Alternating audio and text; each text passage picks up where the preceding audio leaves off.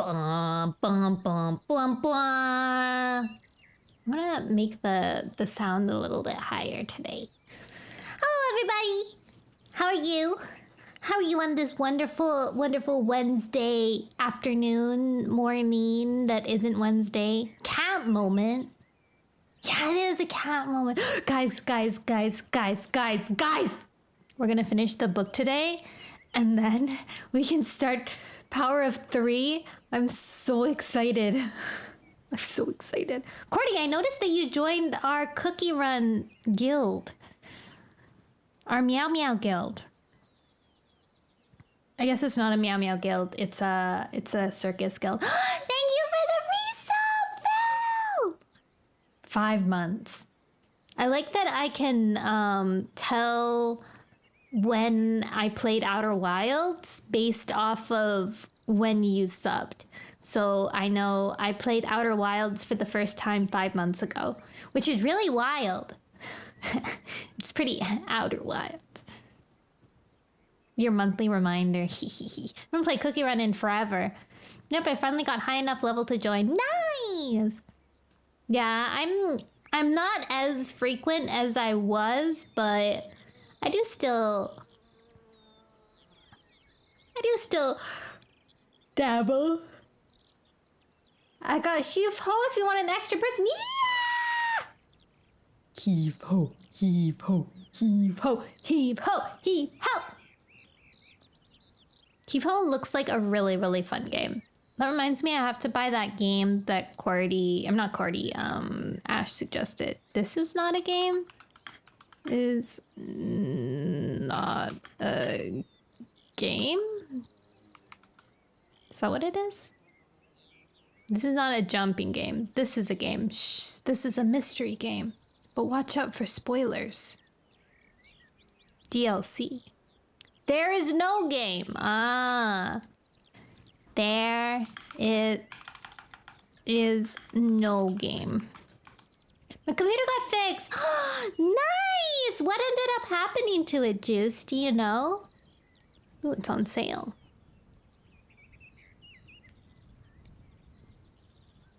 Thank you for the like, Silver!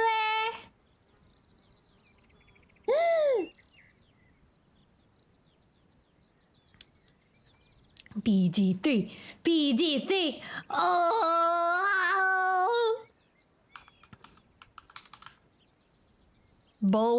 I accidentally wrote Boulder's Gate. Sword Art Online. The bustling world. Not me currently playing Boulder's Gate. There's so many things I want to start. Lego Builder's Journey. Whoa. What's that? Builder Simulator? I feel like I was gonna play the trial of this.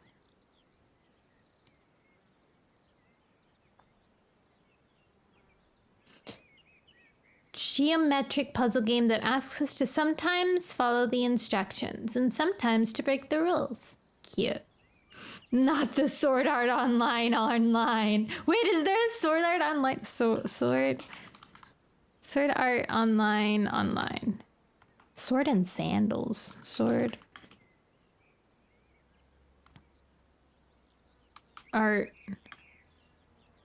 Swordlight Online Integral Factor. So, why are there so many Sword Art Online games? One's $55.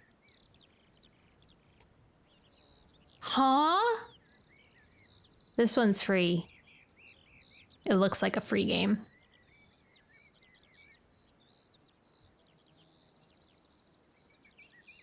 Insane. That's weird. No, how far have I gone into Rain World to meet the massive tentacle monster? That series makes some money. I didn't realize it was still making so much money. I don't know how far you have to go. You have to pass spiders, I think. Yeah. I think it's because you went the wrong way, Cordy. You went the opposite direction you were supposed to go to meet them. And so now it'll take you even longer to meet them.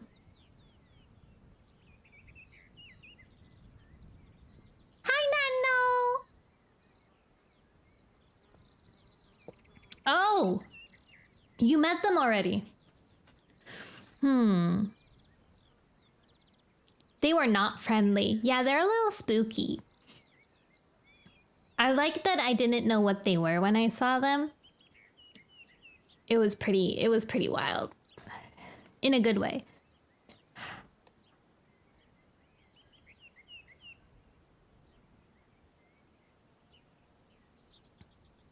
A place with no gravity. Oh, those tentacles! Oh, yeah, Ray, what tentacle monsters? There's multiple tentacle monsters. There's the one that's like a big one. Or there's a one that's like the no gravity ones. Blood got to the depths right away. Wait, inspectors? Yeah, the inspectors. The wiggly worms that touch things, right? And they float about. Yeah, the blue octopus things. It really says something about Rain World where you say, oh yeah, I met the tentacle monsters. And we're all like, oh yeah, those guys. And then you're like, wait, no, not those guys, the other guy.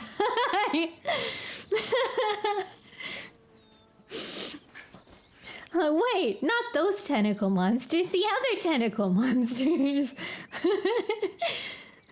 How many tentacle monsters are there? Would you call the ones that kind of like float, but there's gravity tentacle monsters as well? Yeah, I would. I would. And they all hang out in the same room. No, is your New Year's resolution to beat Rain? No. But I will beat it. Apparently I did go the wrong way and I met the knife birds before I was supposed to meet them. The knife birds! Those guys are scary. I don't think I could ever beat them. Oops. I don't think I have a New Year's resolution this year. Maybe my New Year's resolution is to take out the compost more often. I mean, you're not supposed to beat them. That's true. They're a predator, and you're a prey. I also had the misfortune of meeting Mr. Red. You got to meet Mr. Red? I haven't even met Mr. Red. Hi, Saki Sunshine! Oh my gosh, it's been so long. How are you? Mr. Red ripped me apart. Mr. Red, like a red lizard? A lizard who is red? Is this still Rain World? Red lizard that spit stuff. Red lizard spit things? He cornered me with his pals? I'm okay. I've been super busy and I got so sick, but I'm okay now. Well, I'm glad that you're okay now. Nobody likes to be super sick. I wonder what's on sale. I've killed a couple Mr. Reds in my time. I've not even met a Mr. Red. It sounds scary. Still recovering, but I'm pretty much almost better. Oh my gosh, that's a long time to be sick. Have you seen the Hunger Games? The new one? I have not seen the new Hunger Games. Ooh, guys, I should play the Kukiyomi Consider It game series. They're all on 50% off, so I'll add them all to my cart.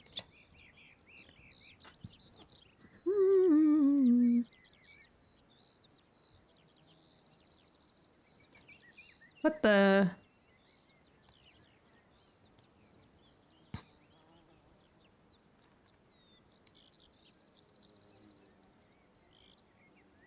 I think I broke my wish list. No, not your first Pokemon! I'm so sorry, that's so sad. What the heck is the Todamori Brave Challenge? Whoa.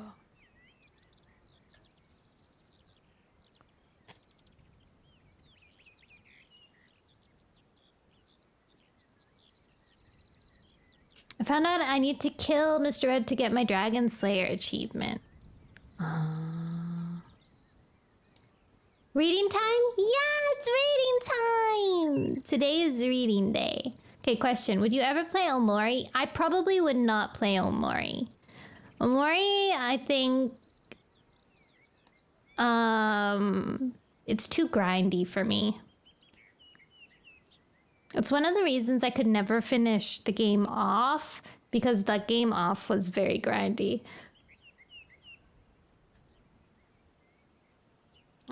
I know that it's supposed to be like, and then I can't even like watch playthroughs of it because it's hard for me to sit through people grinding for so long. You know?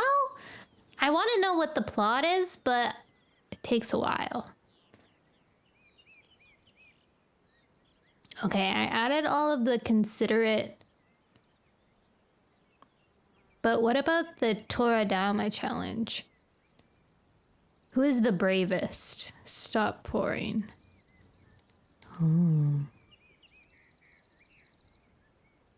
Yeah, psychological horror. I do like psychological horror, but at what cost? Why doesn't Wolf Quest Anniversary Edition ever go on sale? That's what I want to know. Deer Simulator's on sale too. Paparazzi. Siberia. Oh no, luckily I was able to get a drawing tablet so I can make the tiger design on your back of my... Oh, that's so cool. That'll be so fun to play with. Drawing tablets are so much fun. Cordy, you literally have the wildest first playthrough I've ever seen.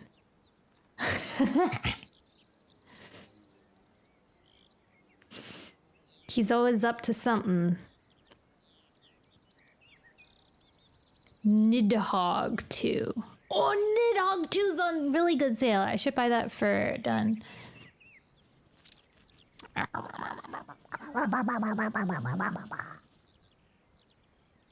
I figured out how to make that kind of scary noise. Wait. No. I also want to play 1 Hour, One Life one day. That game seems really interesting. Call of the Sea. The Longing is on sale for $13. Oh my god. I've never seen it that cheap before.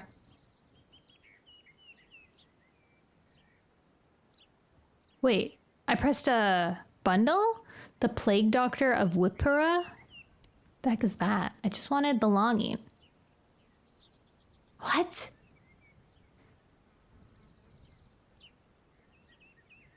The bundle is cheaper than just the game on sale. That's weird. I'm basically getting a freer game. The Longing, I mean? Yeah, I wanted to do The Longing because before, Phil, before you joined my stream, I used to play Virtual Villagers, but because Virtual Villagers was more like a check-in type of game, I would play it at the end of every stream. I would check in to see how the village was doing, and so if people joined near the end of my stream, they would know I was going to end because I would be playing it. And The Longing seemed like that as well, because you just check in on him every day for 400 days. Horizon Zero Dawn. I don't think I have, but I think that's in my library, maybe. Been looking at Nidhogg 2, but I just got Ultra Kill Devil May Cry Project, Zomboids, and Guilty Gear. Yeah, I think you should... You have a lot of games. 400 days, I could never. You have to go... Here, I'll read the description for you, Sloppy.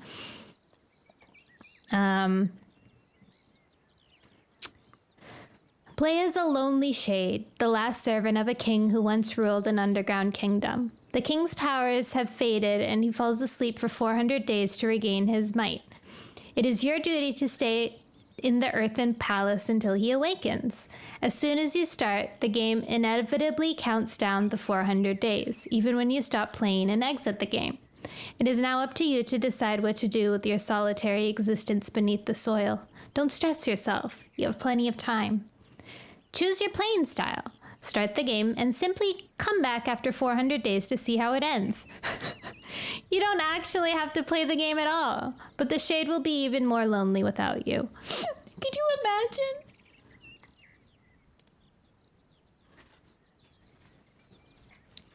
Or explore the caves and collect items for your comfortable underground living room. Just send the sage to take a stroll. The walking speed is slow, but luckily there is no need to hurry. Read tons of classic literature. I think it has full novels in this.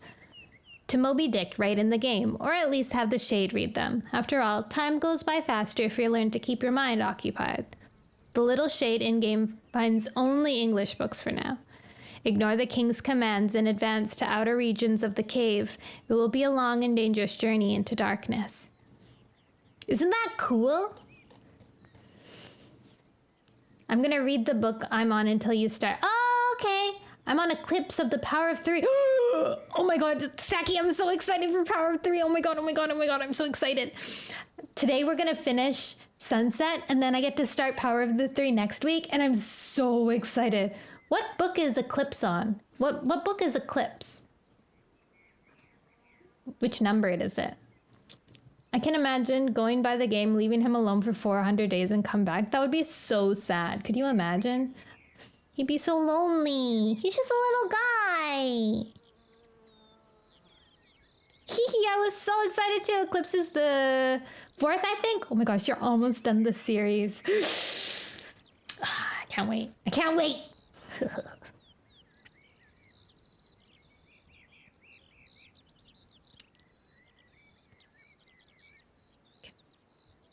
Okay. I'm gonna start reading now because you guys reminded me we have to finish the book today or else I can't start Power of the Three next week. So we gotta get to work. Someone might say hi, but I have to leave. Hope you have a good stream. Thank you, Energy. Hope you have a good day. No, you forgot something. What did I forget? Did I forget to read something? Bully no. Oh, I forgot to turn it off. Dang it. Hold on.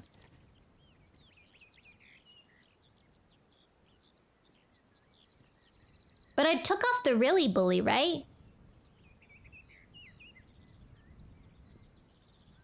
There, now it's gone. All right, let's begin. So what happened last time? I don't actually remember what happened last time. More of Hawkfrost. Oh, right, we found out that Hawkfrost might have been really sussy. Because ShadowClan started marking the border more into ThunderClan territory. And it was because they had heard that there had been a badger attack. And initially, Brambleclaw had blamed Leafpool for telling the other medicine cats about it. And yeah. And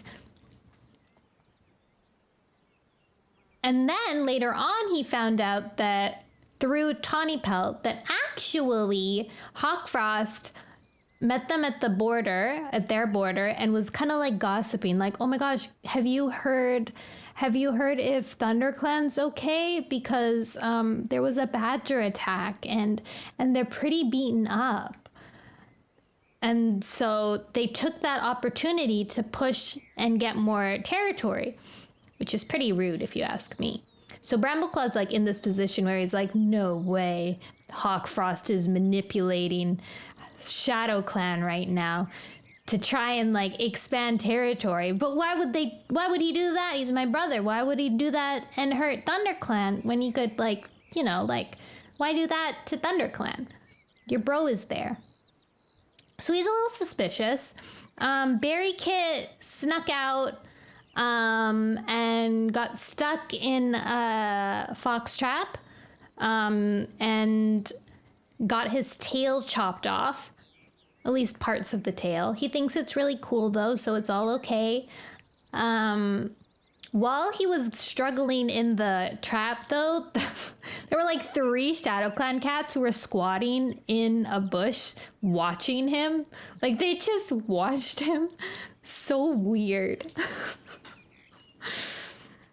Like a bunch of vultures waiting for him to die or something. I don't even know. So that's also what happened. They have that fox trap trouble.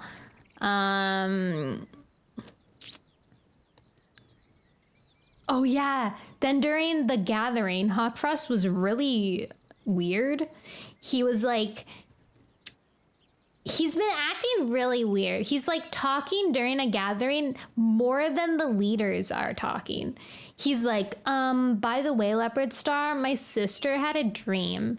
And then Mothwing was like, no, it's not that important. And then Hawkfrost was like, yeah, it is. Tell everybody. And then Leopard Star was like, why wouldn't you tell me first? And then Mothwing was like, but it's really not that important. And then Hawkfrost was like, tell them now. And so she described this dream that she had, quote unquote, had.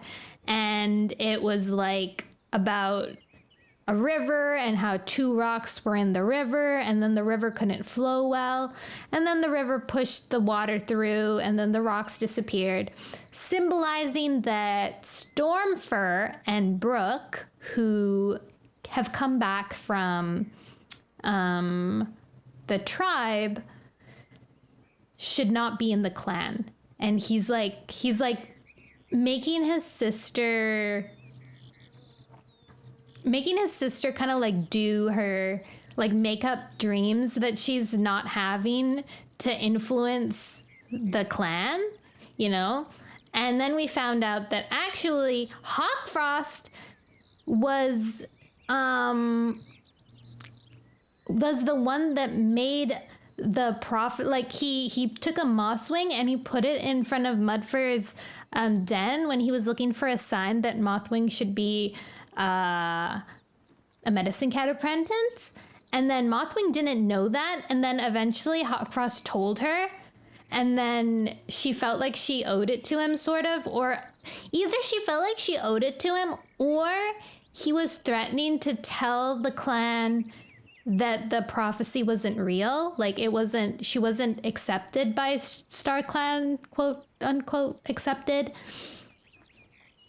But now she's like, well, if you tell them, then you have to tell them that you are the one that made it. So you'll be sabotaging yourself as well. So there's this whole, like, shimma going on over there. He is such a flea! Side bangs. Is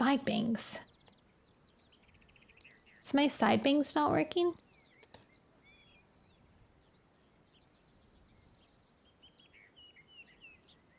What the heck are side bangs?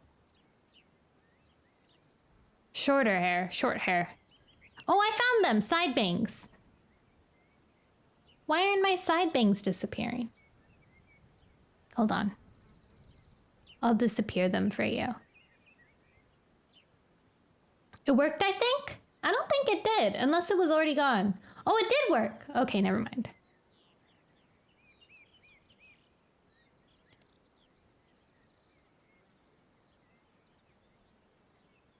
Oh, they were off and now they're on. Okay. Thank you. Nice. Excellent. So yeah, that's what's happening. Oh no, now I have a mouse again. I hate it when that happens.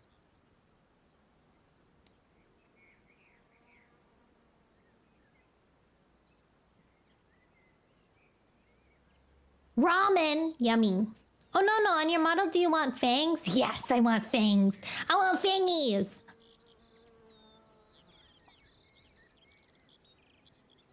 And Leafpool had overheard Hawkfrost kind of like yelling at his sister because she made herself sound weak in front of everybody in the gathering. Like, she didn't do her job properly or whatever. Which is, like, so dumb. Like, why, for one, why would he bring it up in the gathering if it has nothing to do with anybody else? Like, the other clans don't even know that Stormfur and Brooke are staying there. supposedly, right? Like, only ThunderClan would probably know because Stormfur would tell them. But WindClan doesn't know, and ShadowClan doesn't know either. Why would you bring it up during the middle of a gathering? So dumb. So now they look dumb in front of everybody. And Leafpool went to go, like, listen in, or not listen in, maybe, like, ask Mothwing what was up, because she knows that Mothwing doesn't believe in StarClan, so she actively could not get a dream from StarClan. So it was like obvious she was making up the dream. So she went over to go talk to her, but she found Hawkfrost yelling at her instead, and that's how she kind of like put together that Hawkfrost has been kind of like blackmailing her, but not really blackmailing her. It's a weird situation. He's weird. He's a weirdo. But Mothwing has an apprentice now, Willowpaw. Very cute. We saw a little bit of Willowpaw earlier. She was like a kit and was helping Mothwing. Very cute. I think that's most of what happened. Yeah. Leafpool kind of spoke with Crowfeather, and they kind of decided that they wouldn't see each other at all. So yeah, that's the happenings, the happensances. Oh, I got a message. I wonder why. Let's have a little sippy.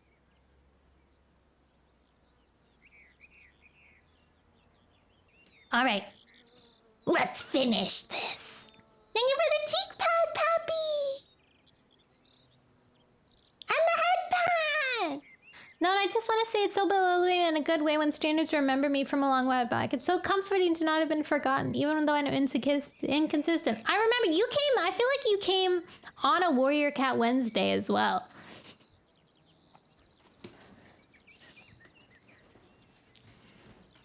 Which was pretty cool. Pretty meow meow cool.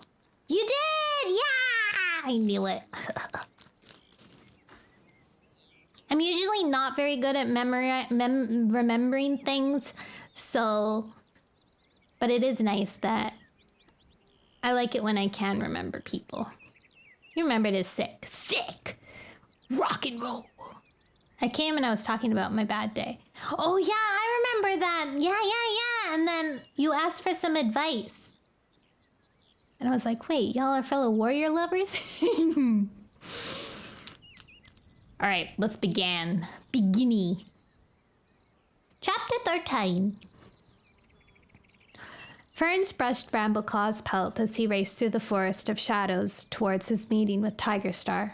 Strength flowed through him now that his shoulders were fully healed, and his paws itched to show off his fighting skills to his father and Hawkfrost. He was sure Tigerstar would be pleased by what he had to tell. Reaching the clearing, he came to an abrupt halt in the shadow of a thorn tree. His father was sitting on a rock in the center, his head bent to speak to a slender tortoiseshell warrior. Tawny Pelt! What's she doing here? Curiosity sank its claws into his heart, with his belly fur brushing the ground. He crept around the clearing until he could get close to the rocks in the shelter of a clump of long grass. With his ears pricked, he could just make out the cat's voice. I told you before, Tawnypelt snapped. I don't want any part of your ambitions. I have my own plans. Brambleclaw tensed. No cat spoke like that to Tigerstar. But the massive tabby didn't seem angry. His tone was pleased as he replied, You have my spirit, Tawnypelt, and you're a brave warrior, but there are times when spirit becomes foolishness. Don't throw away what I can offer you. I can make you a leader. Foxtongue, Tawnypelt snarled. I'm a loyal ShadowClan cat. If I'm ever made deputy or leader, it will be because I have earned it for myself, and because my clanmates in StarClan wish it. You're twisting the warrior code to get what you want, just like you did when you were alive. A growl rumbled in Tigerstar's throat. Brambleclaw caught a gleam of unsheathed claws, and his heart pounded in fear for his sister. But Tawnypelt held her head high. You don't frighten me, she meowed calmly, and I don't want anything you can give me. Spinning around, she stalked across the clearing. and straight into a clump where Brambleclaw crouched in hiding. She let out a hiss of surprise. "What are you doing here?" "I could ask you the same thing," Brambleclaw retorted, peering through the grass stems to make sure Tiger Star hadn't spotted him. To his relief, the huge tabby had turned away. Tawny Pelt's eyes were cold as she gazed at her brother. "You've been here before, haven't you?" she meowed. "You think he can give you power? Have you got thistledown for your brains? You know what he did when he was alive." "That was then." Brambleclaw twitched his ears uncomfortably. "Now it's just helping us become good warriors. Me and Hawkfrost. We train together. Tiger Star teaches us stuff." "I bet he does." Tawny Pelt let out a snort of contempt. "Brambleclaw, think, will you? You're an amazing cat already. You're brave and loyal, and you have a tremendous warrior skills. Why do you need Tiger Star?" Without giving her brother a chance to reply, she swept on. "We spent a long time trying to break free from our father's legacy. When we were kids in ThunderClan, most cats didn't trust us. Our clan leader didn't trust us for StarClan's sake. That's why I left to join ShadowClan. Tiger Star welcomed me, but then I saw what his leadership was like, and I was glad when Scrooge killed him. I didn't want a part of his blood. I've survived just fine without him, and so have you." "Maybe." Brambleclaw mewed defensively, "but he died before I had a chance to know him. Maybe this is my chance now." His sister's eyes narrowed. "That's not what's happening here, and you know it." She let out a sigh, part weariness, part exasperation. "Brambleclaw, I think you'd make a fantastic leader, but only if you do it the right way." She touched her nose to his ear in farewell. Her voice was more affectionate as she added, "Think about it, Mousebrain." Brambleclaw watched her stalk away. He wondered if Tiger Star had summoned his other daughter, Mothwing, to meet him here. He doubted it. Mothwing was a medicine cat, and all her dreams will be spent with StarClan. Besides, medicine cats couldn't lead their clans. Their paws were set on another path. Part of Brambleclaw wanted to listen to Tawny Pelt. He knew Squirrelflight would say the same thing if she knew about these meetings, but there was nothing wrong with accepting his father's help. He argued with himself. Every warrior thought about leading their clan one day. And if StarClan approved his relationship with Squirrelflight, surely that meant they knew about his ambitions as well. He crashed down the small voice of his conscience and stepped into the clearing to greet Tiger Star. Brambleclaw woke with a start at the sound of a piercing cry outside the warrior's den. He sprang to his paws, his neck fur bristling. "Keep your fur on," Spiderleg mewed from his mossy nest. "It's only Ferncloud. She was in here just now, looking for the horse-place cat." "Daisy? Is she missing?" "Well, Ferncloud says she wasn't in the nursery," Spiderleg explained. "But she must be around here somewhere. She'd be the last cat to go wandering off. She's hardly left the hollow since the badger attack." That was true, which made it all the more unsettling. Brambleclaw pushed his way out of the thorns to see Ferncloud standing in the middle of the clearing with Cloudtail beside her. The white tomcat was awkwardly stroking her shoulder with his tail, trying to calm her down. "She can't be far away," he comforted her. "Remember how scared she was when Berrykit wandered off?"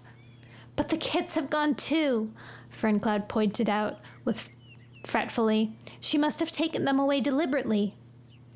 As Brambleclaw padded towards her, another yowl rose from behind him. He turned to see Sorreltail bounding over from the apprentice's den. "Whitepaw and Birchpaw haven't seen them either," she panted. "I don't think they're in camp."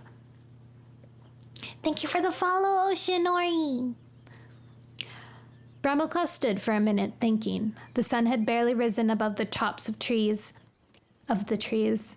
If Daisy had left the camp, she must have done so when dawn was breaking. What could have been important enough to draw her out into the forest when she was so frightened of what she believed was lurking there? "What happened?" he asked Ferncloud. The gray she-cat's eyes were wide with distress. "I went to the nursery with some fresh kill for Daisy and Sorreltail," she explained. "The nest was still warm, but Daisy and the kits were gone." "We've searched the whole camp," Sorreltail added, lashing her tail. "We'll have to send out patrols to look for them." "Well, you won't be going," Ferncloud told her, brushing her muzzle against Sorreltail's shoulder. "You need to stay with your kits." "Brakenfur's with them," the young tortoiseshell queen mewed. "I want to help look for Daisy." "Yes, but—" Ferncloud broke off as a flash of flame-colored fur announced the appearance of Firestar from his den on the high ledge. The clan leader ran down the rocks and across the clearing towards them. What's going on? Friend Cloud explained. Before she had finished speaking, Brambleclaw spotted Dustpelt emerging from the thorn tunnel at the head of the returning dawn patrol. Squirrelflight, Sandstorm, and Brightheart were with him.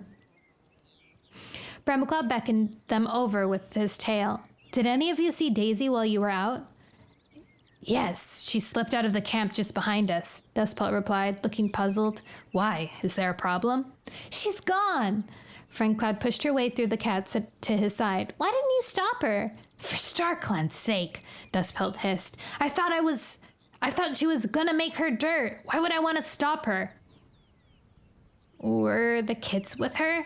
Cloudtail asked. I didn't notice them. I did, meowed Sandstorm. They followed her out. Barricade was complaining about something, Squirrelflight added, but we didn't stop to listen. It's obvious what happened. Firestar spoke with deep concern, and every other cat turned to look at him. Daisy had been talking about her kits Daisy had been talking about her kits, taking her kits back to the horse place to live. Barricade's been caught in that trap. Must have made up her mind. As soon as he was fit to travel, she left. No! Cloudtail sounded outraged. After the badger attacked, I promised the clan would look after her. And then her kit lost half his tail in a fox trap. Firestar pointed out. I'm sorry, Cloudtail. I know you did your best. His green eyes looked regretful. For a while, I really thought it was going to work. Her kits were settling in well. He twitched his ears. I better tell the clan. He bounded off towards the rocks beneath the high ledge. Cloudtail and Brambleclaw exchanged a glance. Cloudtail's blue eyes were sparkling with anger. Is that it? He meowed. Isn't Firestar going to do anything to find Daisy? Firestar's yowl sounded before Brambleclaw could reply. Let all cats old enough to catch their own prey join here beneath the high ledge for a clan meeting. Brambleclaw waited, his claws flexing in and out, while the rest of the clan emerged from their dens. Leafpool came out from behind her screen of brambles. Brightheart darted across to her and began mewing quietly, obviously telling her what had happened. Mousefur and Goldenflower appeared from beneath the hazel bush, one on each side of Longtail. Mousefur's eyes were sharp with curiosity as the cats found a place to sit near the rockfall. At the sound of Firestar's yowl, Breakenfur poked his head out of the nursery and bounded across to Sorreltail. What are you doing? He demanded, covering her ears with anxious licks. Look at you. You're shaking with exhaustion. You shouldn't be wearing yourself out like this. Sorreltail leaned against his shoulder. Brambleclaw could see that she was quivering, though whether or not it was from tiredness or distress at losing Daisy, he couldn't tell. I thought I'd be able to find her, she mewed softly, but she must have gone back to the horse place. There's nothing else you can do, Breakenfur told her. Come back to the nursery. The kits are all wailing their heads off. They're hungry, and I can't feed them. Why didn't you say so? Sorreltail whisked around and headed for the nursery, her tail high as if the weariness was forgotten. Squirrelflight slipped past Sandstorm and Dustpelt to join Brambleclaw. If only I'd stopped to talk to Daisy this morning, I might have persuaded her to stay. It's not your fault, Brambleclaw murmured, fighting down his own disappointment. He had always doubted that Daisy had the makings of a true clan cat, but the loss of her kits was disastrous. What about my apprentice? He guessed from what Squirrelflight said that Barricade hadn't wanted to go. That just proved the kit's spirit.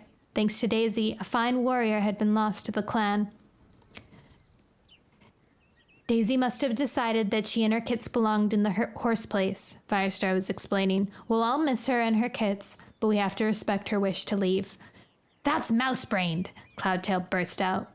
Firestar gazed down at him, the tip of his tail twitching, but Cloudtail didn't seem bothered about showing disrespect towards his clan leader. Daisy is no safer in the horse place than she is out here, he protested.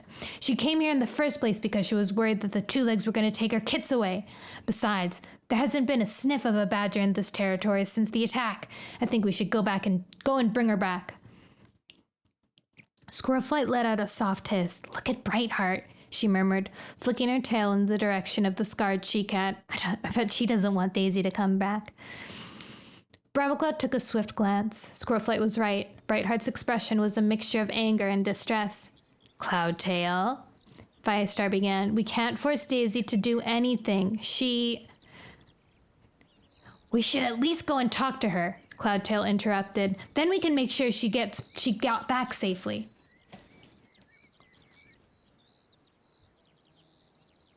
Cloudtail, you have a mate. Could you relax? Right? He is so oblivious to poor Brightheart. I agree, Brambleclaw meowed, taking a pace forward to stand beside the White Warrior. He knew he might regret it for the rest of his life if he didn't make an effort to retrieve Barricade. If it's okay with you, Firestar, I'll go with Cloudtail. Squirrelflight twitched her whiskers in surprise. I seem to remember some cat making rude remarks about kitty pets joining the clan. A wave of embarrassment flooded over Brambleclaw. Thank you, Biv, for the resub! Dun, dun, dun, dun, dun, dun.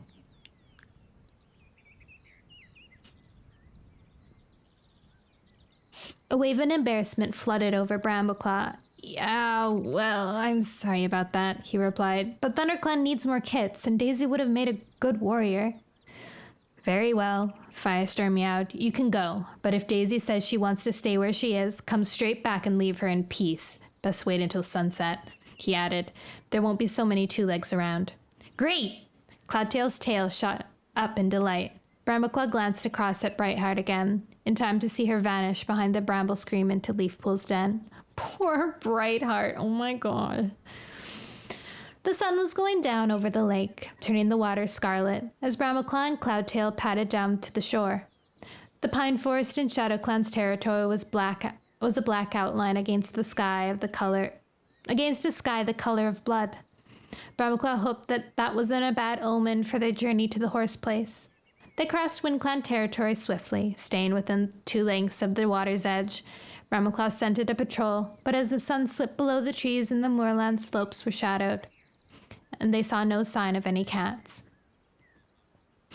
Darkness was gathering by the time they arrived outside the horse place. The clouds had filled the sky, covering the moon. Cloudtail halted, tasting the air, while Brambleclaw peered through the 2-leg fence. At the far side of the field was the 2-leg nest, a dark mass with 1 yellow light gleaming. Brambleclaw hoped they wouldn't have to go near it. Much closer was another, smaller building with no lights.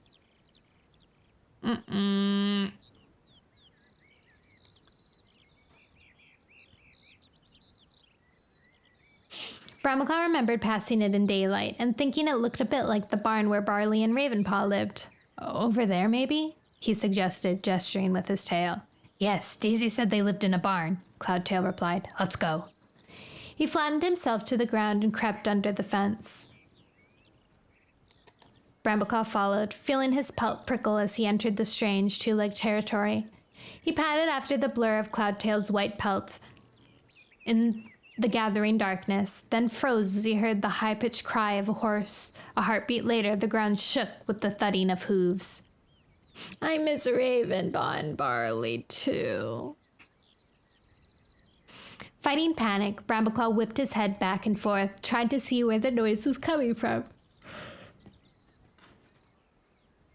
Then 2 horses burst out of the night almost on top of him, a whirl of glossy pelts and gleaming hooves. Their eyes were rolling back. Something had spooked them into flight. Cloudtail took off with a yowl of terror. Brambleclaw dashed after him. No, this way! Keep it together! He wasn't sure where the barn was anymore. The horses had disappeared into the darkness again, but he could still hear the thundering of their hooves. He and Cloudtail might run straight into them and be pounded into the grass. Then he spotted a pale shape dashing across the field. It was Smokey, the horse-placed tomcat who had fathered Daisy's kits. Follow me! Smokey gasped, skidding to a halt and spinning around to run back the way he came. Quick! Brambleclaw and Cloudtail raced in his paw steps. Brambleclaw caught another glimpse of the horses, storming past with manes flying. Then they were gone, and Smokey was slowing down, leading them up to the wall of the barn. In here, he meowed. The barn was built of piled-up stone, with a door made of strips of wood. There was a narrow gap at the bottom. Smokey slipped inside, followed by Cloudtail, and Brambleclaw squeezed after them, finding it hard to fit his shoulders through this small space. He stood panting, trying to catch his breath and letting his fur lie flat. Inside, the barn was almost completely dark. It was smaller than Ravenpaw's home, but Brambleclaw could just make out familiar stacks of hay and straw. Their scent filled the air, along with the smell of mice and cats. Relief swept over Brambleclaw as he distinguished a well-known sense of Daisy and all three kits. At least they had made it back safely. "Well, I never expected to see you here," Smokey mewed. "What do you want?" Another cat had come up beside Smokey. Oh wait, no, this wasn't. I'll give her a country accent. "What do you want?" Another cat had come up beside Smokey, gazing at the two forest cats with curious eyes. Her pelt was gray and white like Daisy's. Brambleclaw wondered whether they might be litter mates. "This is Floss," Smokey told them. "I'm Clowntail, and this is Brambleclaw." The white warrior flicked his tail at his clanmate. "We've come to see Daisy." He broke off at the sound of heavy footsteps outside the door of the barn. Brambleclaw's heart started to pound again as it opened. "Two legs!" He and Cloudtail flashed a glance at each other and dived for the corners of the straw bale. Straw bales. As he pulled the end of his tail into a tiny space hardly big enough to contain him, Brambleclaw heard an amused meow come from Smokey. "There's no need to hide. It's only the no-furs." Brambleclaw managed to wiggle around his cramped hiding place so that he could peer out. At first, he could hardly see anything because a bright yellow light was shining straight in his eyes. Then the beam shifted, and he realized the dark shape behind it was carrying the light in its paw. In the other forepaw, it held a bowl like the ones Brambleclaw had seen in a two-leg nest on his journey to the Sundrown place. The two legs shook it, and something rattled inside. He heard Floss mew, "Dinner! And it's about time, too!" The two-leg put the bowl down in front of the two horse-place cats and went out again, taking the glaring light with it. Once the door had closed, Brambleclaw crept out, feeling slightly embarrassed. Smokey turned towards them, while Floss plunged her face into the food bowl. "You've come to see Daisy?" He sounded surprised. "I didn't think you'd want to see her again once she left." "We like Daisy a lot," Cloudtail mewed. "Yes, we want to make sure her and the kits are okay," Brambleclaw added. Before he had finished speaking, shrieks of delight erupted from the far corner of the barn.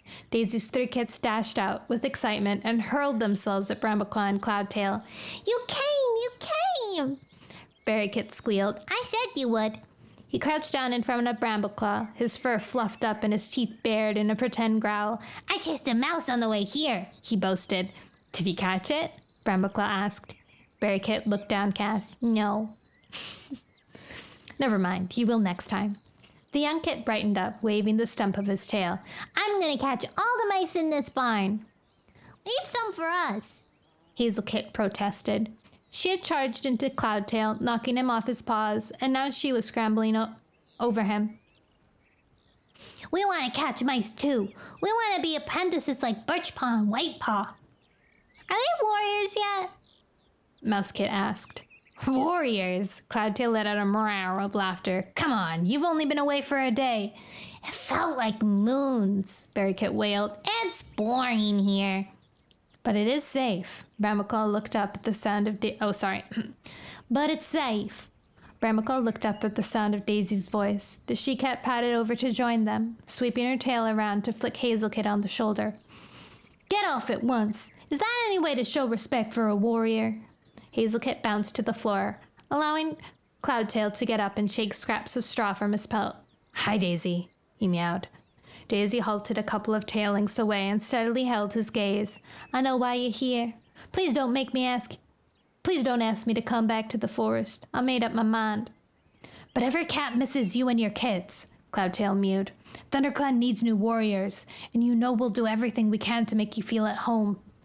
"We want to go back," Berrykit added, nudging his mother. Mousekit and Hazelkit squeaked their agreement. Daisy shook her head. "No, you don't. You're too young to understand." "I don't think that's true," Brambleclaw put in. "When you brought them into the forest, they were so young that they won't be able to remember much about this place. Living in our camp is all they know. They're almost clan-born, like the other warriors. Of course they want to go back." Daisy let out a long sigh. "It can't possibly work. I've always lived close to no-furs. I'm used to regular feeding times and roof over my head. You warriors despise that way of life." We don't despise you, Daisy, Cloudtail promised quietly. But everything in the forest is so strange, Daisy protested. I don't understand half of what's in that warrior code of yours. I don't feel like I could ever belong. Under her eyes, fixed on Cloudtail's, were huge with sorrow. Understanding struck Brambleclaw like a flash of lightning. She was in love with the white warrior. Oh my god. Stop leading her on!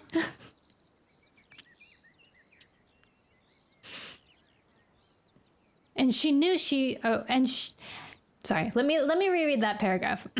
Her eyes, fixed on Cloudtail, were huge with sorrow. Understanding struck Brambleclaw like a flash of lightning. She was in love with the white warrior, and she must know that there would never be any cat for him but Brightheart. He let out a purr of sympathy. Perhaps Daisy was right to leave. It must hurt her to see Cloudtail every day and know he would never be more than her friend. Cloudtail didn't seem to realize the strength of Daisy's feelings. I think you should still come, he argued. There'll always be a place for you. Every cat misses you. I know Brightheart does. No, you don't! Oh my god. Daisy winced. Brambleclaw thought Cloudtail was being a little optimistic in mentioning Brightheart. But I'm so useless out there, she meowed. I feel like every cat in the clan is fed up with looking after me. That's not true, Brambleclaw tried to reassure her. You've helped with Sorrel-kit with her kits, haven't you? Don't worry, I'll look after you. I'll protect you from the Madgers, and I'll teach you the warrior code, Bearkit promised his mother, the stump of his tail quivering. So excited. When I'm an apprentice, I'll tell you everything my mentor teaches me. So will we, Hazelkit added. Please take us back. We want to be warriors and catch our own prey. We don't like that yucky two-leg food. Mousekit flexed his tiny claws. We want to learn to fight. Smokey, who had listened in silence until now, padded up to Daisy and brushed his muzzle against hers. Maybe you should go, he mewed. Daisy turned towards him, her eyes questioning and a little hurt. I thought you missed me. I did. I missed all of you. But it's obvious that our kits aren't going to settle here. They've done nothing but talk about the forest ever since they set paw in the barn. The gray and white Tom blinked affectionately at her. You could always come back yourself once they're fully grown. Or you could come to the forest too, Cloudtail suggested to him, making Brambleclaw flinched. Me? Smokey's eyes opened wide with astonishment. Live in the open in the pouring rain and have to catch every mouthful of food? No thanks. Besides, he added, sounds way too crowded. I'll never remember all your names. He glanced back at the other she-cat, who had finished eating and was watching her face with one paw. And I couldn't leave Floss all by herself, could I? Bearkit nudged Daisy again. Can we go back? Can we?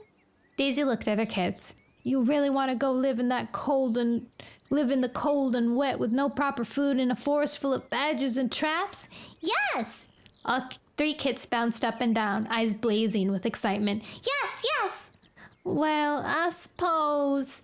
Bearkit let out a high-pitched yowl of triumph. He and his littermates scurried around in a circle, their tails held high. We're going back to the forest! We're going back to the forest! That's great! Cloudtail looked nearly as pleased as the kits. These three are just what ThunderClan needs. They'll be fine warriors one day. Brambleclaw spotted a flash of pain in Daisy's eyes. Cloudtail seemed more pleased that the kits were coming back than that their mother was coming with them.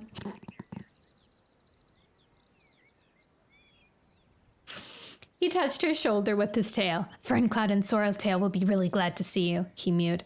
They were both terribly upset when they found you'd gone. Daisy blinked at him, a faint glow in the depths of her eyes. They're good friends, she murmured.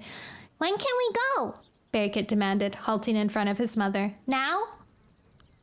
No, not now. Cloudtail stepped forward before Daisy could answer. It's dark out there. We'll go in the morning. You're welcome to spend the night here, Smokey offered. He swept his tail towards the food bowl. Help yourself. Okay, thanks. Cloudtail padded over to the bowl and plunged his muzzle into it. Brambleclaw remembered hearing about how the White Warrior used to sneak off to eat the food the two legs gave him. until they made him a prisoner and shut him up in one of their nests. He had come back to the clan when Firestar helped him escape, but he obviously still had a fondness for kitty pet food. Not for me, thanks. He never changed. He's so funny. It's probably like fast food for him, you know? A little treat, a little bit of a spiciness.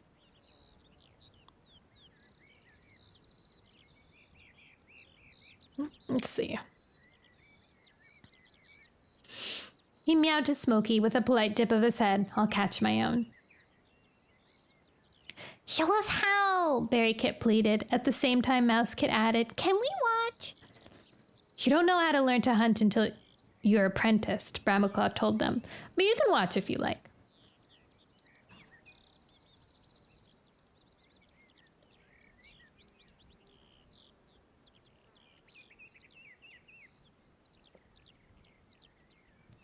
Oh, you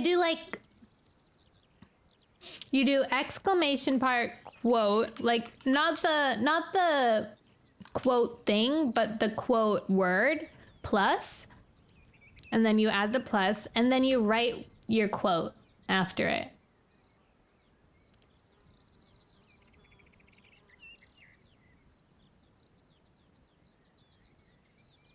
What did I say anything?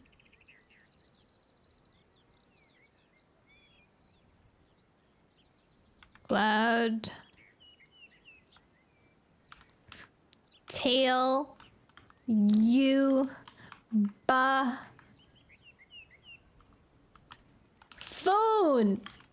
Is that how you spell buffoon? Buffoon. Buffoon.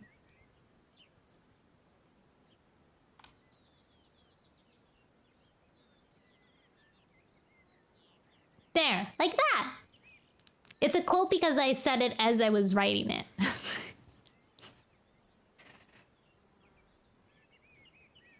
Let's see. The three kits crouched down together, gazing at him with huge eyes as he tasted the air. Now that they were quiet, the whole barn seemed to be filled with the scuffling and squeaking of mice. Brambleclaw soon spotted a plump one, nibbling on a seed at the foot of a pile of straw bales. Very cautiously, not letting his claws scrape on the stone floor of the barn, he crept towards it. This is one mouse I can't afford to miss, he thought, as he pounced and swiftly bit it on the back of the neck.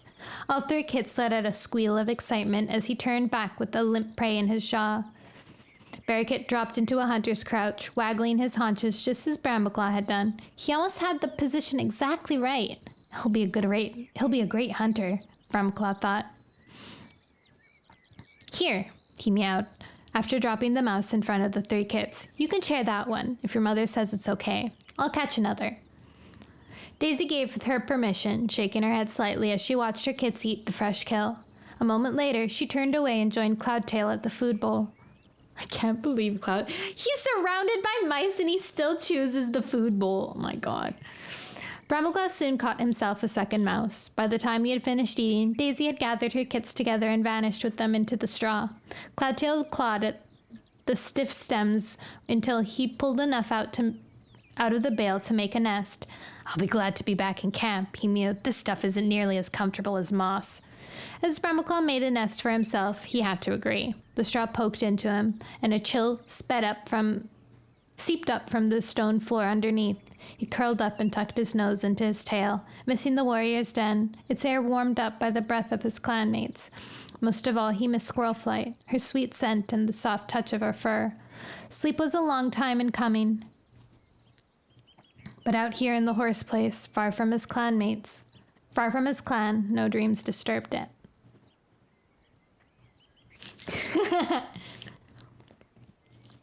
Mm-hmm.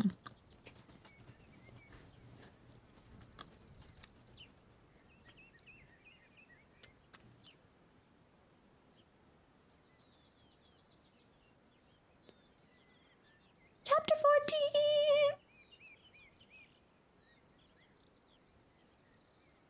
I had to have a little snack. My chocobons.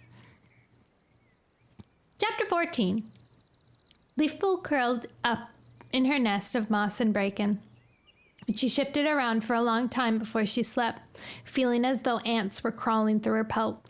How could she get in touch with Willowpaw to tell her about StarClan? Cloudtail is funny. He's just a silly guy.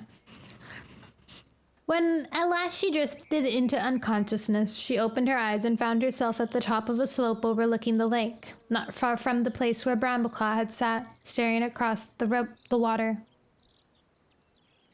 There was no sign of the tabby warrior tonight. Instead, as she brushed through the long grasses, each blade outlined in silver, there was a different cat waiting for her by the lake. The frosty glimmer of StarClan shone in its fur as it gazed out over the water. Spotted Leaf? Leafpool quickened her pace until she was racing through the undergrowth to the water's edge. But when she reached the shore and saw the StarClan cat more clearly, she realized it was Feathertail, Stormfur's sister, who had died in the mountains on the way back from the Sundrown place. The beautiful silver-furred tabby let out a welcoming purr. "I hoped you would come, Leafpool," she mewed. "We have a task tonight, you and I." "What's that?" Leafpool asked, her pelt prickling with excitement. "StarClan want me to help you visit Willowpaw in her dreams," Feathertail explained. Leafpool stared in astonishment at the StarClan warrior. Each medicine cat dreams his or her own dreams of StarClan. They never appeared in each other's. She had assumed that the only way she could meet Willowpaw was in the waking world. Can that be done? Yes, but very rarely, and only in times of greatest needs. Follow me. Rising, she brushed her muzzle lightly against Leafpool's, then bounded away across the lake shore. Leafpool raced after her. Moonlight shone all around her as she felt as though her paws were lighter than the wind. She skimmed across the stream that marked the WindClan border without even feeling the water touch her paws. Was this what it felt like to be a warrior of StarClan? She wondered, as though she could run forever, leap into the sky, and toss the moon like a shining leaf. Quazzle! Quazzle! The whole journey might have lasted for several seasons, or no more than a heartbeat. The horse place flickered past, and Feathertail slowed down as the two cats drew closer to the RiverClan camp. They crossed the stream and padded slightly up the bank on the other side. Leafpool set her paws down as delicately as if she were stalking a mouse, even though she knew this was only a dream and she couldn't wake the sleeping RiverClan cats.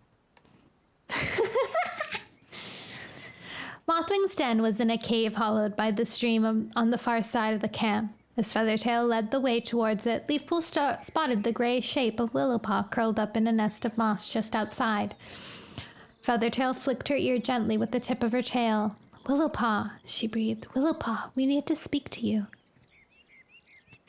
The small gray cat's ears twitched and she curled up more tightly. Feathertail nudged her with one paw, softly repeating her name. This time Willowpaw blinked and looked up. "Do you mind?" she mewed crossly.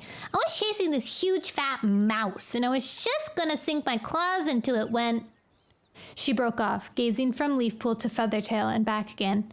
"I'm still dreaming, aren't I?" Her eyes stretched very wide. "You're Leafpool from ThunderClan, and you must be a warrior from StarClan." Looking dismayed, she slapped the tip of her tail over her mouth. "I'm so sorry I snapped at you," she mumbled through her fur. Feathertail's blue eyes glimmered with amusement. "Don't worry, dear one. You'll soon get used to visits in your dreams, now that you're a medicine cat apprentice." Willowpaw scrambled to her paws. "Welcome to RiverClan," she meowed formally. A puzzled look crept over her face. "You have RiverClan scent," she mewed to Feathertail, "but I don't know you." "My name is Feathertail," the silvery she-cat replied. "You weren't even born when I left on the journey to the Sundrown place."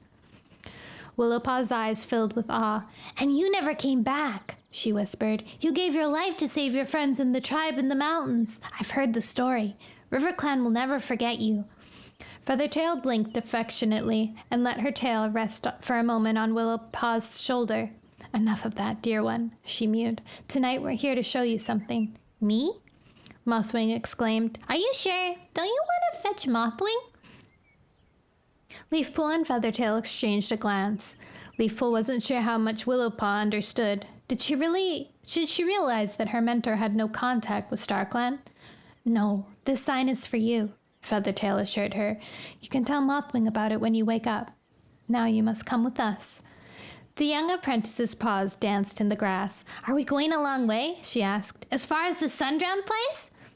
"Not this time," Leafpool told her, "just to the edge of your territory." Remembering what Mudfur had told her about where to find the catmint, she took the lead, crossing the stream and heading across River Clan territory to the small thunder path. Drawing closer to it, she could pick up the reek of the two-leg monsters and more smells from the two-legs who came to sail their boats on the lake, almost drowning the scent markers of both clans. Even in a dream, she was cautious as she emerged from the undergrowth on the edge of the thunder path, but everything was dark and silent. All the two-legs must have gone back to their nests when darkness fell. With Willowpaw right behind her and Feathertail bringing up the rear, Leafpool padded along the thunder path away from the lake. When she crossed the border scent markers, she still hadn't found the two-legged nests Mudfur had told her about. But as she followed the thunder path around a wide curve, she spotted a light in a hollow not far ahead, a reddish light that didn't come from moon or stars. Her pelt prickled as she thought of fire, but she could not feel any heat or hear the crackle of burning. There was no scent of smoke either, but as she drew in the air, she tasted the faintest possible trace of catmint. "Down there," she murmured over her shoulder. She padded on more cautiously and realized a few moments later that the light came from a hole in the side of the two-legs nest. It was shining behind a pelt that gave it a reddish color. Looming up ahead of her was the dark shape of a two-leg fence. Gathering herself, she leapt up and balanced herself on the top. Willowpaw scrambled up beside her, while Feathertail remained below. The smell of catmint was stronger now. Willowpaw had picked it up too, and her eyes glinted in triumph. "Catmint!" "That's right," Leafpool mewed. "A very useful herb for medicine cats, and quite hard to find unless there are two legs to grow it for us." Willowpaw nodded. "Yes, it cures green cough. I wish we'd had some when Heavy Step was ill. Mothwing and the patrols looked all over the territory." Leafpool swallowed another pang of guilt. "Tomorrow she can fetch some from here," she told Willowpaw, "but be sure to warn her and to wait until after dark, when there aren't so many two-legs around." Still balanced on top of the fence, she tasted the air again, for likely any dangers. "No kitty pets or dogs," she meowed with relief. "Willowpaw, do you know what a dog smells like?" The apprentice shuddered. "Yes, some of the two-legs who come to the lake bring their dogs with them. They smell yucky." "Well, I don't think there are any here, but tell Mothwing to check again when she comes for the catmint. And now, we better be going back," she added. Leaping down, they rejoined Feathertail and made their way back through the River Clan territory to the camp. "Sleep deeply now," Feathertail told Willowpaw as she settled in her nest again. See if that fat mouse is still waiting." Willowpaw looked up at the two cats. "I'm so glad you came," she mewed. "It's great being a medicine cat. I can't wait to tell Mothwing." Leafpool and Feathertail left her curled up again and set off around the lake to ThunderClan territory. This time they padded along more slowly. "Thank you, Leafpool," Feathertail meowed. "You've done well tonight." She paused beside the stream that formed ThunderClan's border with WindClan. Her gaze locked with Leafpool's. "I spoke with Spotted Leaf," she mewed. "She told me about the butterfly sign." Leafpool felt a shiver run through every hair on her pelt. "You understand, don't you?" the StarClan cat continued. "You know what that means for Mothwing." I guess that Hawkfrost must have put the moth's wing outside Mudfur's den," Leafpool confessed, the words threatening to choke her. "I don't know how I'm going to face Mothwing now. What can I say to her?" "Say nothing." Feathertail's voice was quiet, but filled with certainty. "Mothwing must learn to live with it." Then does that mean Mothwing can't be a medicine cat anymore?" Leafpool stammered. "She cares so much." "I know." Feathertail interrupted with a soothing purr. "The whole of StarClan knows. Mothwing has proved her skills and her loyalty many times over. It is StarClan's will for her to stay where she is and teach Willowpaw all she knows." "But she doesn't know about StarClan," Leafpool protested. "How can Willowpaw learn to understand signs if Mothwing can't tell her?" "That will be your task." Feathertail touched Leafpool's shoulder with the tip of her tail. "You have no apprentice yet, and no need for one," she added. "You will be here to serve your clan for many seasons more. So you will sometimes visit Willowpaw and RiverClan and speak to her at the... So, will you sometimes visit Willowpaw and RiverClan and speak to her at the moon pool? You can teach her everything she needs to know without having to walk in her dreams again. Yes, of course. Leafpool felt her paws tremble with relief. StarClan wanted Mothwing to stay the RiverClan medicine cat. That meant she was safe from her brother's threats to reveal the truth. All of Willowpaw's medicine cat training would be taken care of. Mothwing would pass on her healing skills, while Leafpool could teach her to interpret the signs of StarClan. But what about Hawkfrost? She asked. His fate is in the paws of StarClan too, Feathertail replied. Spotted Leaf led the kits to the butterfly because she felt it was time for you two to know the truth. She believed that she could trust you to use your knowledge wisely and accept the responsibility of helping Willowpaw. Leafpool bowed her head. I'll try. Feathertail led her through the forest towards the stone hollow. The moon still rode high, washing every fern and blade of grass with silver. The trees rustled in a faint breeze, setting light and shadow dancing around Leafpool's paws.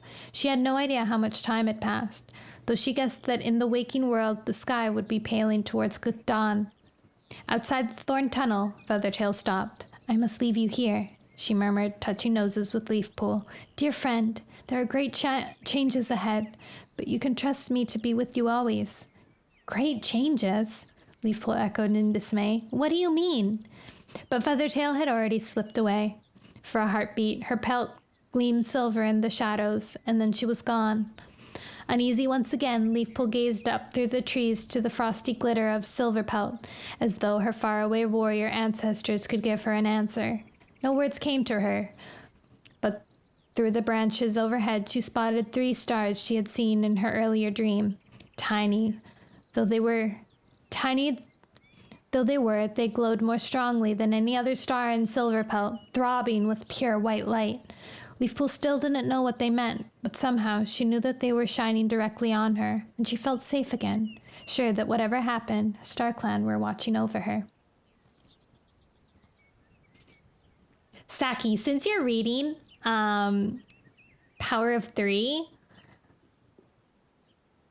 I didn't realize there was so many hints to what Power of 3 was. Like little what's the word? Foreshadowing in Leafpool's dreams about things. I don't know if that's exactly what these are, but yeah. Definitely lots. It's so cool. And funny. Leafpool woke with a start to feel tiny paws pummeling her fur. Her eyes flew open to meet Barrykit's excited gaze, no more than a mouse length away. We're back, he announced. Cloudtail and Brambleclaw came to fetch us. Easter eggs here and there. Yeah. Leafpool scrambled up from the nest of bracken. She had overslept. Already the sun was climbing towards sun-high. Warm yellow rays poured down into the hollow, soaking into her fur. I'm so glad to see you, she meowed. Did you have a good journey back? Is your mother okay? She's fine, Barrykit told her. Hazelkit and Mousekit and I looked after her all the way, so she wasn't scared. She must be tired, though, Leafpool commented. Going all that way twice in 2 days? The kits ought to be tired, too, though Barrykit looked as if he was bursting with energy. I'll bring her something to help her get her strength back. Slipping inside her den, she snagged a couple of juniper berries on her claws, then rejoined Barrykit, who immediately dashed out into the main clearing. Leafpool followed just in time to see Daisy and the other 2 kits disappearing into the nursery. Barrykit pelted across to join them, while Leafpool followed more slowly.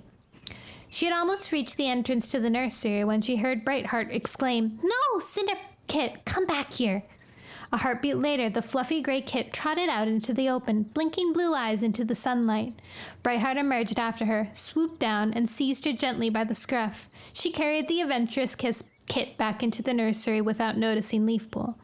The medicine cat's pelt prickled. It was bad luck that Brightheart had chosen to visit Sorreltail right at that very moment that Daisy returned. It couldn't be easy for the ginger and white she-cat to encounter the cat she thought of as her rival, especially when she might have been hoping that Daisy had been gone for good. Leafpool hovered at the entrance of the nursery, wondering whether to go straight in or come back another time. Before she could decide, she heard Daisy's voice just inside the thicket of brambles. "Brightheart, I'm glad you're here. There's something I wanted to say to you." What? "What?" Brightheart sounded wary. The reason I left. Well, it was only partly because of the danger out here. I've been worried about the kids since the badger attacked, but I'm their mother. I'd worry about them wherever we were. Mostly it was because I don't have any cat in the clan that I'm close to. Not like you and Cloudtail." There was a heartbeat's tense silence. Leafpool started to back away, and Brightheart's reply, when it came, was too low and indistinct for her to hear it. "No."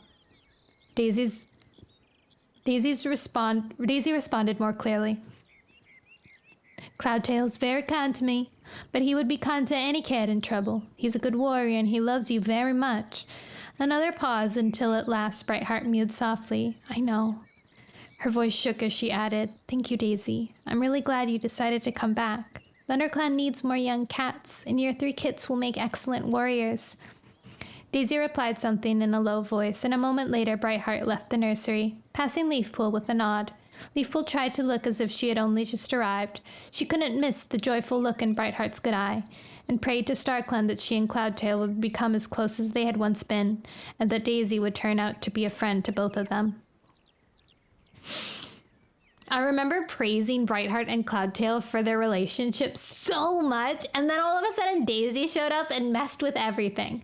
Before, they would go on patrols together, they were attached to the hip, and then Daisy. When Leafpool left the nursery after giving Daisy the juniper berries, Brightheart was crouched beside the fresh kill pile, nibbling on a vole.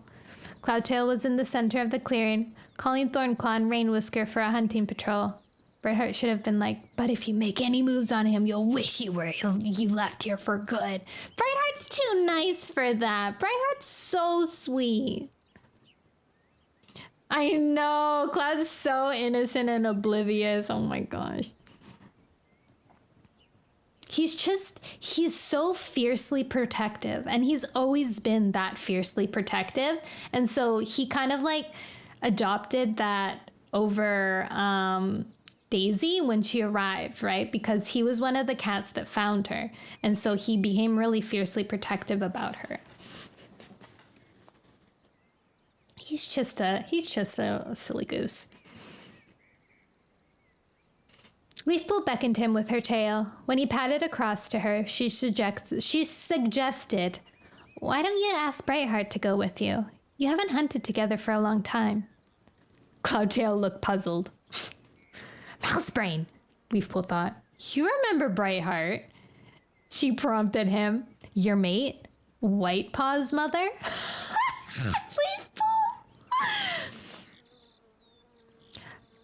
The White Warrior expression cleared. "Oh, I see what you mean. Right, I'll do that," he meowed. "Good idea, Leafpool." Oh my god. He swung around and bounded towards his mate. Leafpool saw him speak to Brightheart. Then the she-cat rose to her paws and their tails twined together. Pelts brushing, they headed for the thorn tunnel, leaving Thornclaw and Rainwhisker to dash after them. "I think some cat interfered," an amused voice spoke behind Leafpool. Leafpool whirled around to see her sister watching her. "Squirrelflight, you frightened me out of my fur." "What do you mean interfered?" Squirrelflight rested her tail on her sister's shoulder. "In a good way, I mean. It's about time some cat opened Cloudtail's eyes to what Brightheart needs from him." She glanced around the clearing, where some cats were dozing in the warm sunlight, while others put the finishing touches on the newly repaired dens. "Life's good," she mewed with satisfaction. "Maybe now we can have a bit of peace."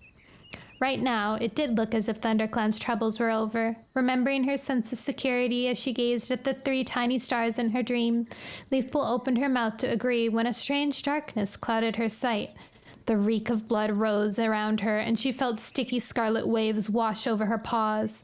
An unfamiliar voice rasped the words of the prophecy in her ear, low and sinister and inconsistent. "Before all is peaceful, Blood will spill blood, and the lake will run red. Chapter 13. The fact that Cloudtail like paused for a while, like he was thinking really hard, like, oh yeah, that's a good idea, Leafpool. Yeah, let me go do that. Yeah. He's so stupid.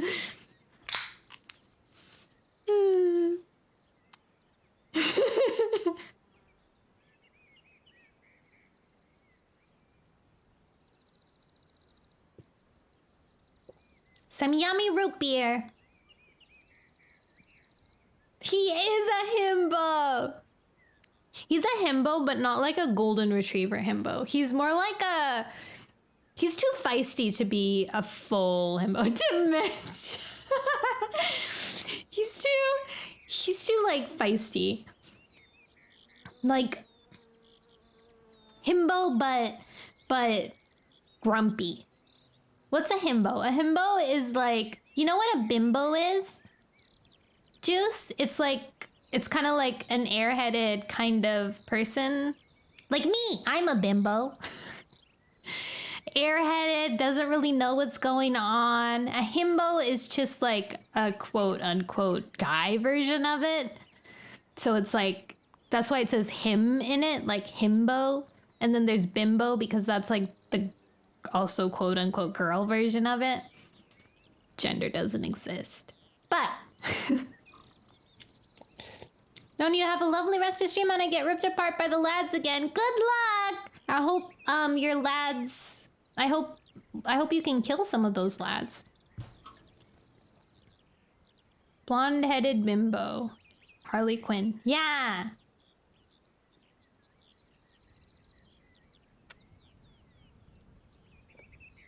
Yeah, some people use it, but then they just don't explain it. So it's hard for people to know exactly what it means. A lot of words you have to pick up through context.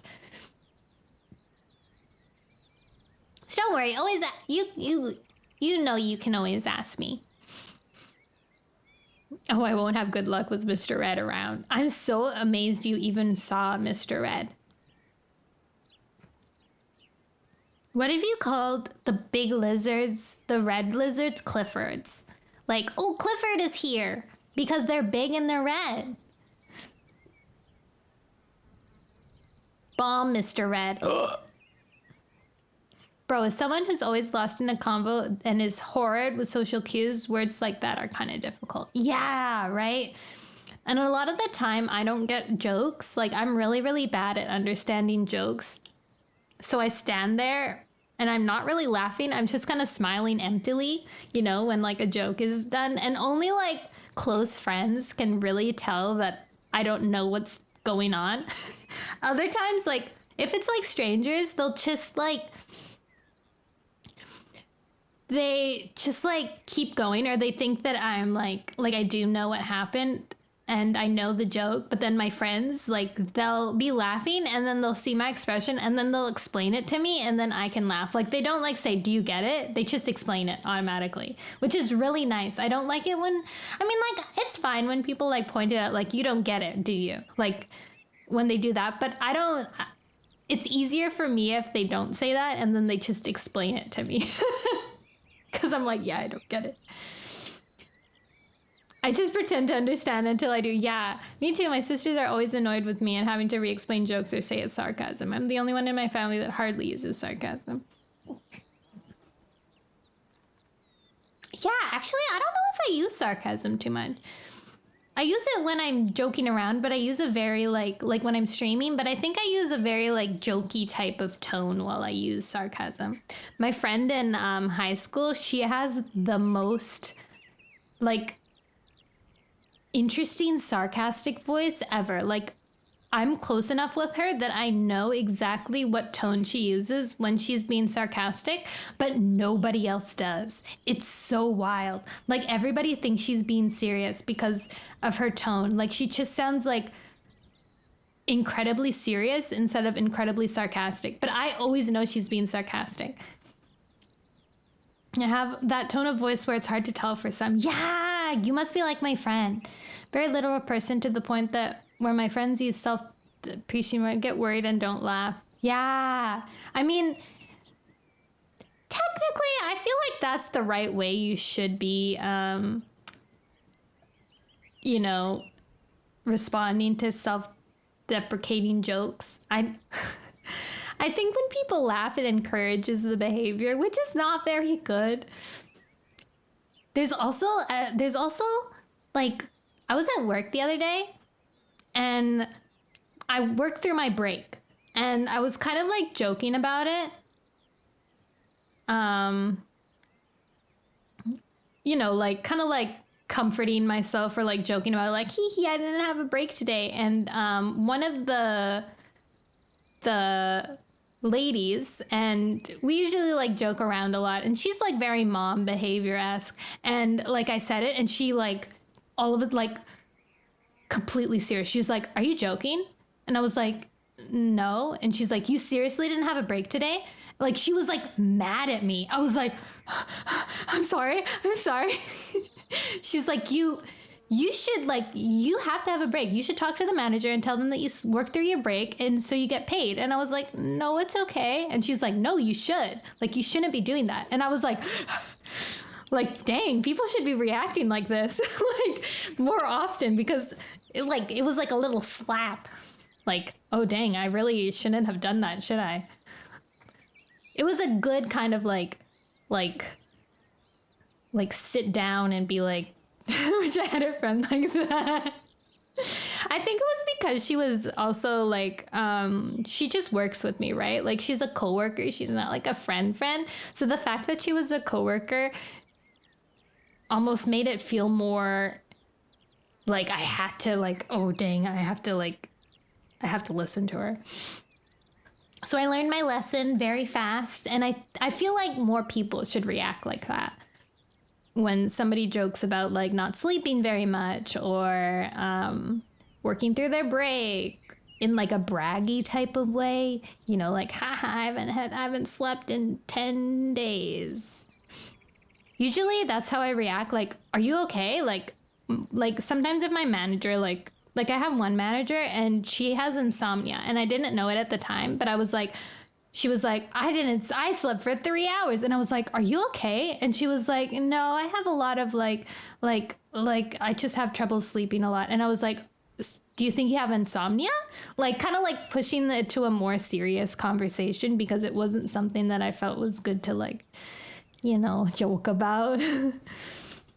Honestly, one time I went a long part of the day without eating, and my stepdad got so mad at me because I said I would eat, but I forgot. But I ended up having a panic attack. And the thing is, he was really overboard with it to the point where it didn't even seem like he was actually worried. Sometimes it's like that, right? You don't want to feel like you're getting punished for not taking care of yourself, but you want to feel like you're, like, you know, like,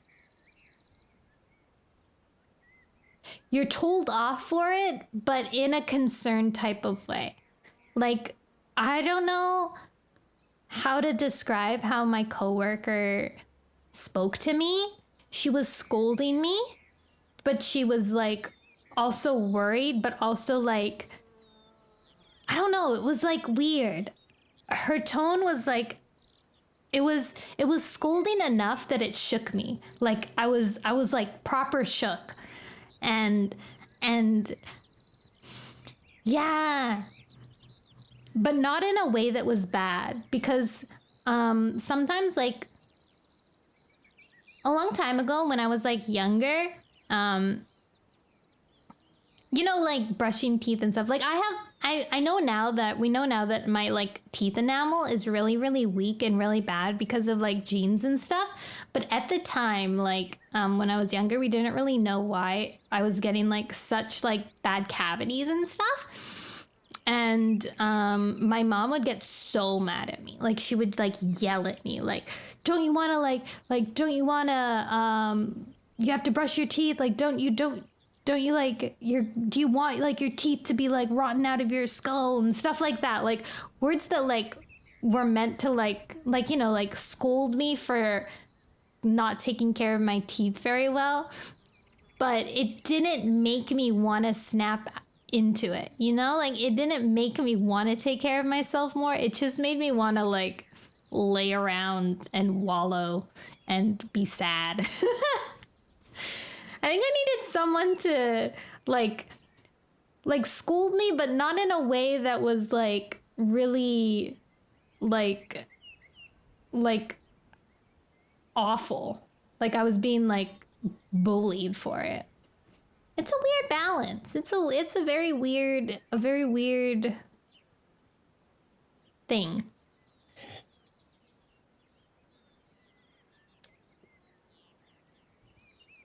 Because sometimes people genuinely don't know. I've had people that, like, just, like, they don't know. Family is very blunt. And a little ruthless. Oh, yeah.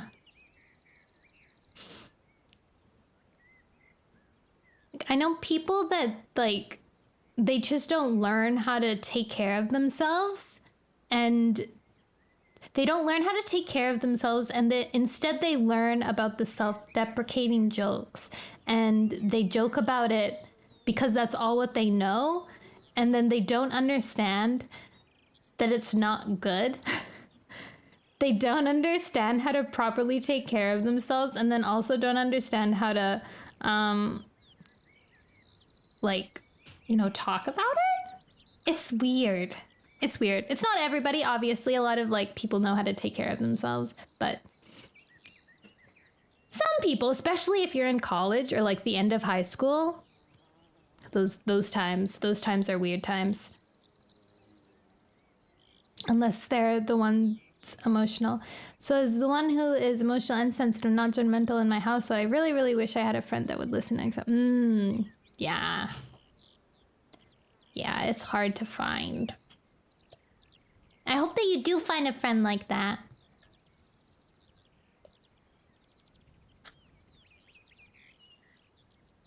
Okay. How did we get into this conversation? Get into this conversation after reading Warriors. Okay. Chapter 15.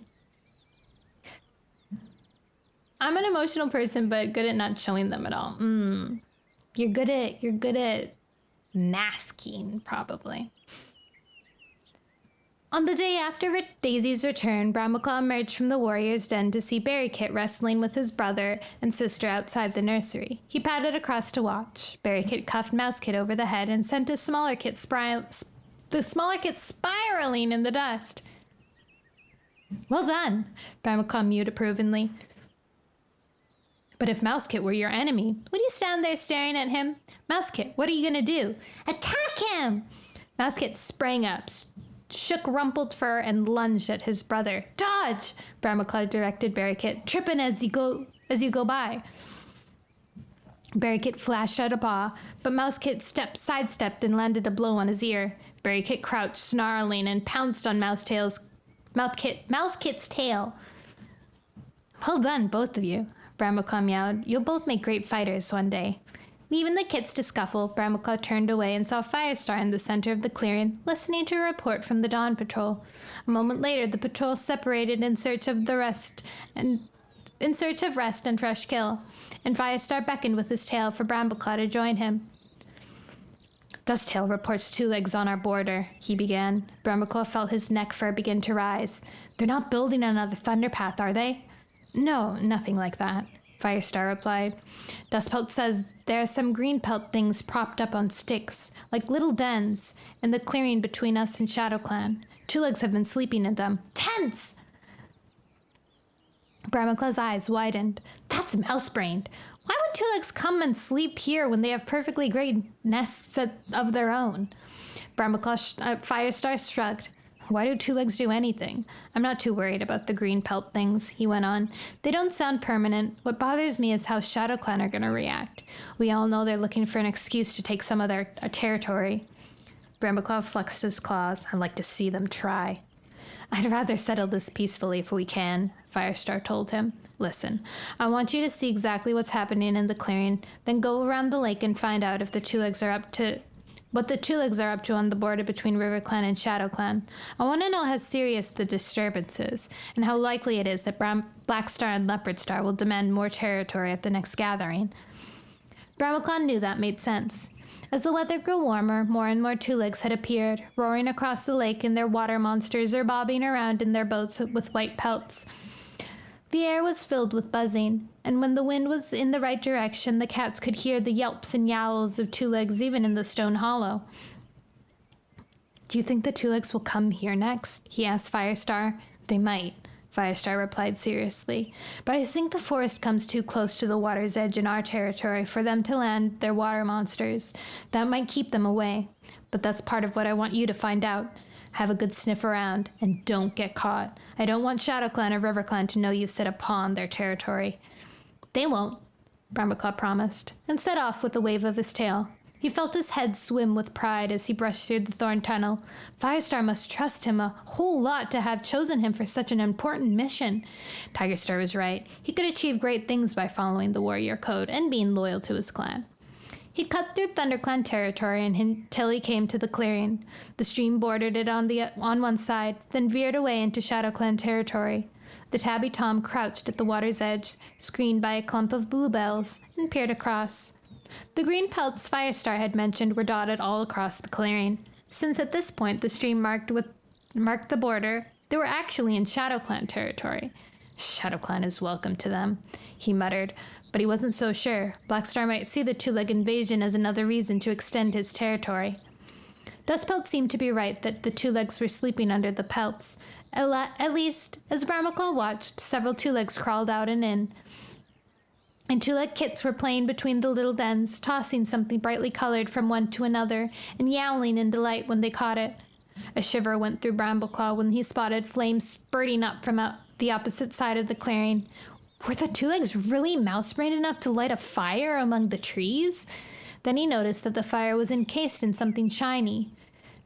In some shiny two-leg thing that seemed to stop it from spreading. He could smell the strange, acrid scent of two-leg food drifting across, mixed with the tang of charred wood.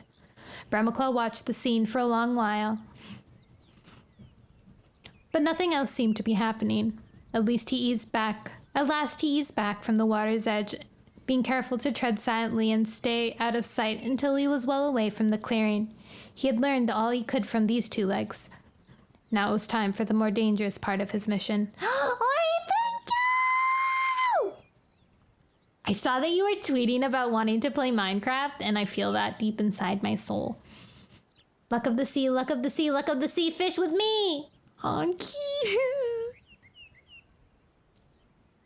Thank you so much for the follow, Cool Spree! If you don't know who I am, my name is Noel.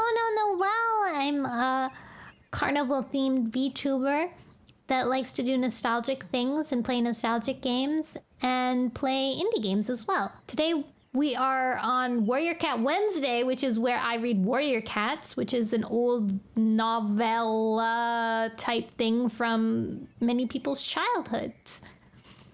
No, I'm so sorry. I have no sound, so I can't hear you, but I have to run to work. Goodbye, Ori. I love you. I love you. Let me tell her. I love you, Ori. Warrior Cats moment. Yes. Please rest, everybody who came by. Usually I do not chat in the middle of chapters like this, but I love Ori, so we are chatting in the middle of a chapter.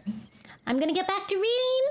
If you want to stay, then feel free to stay. We are on the last book of the second series right here.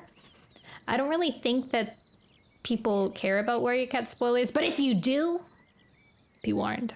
I love you guys.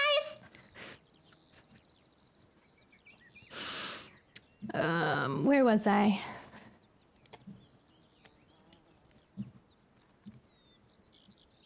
A mouse scuttled across open ground just in front of him. Brambleclaw flashed out a paw and pinned it down, killing it and devouring it quickly.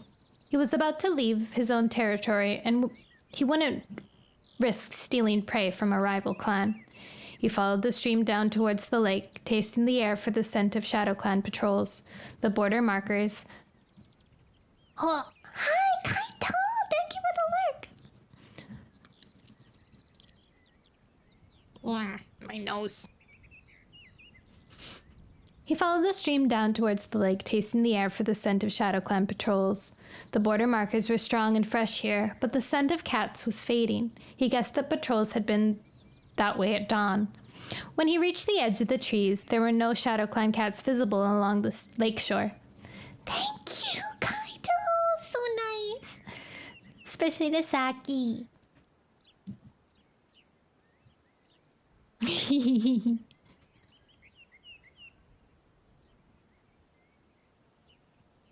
Brahmaclaw waded cautiously across the stream, his pelt prickling. Blackstar had agreed only grudgingly to allow cats from other clans to cross his territory. Besides, 5-Star had ordered Brambleclaw to not let Shadow Clan know about this mission. Though he kept well within 2 tail lengths from the water's edge, he felt as though every one of the dark pine trees concealed the piercing gaze of a Shadow Clan warrior, waiting to leap out and challenge him. He crept along with his belly fur brushing the pebbles, taking advantage of every rock and hollow to hide and pause every few paw steps to taste the air. One 2-leg boat was already out on the lake, floating along quietly with a large white pelt spread above it. Brambleclaw could see a couple of 2-legs inside it, leaning over to trail their forepaws in the water. As he drew closer to the border with the River Clan, another 2-leg thing, more like a monster than a boat with its pelt, roared away from the half-bridge, leaving a scar of bubbling white foam in the surface of the lake. Brambleclaw sprang onto a rock to keep his paws dry as waves slopped up on the shore. The reek of 2-leg monsters was stronger here, drowning any cat scent. Brambleclaw's gaze flickered uneasily along the line of trees, alert for any movement, but he saw nothing. Perhaps Shadow Clan had withdrawn deeper into the forest to stay clear of the 2-legs, or perhaps unseen eyes were watching him. He braced himself in case a patrol appeared. Not far from the border, Brambleclaw had to head for the trees to avoid a litter of 2-leg kits who were standing at the water's edge, yowling and throwing stones into the water. They're making enough noise to warn any cat into the territory, he thought. It was clear Blackstar was just using the 2-legs as an excuse. There was plenty of prey, and the 2-leg weren't posing a serious threat, and no cat could imagine that Shadow Clan really needed more space to hunt. Cutting diagonally across the shore, Brambleclaw streaked along close to the ground until he reached a wide area near the half-bridge, covering the hard black stuff like the Thunderpath. Covered with hard black stuff like the Thunderpath. 2-leg monsters were crouched side by side, almost filling the space. Brambleclaw crept along its edge, his legs beginning to tremble with tension and the effort to stay alert for danger. 2 or 3 tail lengths from the Thunderpath that marked the border between Shadow Clan and River Clan, he reached the shelter of a tall 2-leg thing made of shiny stuff, like tendrils of a foxtrap, woven into mesh like cobweb. It was stuffed full of 2-leg rubbish. Brambleclaw twitched his whiskers at the reek of crow food, but at least it would disguise his own scent. Cautiously, he looked out from behind the 2-leg thing. Several monsters loomed in front of him, but they were all silent and he guessed that they were asleep. As he watched, another monster appeared, veered up the Thunderpath and stopped, its roar cutting off abruptly. Hey, Kokolola.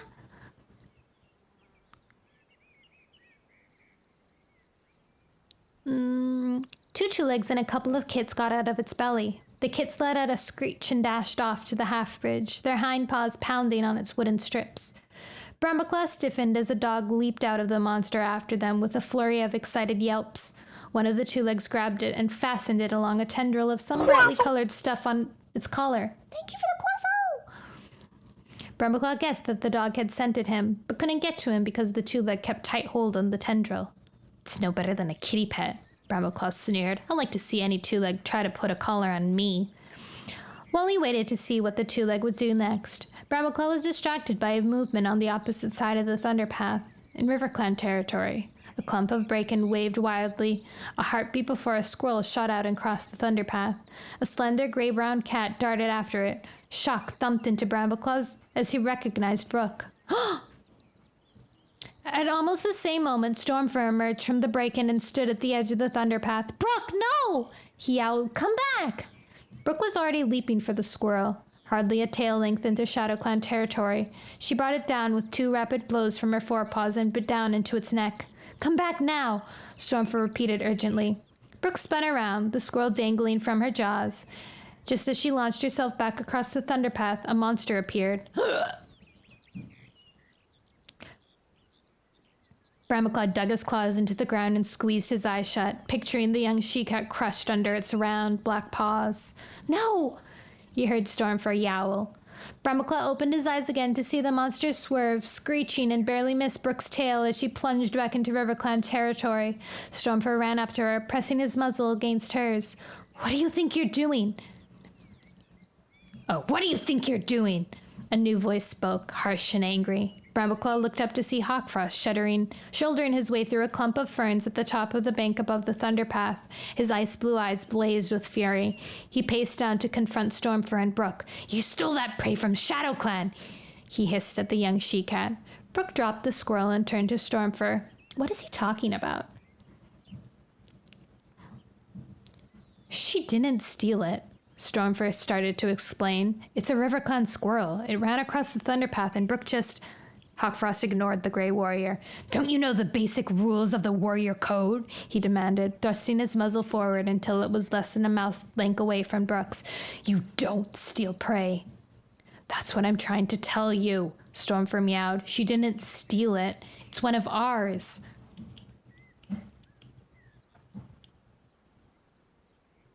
"No worries, cool."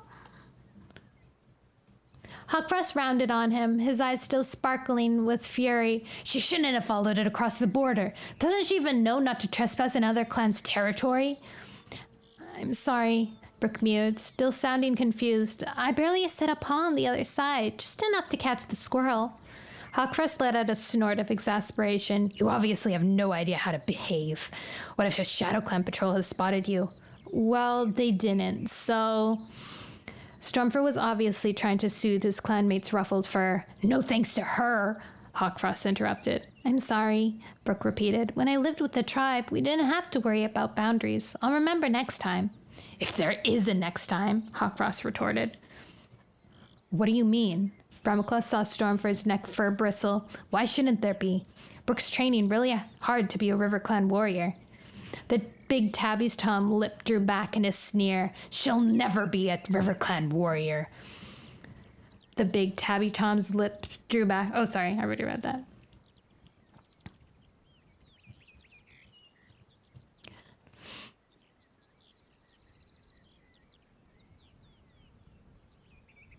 Hi, Cocolona.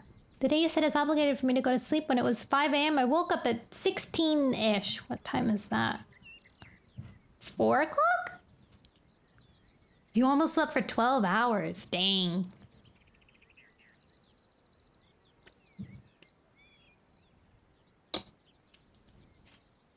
You came back on my Warrior Cat Wednesday day. And right, Zaki? Why wouldn't he just be quiet?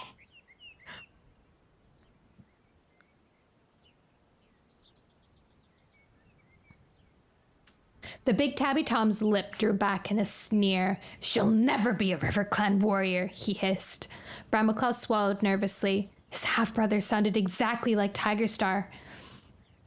"Who are you to say that?" Stormfur challenged. "You're not in charge of us." For a heartbeat, Bramaclaw thought that Hawkfrost would lash out and rake his claws across Stormfur's face. "Just wait and see what happens when I report this to Leopardstar," he growled. He twitched his tail in the direction of the RiverClan camp. "Come on, back to camp. Now." Stormfur and Brooke glanced at each other. Stormfur was obviously wondering whether to obey when his clanmate had no right to give him orders. Then they shrugged. "Come on," he sighed. "We might as well get this straightened out." Hawkfrost stalked up off the bank. Stormfur followed close behind him. Brooke picked up her squirrel again and brought it up the rear. I like how chill Stormfur is. He's just like, "All right, let's get this over with." Once they had disappeared into the ferns at the top of the bank, Bramaclaw cautiously crossed the thunderpath and padded after him. He wanted to know what was going to happen to his friends. Keeping well back so none of the RiverClan cats would spot him, he followed their tracks. Fortunately, the breeze was blowing towards him, so they were unlikely to pick up his scent, and he kept his ears pricked and his mouth half open in case any other warriors from RiverClan were close by. Hawkfrost led the way directly to the RiverClan camp and leapt leaped the stream close to a hollowed-out place under the bank where Mothwing was sitting with her apprentice, Willowpaw. As he passed the medicine cat, Hawkfrost jerked his head savagely. "Come on, you're wanted," he ordered. Brambleclaw's ears twitched in surprise that Hawkfrost would talk to his sister like that. He waited, hidden in a clump of reeds, until Mothwing and the others had gone, and Willowpaw was busy sorting through a pile of herbs. He wasn't sure what to do. He would certainly be spotted if he tried to follow the others right into RiverClan camp, but he couldn't just leave his friends in trouble and go home.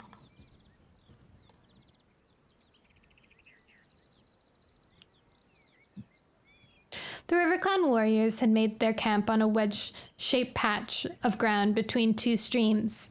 Mothwing's den was beside the narrower stream, not far from where they joined.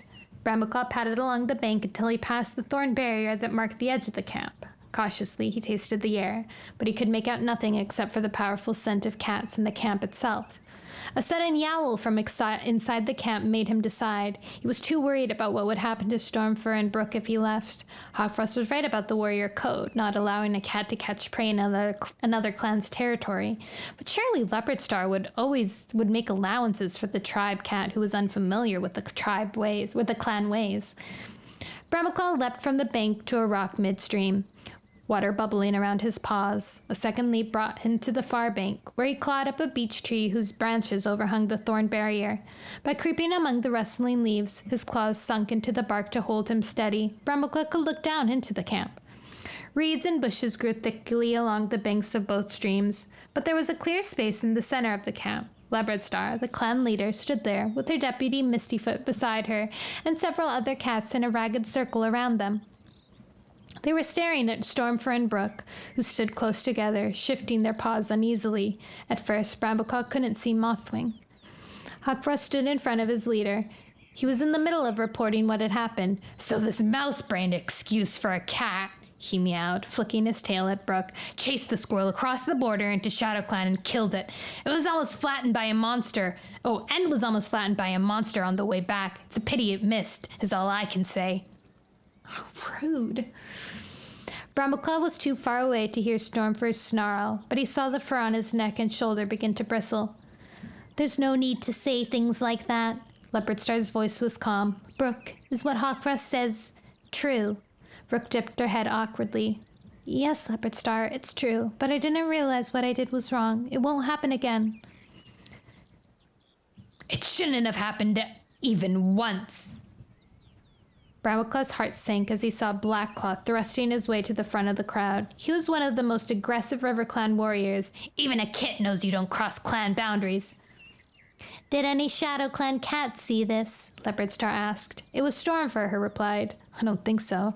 I didn't spot any, and you couldn't scent anything down there except for two legs and their monsters, so they'll never know we were there." Leopardstar nodded, but before she could speak, Hawkfrost broke in. "It doesn't matter whether ShadowClan saw her or not. It's still against the warrior code. No cat has a place here if they don't know that." A murmur rose from the listening cats. Brambleclaw sank his claws deeper into the branch when he realized most of them sounded as if they agreed with Hawkfrost. "We should send her back from where she came from," Blackclaw declared. Stormfur whipped around to face him. "If she goes, I go." Blackclaw didn't reply, just opened his jaws in an insolent yawn. Stormfur unsheathed his claws, only to freeze at a sharp command from Mistyfoot. "Stormfur, no!" The deputy stepped forward until she stood facing the gray warrior. Her blue eyes were regretful as she continued. "Think carefully, Stormfur. How long did you and Brook plan on staying here anyways? We are glad to see you again, but perhaps it's time you went back to your tribe." "Yes, let's get rid of her.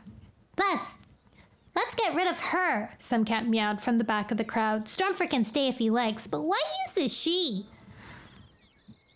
"She can't even fight," Blackclaw added. "My apprentice could rip her fur off." Stormfur's eyes gleamed with fury. "Where Brook comes from, the cave guards fight and the prey hunters feed the tribe.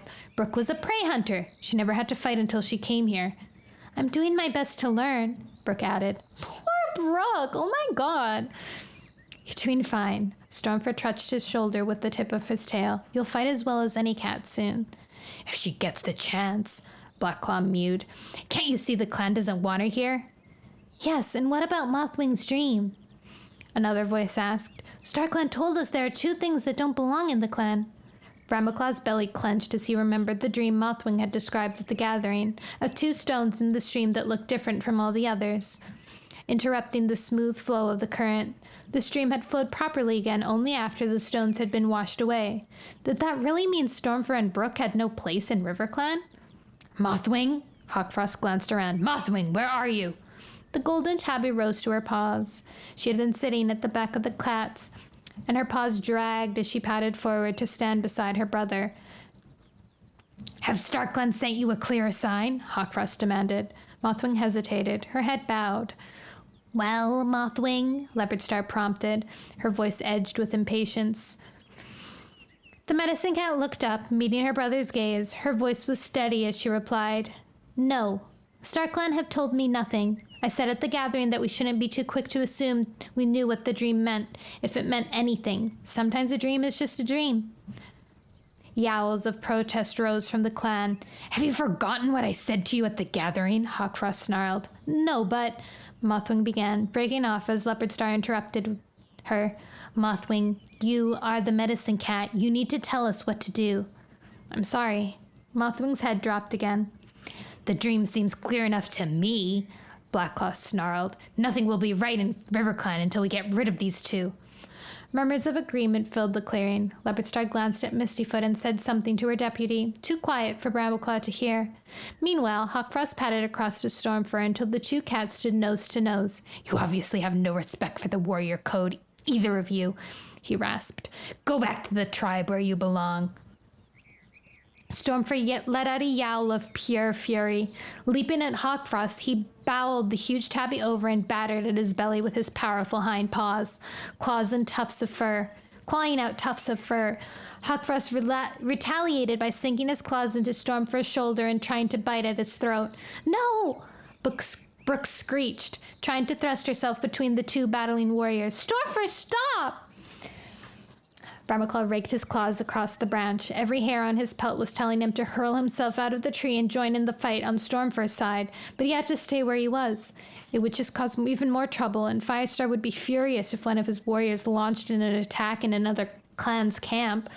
Below, Stormfur was holding his own, ignoring Brooke's pleas to stop as he slashed his claws along Hawkfrost's side. The tabby warrior flailed under Stormfur's weight, doing little more than shielding his face with his paws. Loser. Brambleclaw's eyes narrowed. Surely Hawkfrost could fight better than this. Oh my god, he's making Stormfur feel more vicious than he is.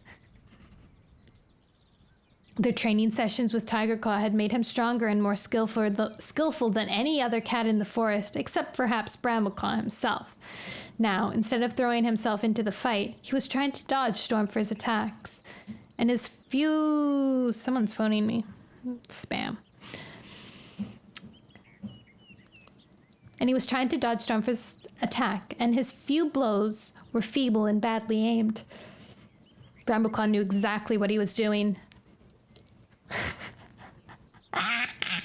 You have to put his face! Hawkfrost didn't want to beat Stormfur in a fight. He wanted him gone for good. He must be turning his clanmates against the visitors.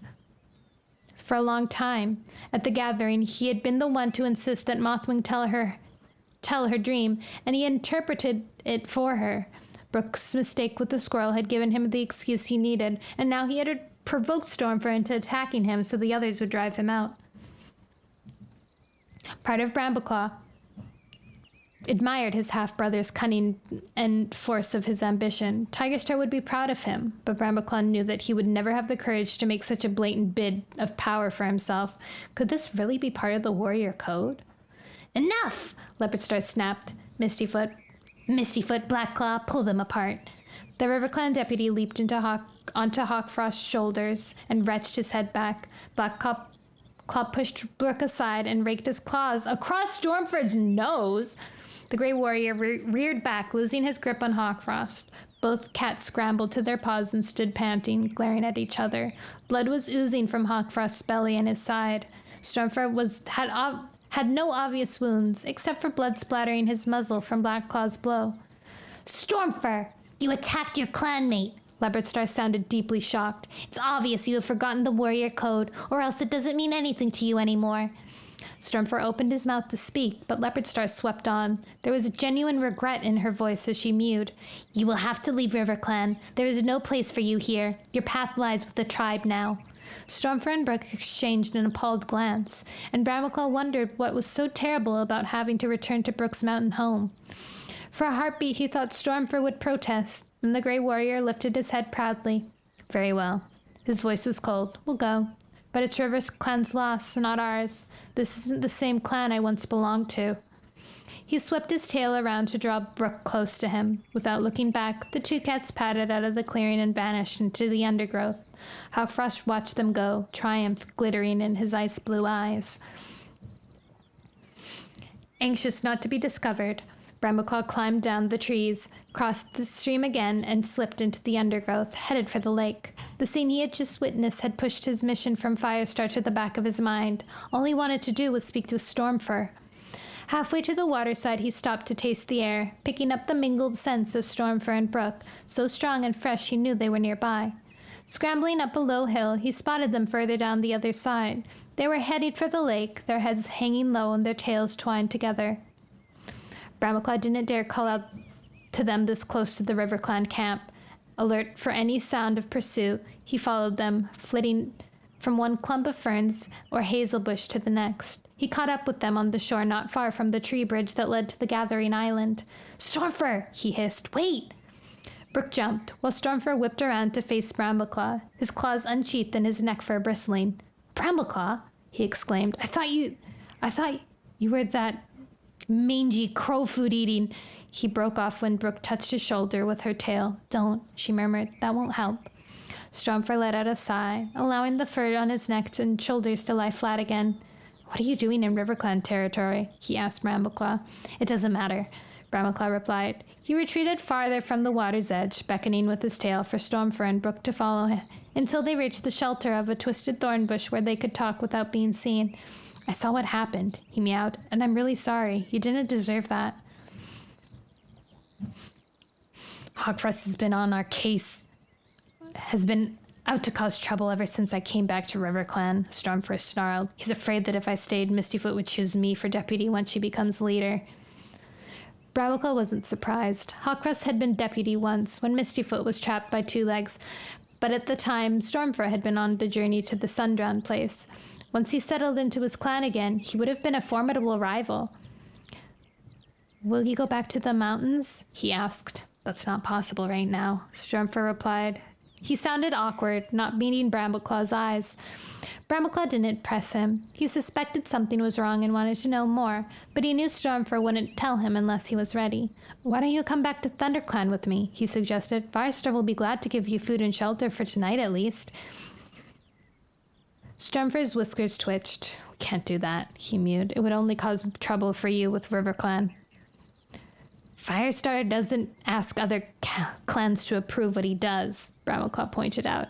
If Stormfur and Brook couldn't go back to the tribe, their only choice might be to become loners or live outside the protection of any clan. It was a hard and difficult life, especially for cats who were used to living among others. Come on, he urged.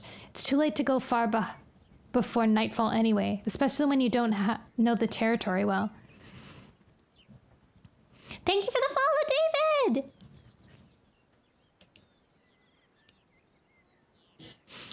Stormfur turned to Brook. What do you think? You decide, she murmured, pressing her muzzle into Stormfur's shoulder. You know I'll come with you wherever you go. Stormfur closed his eyes for a moment, as if he were bracing himself. All right, he meowed to Bramaclaw, opening his eyes again. We'll go back with you. Come on, Brook. Bramaclaw led the way down to the lake shore and headed back towards ThunderClan territory, taking the route through WindClan this time. As they padded along, heavy-footed with shock and exhaustion, he thought about what he had seen and overheard in the RiverClan camp. You know, he mewed to Stormfur as they passed the horse place. Hawkfrost had a point. You shouldn't have attacked him. I know. Stormfur lashed his tail, but he goaded me into it. He meant for me to attack him, and you know that as well as I do. Bramaclaw didn't know how to respond. In his heart, he knew Stormfur was right, but he also knew why Hawkfrost had done it. Yeah, for bad things. He didn't. You don't have to defend him if you know why he did it, especially if it was for a bad reason. Before he could speak, Stormfur halted and faced him. Brambleclaw, be careful, he warned quietly. The path you walk can only lead to trouble. Brambleclaw stared at him, a hot flush of guilt soaking through his pelt. There was no way Stormfur could know about Brambleclaw's meeting with Hawkfrost in dreams, or their training sessions with Tigerstar. Did he realize Brambleclaw was closer to his half-brother than some cats might think? Stormfur twitched his ears as if he were flicking away a fly. Without saying anything else, he turned away and plodded on around the lake. Brambleclaw stared after him. He felt bad for his friend and Brooke, cruelly driven out of their clan, yet he couldn't believe Hawkfrost was entirely wrong. If this was the best way for him to achieve power, didn't that make his actions right? In some way, at least? No! What do you mean? Brambleclaw! If this was the best way for him to achieve power, didn't that make his actions right in some way, at least? No! You could argue that killing someone is a best way to achieve power, and doesn't that make his actions right in some way? No! No!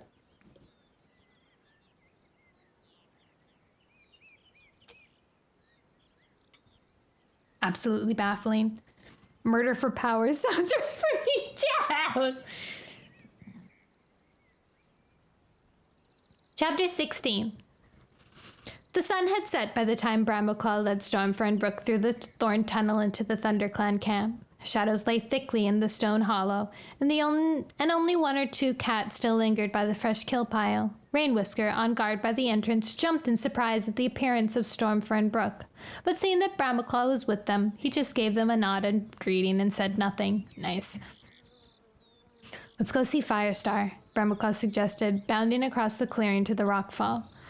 When he reached the leader's den, with Stormfur and Brooke scrambling up behind him, he found Firestar already curled up in his mossy nest at the back of the cave.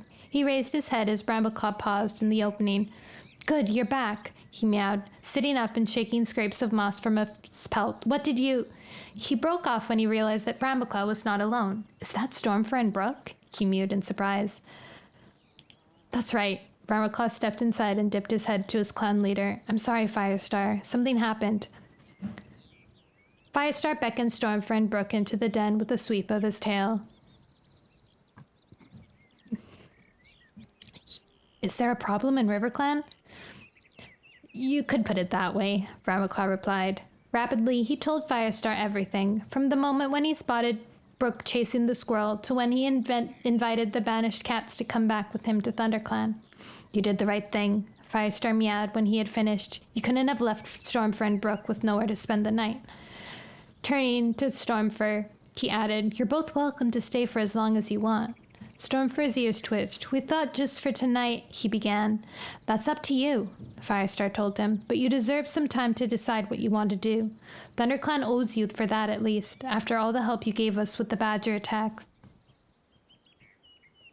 Thank you, mewed Stormfur, and Brooke added, You don't know how much this means to us. It was obvious to Brambleclaw that Firestar would be quite happy to welcome Stormfur and Brooke into ThunderClan permanently. Much as he liked Stormfur and his tribe mate, he wasn't sure that that was the right decision. What about the rest of the clan? What do you mean? And how would RiverClan react when they found out? Well, they would suck for their loss, losers. Brambleclaw, take them to go get something to eat, and then find them sleeping places, Firestar directed. We'll talk more in the morning. Brambleclaw led the way out of the den and down into the clearing. He realized just how hungry he was. He hadn't eaten since that morning, when he caught the mouse near the two-leg pelts. There wasn't much left on the fresh kale pile. Hunting patrols would need to go out first thing, but Brambleclaw chose a magpie for himself, while Stormfur and Brooke shared a rabbit. By the time they had finished eating, it was completely dark, and silver pelt glittered above their heads as Brambleclaw led the way to the warrior's den. The thorn trees grew New growth hadn't covered all traces of the damage from the badgers, and the warriors were curled closely together in their mossy nests. Most of them were asleep or drowsily sharing tongues. At first, no cat took much notice of the new arrivals. "Are you sure there's room for us?" Stormfur asked, as they slipped between the outer branches. "Plenty," Brambleclaw assured them. Hi, Abaddon! Thank you for the raid! More Toho project. Bunny and Vision from Light Side of the Moon. Plushies are rising up. It's Bunny's time to shine. Let's go, boys. I know what's cooler than dodging bullets raiding this cool streamer. Aw, that's so cute. I like that last bit. You know what's cooler than dodging bullets raiding this cool streamer? That's so cute. What a cute raid message. I'm in the middle of reading though, Abaddon. I hope your stream went wonderful.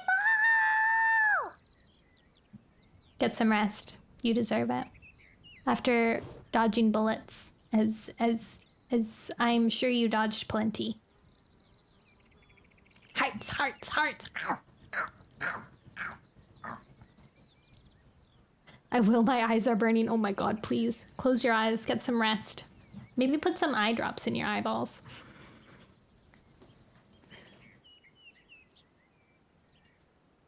You are legally required to maul trespassers.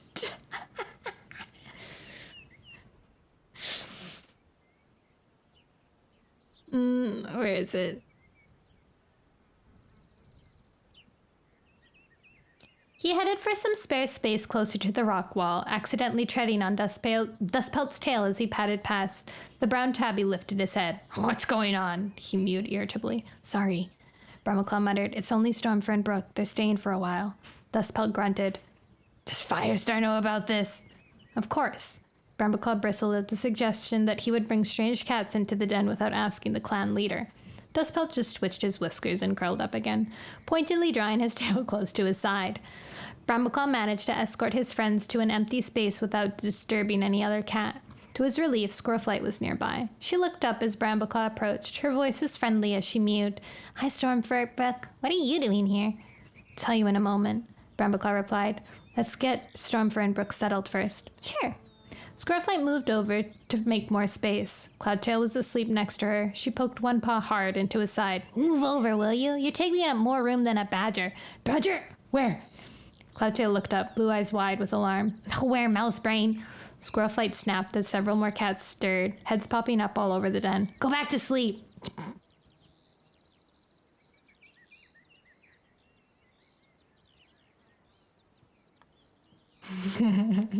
We have no trespassers. Yet.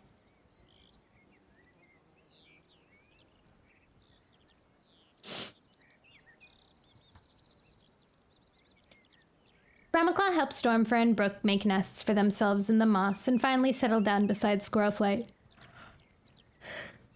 His jaws parted in a huge yawn. "Like me!" He could hardly stay awake to tell the story yet again. "I wish I'd been there," Squirrelflight mewed when he had finished.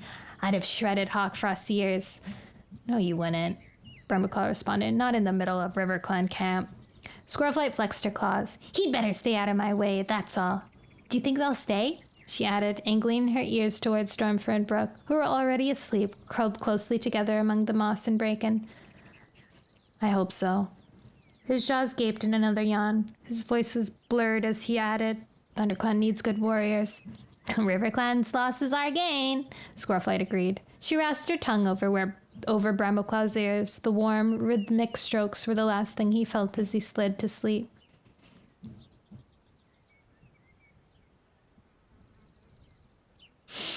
Gray dawn light was filtering through the branches of the thorn tree when Brambleclaw awoke. Outside, he could hear Sandstorm beginning to sort out the patrols. Hurriedly, he sprang up and pushed his way out into the clearing.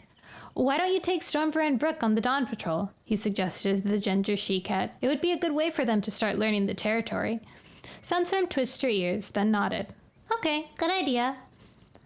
I like how kind ThunderClan is. They're like, "Oh, Stormfur's back? Cool. Nice."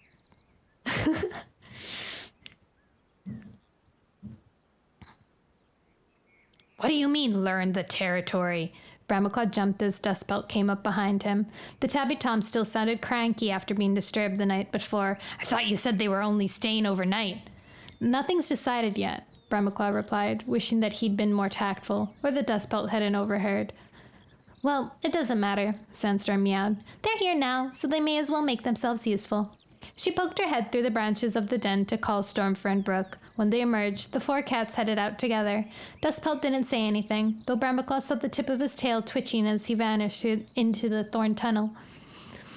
Brambleclaw joined Squirrelflight, Cloudtail, and Brightheart on a hunting patrol. When they returned, oh my god, double date! When they returned, loaded with fresh kill, he noticed more cats than usual standing around the clearing, as if they were waiting for something. Uneasiness prickled his fur.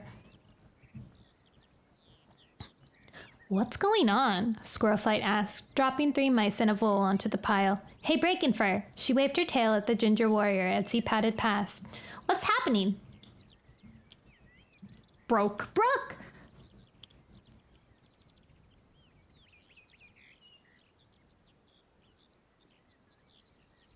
I made a mistake. Mousefur just called a clan meeting, Breakinfur explained. Mousefur called the clan meeting?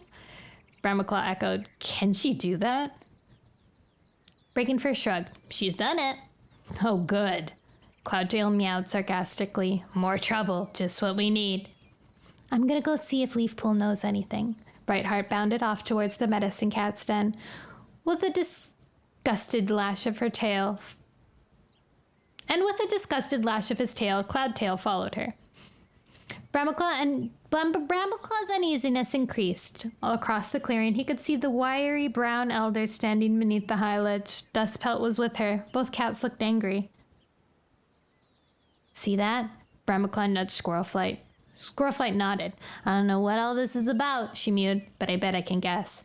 So can I. Brambleclaw looked around until he spotted Stormfur and Brook sitting close together by the thorn barrier. He wondered whether they were reluctant to join in the meeting of a clan that they didn't belong, or if they wanted to be sure that they could escape if things turned ugly. He padded over to them, Squirrelflight at his shoulder. Are you okay? He asked. Has any cat said anything to you? Brook shook her head. We're fine, she murmured, but her eyes gave away her distress. We had a great patrol this morning. Stormfur meowed. Sandstorm was friendly, and Dustpelt is rude to every cat, so you tend not to notice. But when we got back, we could see cats glaring at us, and hardly any cat wanted to talk to us. I think Dustpelt went to see the elders, and then Mousefur called this meeting. He broke off at the sound of Mousefur's yowls from across the clearing. Firestar! Firestar! A moment passed before Firestar appeared on the high ledge. A ray of sunlight turned his pelt to flame and traced his ears in gold. What is it? He asked. The clan needs to talk with you, Mousefur replied. As Brambleclaw padded closer, beckoning with his tail for his friends to follow, Firestar leaped down the rocks and joined the rest of his clan in the clearing. Brambleclaw thrust his way to the front so that he could hear everything and join in if he had to. Well, Mousefur, Firestar faced the elder, his green gaze level. What's all this about? I thought it was the clan leader's duty to call meetings. It was Dustpelt who replied. He kept his anger under control and spoke with deep seriousness. We're not trying to undermine you, Firestar, he began, but we're worried about the way ThunderClan is becoming, well, mixed. First it was Daisy and her kits, now Stormfur and Brook. If this goes on, we won't be ThunderClan anymore. Just a collection of loners and kitty pets. Mousebrain! Squirrelflight hissed into Brambleclaw's ear. Has he forgotten where Firestar came from? Brambleclaw didn't reply, because Mousefur had started to speak. Dustpelt's right, she declared. You're taking in too many strange cats. This is not the warrior code as I taught it. More sharply, she added, You can punish me if you like, Firestar. I tell it as I see it. Firestar touched her shoulder with the tip of his tail. I wouldn't dream of punishing you, Mousefur. Every cat has a voice in what affects the clan, but in this case, I think you're wrong. Next, Mousefur's neck fur bristled. Why? Because ThunderClan needs more cats. Until Daisy came, we only had 2 apprentices and no kits at all. Now we have plenty of kits, but we need strong warriors to defend our borders and protect our clan. You know what Blackstar and Leopardstar said at last gathering. They want more territory. We've already had to fight ShadowClan when they tried to move the border. Not to mention the foxes and badgers in the forest, Sandstorm added. Firestar flicked an ear to acknowledge her support. Stormfur and Brook would be helpful for training young warriors too, he went on. Brook knows hunting techniques that we've never learned. That might be useful if we had a mountain on our territory, Dustpelt pointed out dryly. We don't know when it might be useful, Firestar retorted, and we'll need mentors for the kits who are in the nursery now. More, if more kits are born. Murmurs of disagreement echoed around the hollow. Rainwhisker's voice rose above them. There are ThunderClan cats who've never had apprentices. Stormfur is half ThunderClan, Brambleclaw meowed, pushing forward to stand beside Firestar. You could argue he has a right to be here. True. Firestar gave him a grateful glance. He grew up in RiverClan, but every cat knows he is a ThunderClan father. And that explains a lot. The mutter came from just beside Brambleclaw. Firestar would do anything to get Greystripe's kin into the clan. Oh, who said that? Brambleclaw's head whipped around, and he found himself staring into Longtail's blind gaze. He would have liked to claw the tabby warrior's fur off, but he contented himself with a faint hiss. Had Firestar heard the remark? He wondered, and is it true? Stormfur looked much like his father, Greystripe, and he shared Greystripe's courage and fierce loyalty to his friends from clans.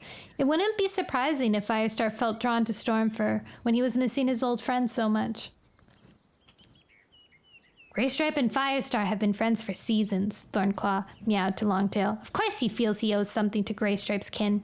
His tone was quiet, and Brambleclaw couldn't tell whether he agreed with Firestar's decision or not. As for Brook, Firestar continued, what matters is not where a cat was born or who their kin may be. Argue with that, Brambleclaw thought. Our clan leader was Kitty Pet, and he's one of the greatest cats the forest has ever seen. Loyalty is what matters, Firestar declared. And that exists now, not in the past. Loyalty has been proven every day, in every piece of fresh kill brought back for the clan, every claw mark on our enemies, every patrol, every training session. But what if ThunderClan ever has to fight RiverClan? Dustpelt asked. What would Stormfur do then? Are you saying he would be a traitor? Brambleclaw snarled. He glanced at his friend, but Stormfur was studying his paws, as if none of this applied to him. I'm saying he would be torn between clans, Dustpelt retorted. Would you wish that on any cat? Brambleclaw had to admit that the tabby warrior was right. Stormfur had felt that pain already when he decided to abandon RiverClan and stay with Brook in the mountains. He must be feeling it again now, as he was driven out of the clan where he had grown up. But what other choice did he have? A Pocky is a type of snack. Coconut Pocky. I've never heard of that before.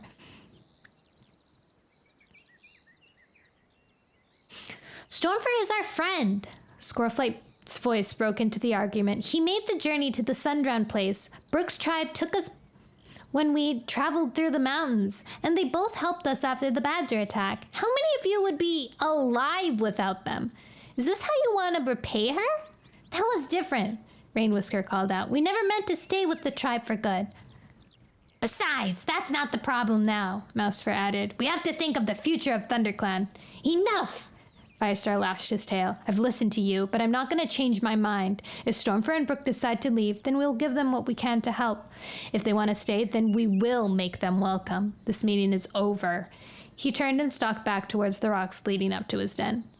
For a few heartbeats, shock kept the clan silent. Firestar never snapped out orders like that. He never got angry with warriors who disagreed with him. Brambleclaw guessed that this meant more to him because of his kitty pet background, and because offering to help Greystripe's son was one of the last things he could do for his absent friend. True. As Firestar vanished into his den, the rest of the clan broke up into groups, murmuring quietly to one another. I think it says something that Firestar snaps a little bit. He's like, enough! He stayed. And then everyone's like, oh my God, we made Dad mad. We made Dad mad.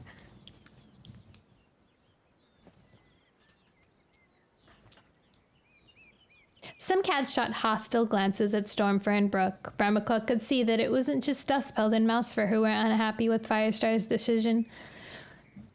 With Squirrelflight beside him, Brambleclaw padded over to his friends. Stormfur looked up as they approached, his blue eyes full of pain. Poor Stormfur! Oh my god, I feel so bad for them. We'll go, he meowed. We can't disrupt a clan like this. You're not going anywhere, Brambleclaw argued. I'm not gonna let a few hostile clanmates drive you out. Not like River Clan, he added silently. I'll go and talk to Firestar. We'll figure something out. Without waiting for Stormfur to agree, he headed for the high ledge. Behind him, he heard Squirrelflight meow. How about a hunt? I found a great place for prey the other day, just crawling with mice. When Brambleclaw poked his head into the Firestar's den, the clan leader was sitting in his nest, his gaze fixed on the rock wall. He jumped when Brambleclaw appeared. Oh, it's you, he mewed. Come in. Still with distant look in his eyes, he added, I was just remembering when Stormfur was born. Greystripe took him and Feathertail to RiverClan because he thought they would be safe and wanted there. No! Firestar! Hi, Moga! Let me read that again. Still with the distant look in his eyes, he added, I was just remembering when Stormfur was born. Greystripe took him and Feathertail to RiverClan because they thought they would be safe and wanted there. Brambleclaw let out a murmur of sympathy. He couldn't remember that far back, when he had been a tiny kid in the nursery with his sister Tawnypelt. She had left too, to become a warrior of ShadowClan. For a heartbeat, loneliness clawed at his throat, and he felt Firestar's pain as if it was his own. Firestar, I have to talk to you, he began reluctantly. What is it?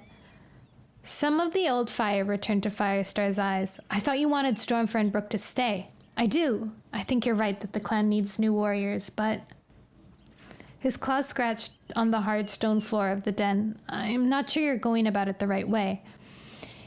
He half expected a cuff over the ear for being rude, but Firestar just held him with a piercing green gaze. Go on. Every cat in ThunderClan is loyal. They would all die for ThunderClan if they had to. But Dustpelt and Mousefur every cat feels, that they have to make a stand for the sake of the clan. They're worried about the clan looking weak. So what do you suggest? Firestar growled. Give in to them? Drive out 2 great warriors just because the clan doesn't like where they came from? No. But you have to show them that ThunderClan has strong leadership, that there's nothing to worry about, that we are strong, that whatever happens, the clan will stick together. Firestar narrowed his eyes. And how do you suggest I do that? Brambleclaw swallowed. He knew what he had to say, though the words stuck in his throat like a stubborn piece of fresh kill. Somewhere in the back of his mind, in the place where dreams are born, he seemed to hear Tigerstar screeching at him in an uncontrollable rage, but none of that mattered. His loyalty to his clan had to come first. You need to appoint a new deputy. Oh, snap. Firestar stared at him, and in that searching gaze, Brambleclaw could see that Firestar knew exactly what he was asking. But his leader's only response was, why? Because a united leadership, 2 loyal cats in charge, would do more than anything to convince the clan that we're strong again, in spite of the Badger attack. Don't you know what warriors like Blackstar sneer at us and call us weak? The hair on Firestar's neck and shoulders bristled, and his voice was a soft growl. Weak? I wish Blackstar dared to say that to my face. Weak, Brambleclaw repeated. He took a deep breath. The clan is vulnerable when there's no deputy, because if other clans see it as a weakness, they're more likely to attack us. ShadowClan have already made one attempt to set their scent markers on our territory. It's dangerous to leave things as they are. Firestar, every cat knows how much you grieve for Greystripe, but you must appoint a new deputy. Firestar's green gaze was fixed on the wall of the den, as if he could see past the stone and to some scene Brambleclaw could not even begin to guess at. Do you remember, he began softly, how I had to leave the clan for a while when you were a new warrior? Greystripe promised me that he would keep the clan safe. I'll wait for you, he said to me. I'll wait for you as long as it takes.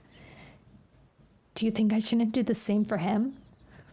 No, Firestar. Brambleclaw felt desperately sad to hear the anguish in Firestar's voice as he recalled his old friend's unswavering loyalty. But if you had died on your quest, even Greystripe would have had to accept it sooner or later. Firestar's tail lashed once. Greystripe is not dead. I'll never give up hope until I have some kind of sign from StarClan telling me that he is still alive. StarClan can't see everywhere. Firestar froze as a new voice spoke. Brambleclaw glanced over his shoulder to see Sandstorm standing at the entrance of the den. She was right. In the mountains, the tribe of Endless Hunting prowled the skies. Those paths were unknown to StarClan. If Greystripe still lived, perhaps he too walked under different skies. And StarClan did not know his fate. Sandstorm slipped inside the den and went up to Firestar, pressing her muzzle against his. I know it's hard, she meowed. Greystripe was my friend too, but it might be time to accept that he isn't coming back. Firestar's gaze rested on her for a moment, then shifted to Brambleclaw. There was a world of hurt and betrayal in his eyes. How could you both doubt me? Would you be so quick to give up hope for me too? Sandstorm sat beside him, a flick of her tail indicating that Brambleclaw should leave. Brambleclaw dipped his head and backed away.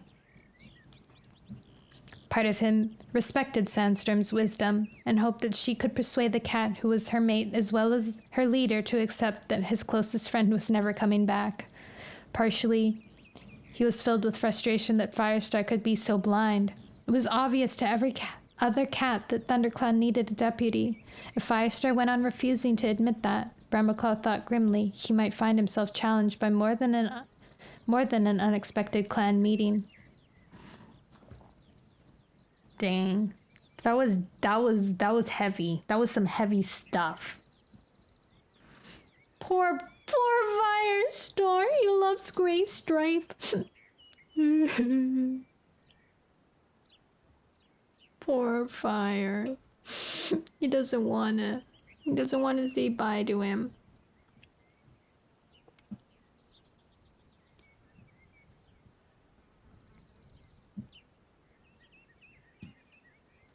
Yeah. Oh. Chapter 17. When the meeting was over, Leafpool retreated to her den and busied herself making a palus of yarrow and goldenflower. Yarrow for goldenflower, not of goldenflower. Who was complaining of cracked pads? Uneasiness weathered her like fog.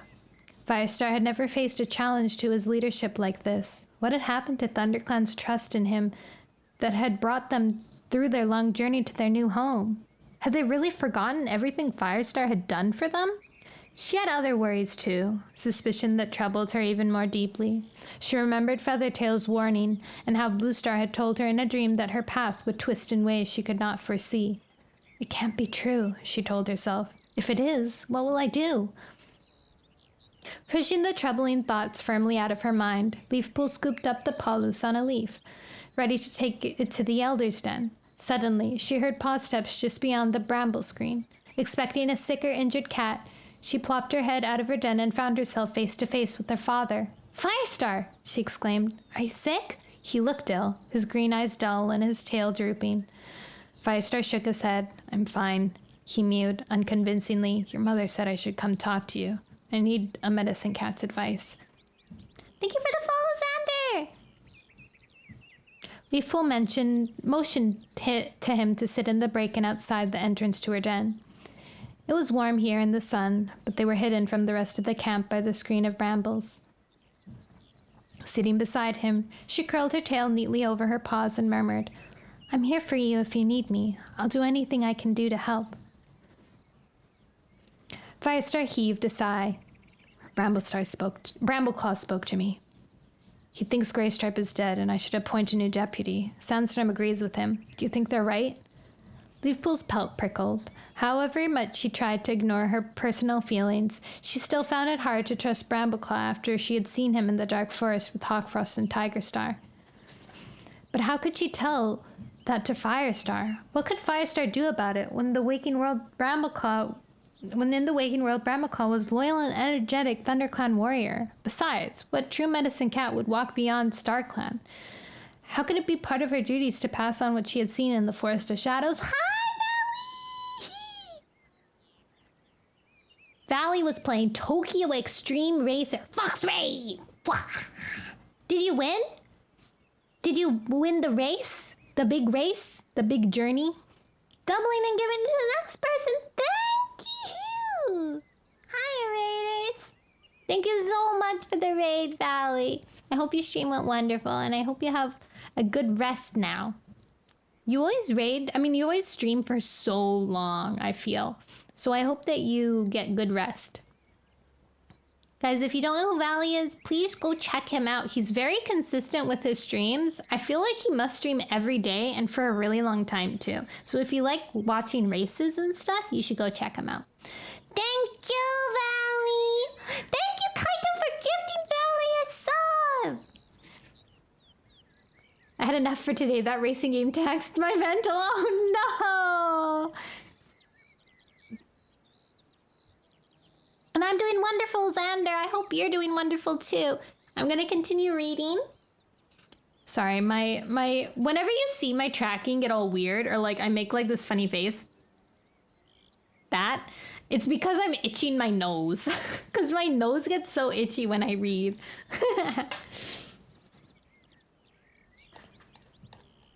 Raider's cool.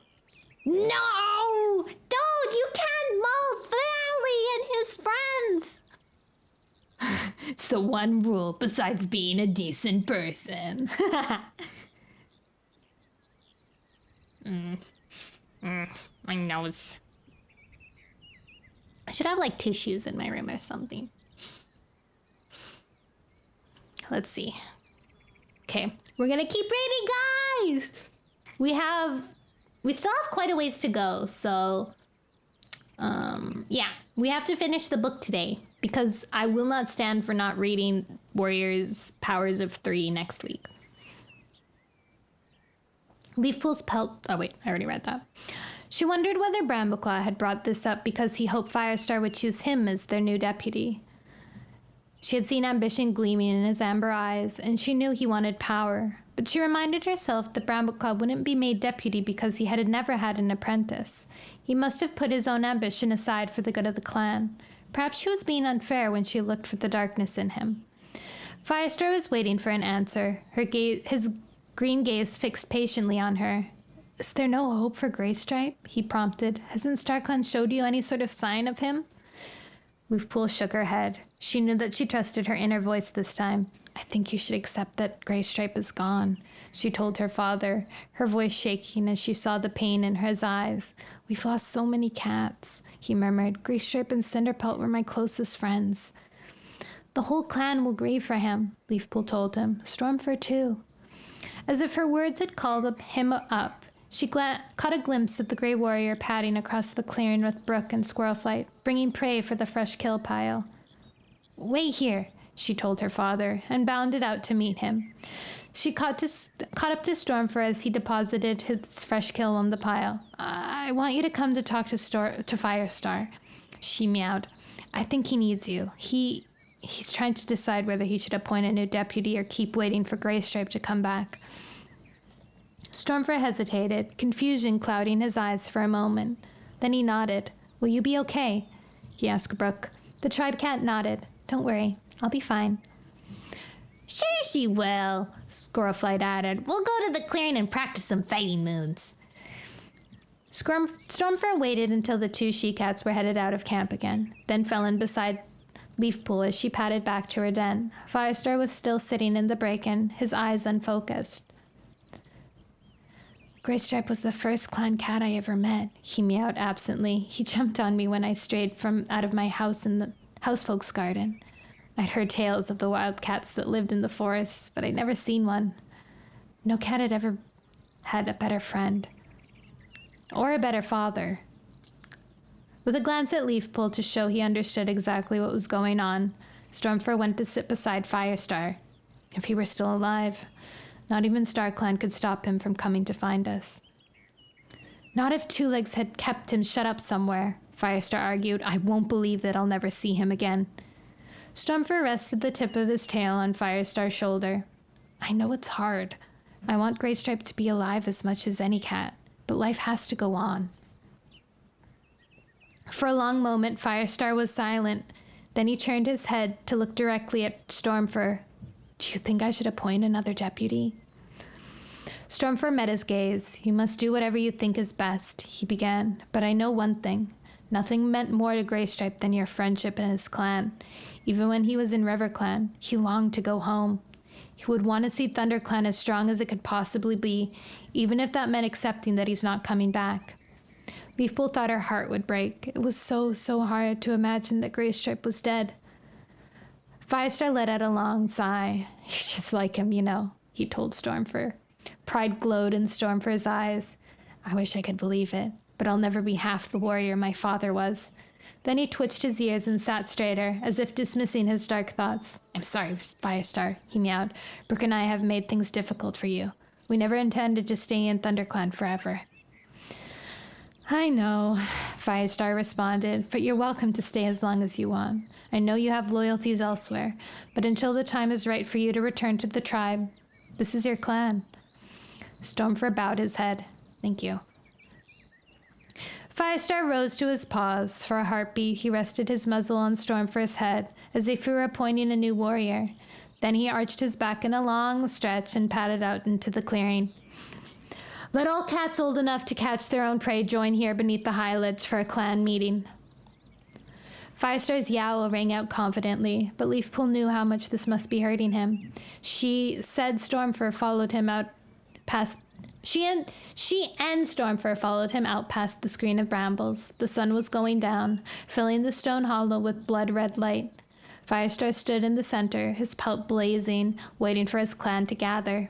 He had come down from the high ledge to face their challenge. He stayed with them now to share their grief of what he had to say. Aww. Leafpool watched the cats gather from around the clearing. Bramaclaw was the first to emerge from the warrior's den, followed closely by Dustpelt, Cloudtail, and Brightheart. Ashfur got up from the fresh kill pile and stood at the back. Breakenfur and Ferncloud both appeared from the nursery, while Daisy remained in the entrance with their kits. The two apprentices joined their mentors. The elders padded out of their den beneath the hazel bush. Goldenflower was limping as she guided Longtail, and Leafpool guiltily remembered the polish she had yet to deliver.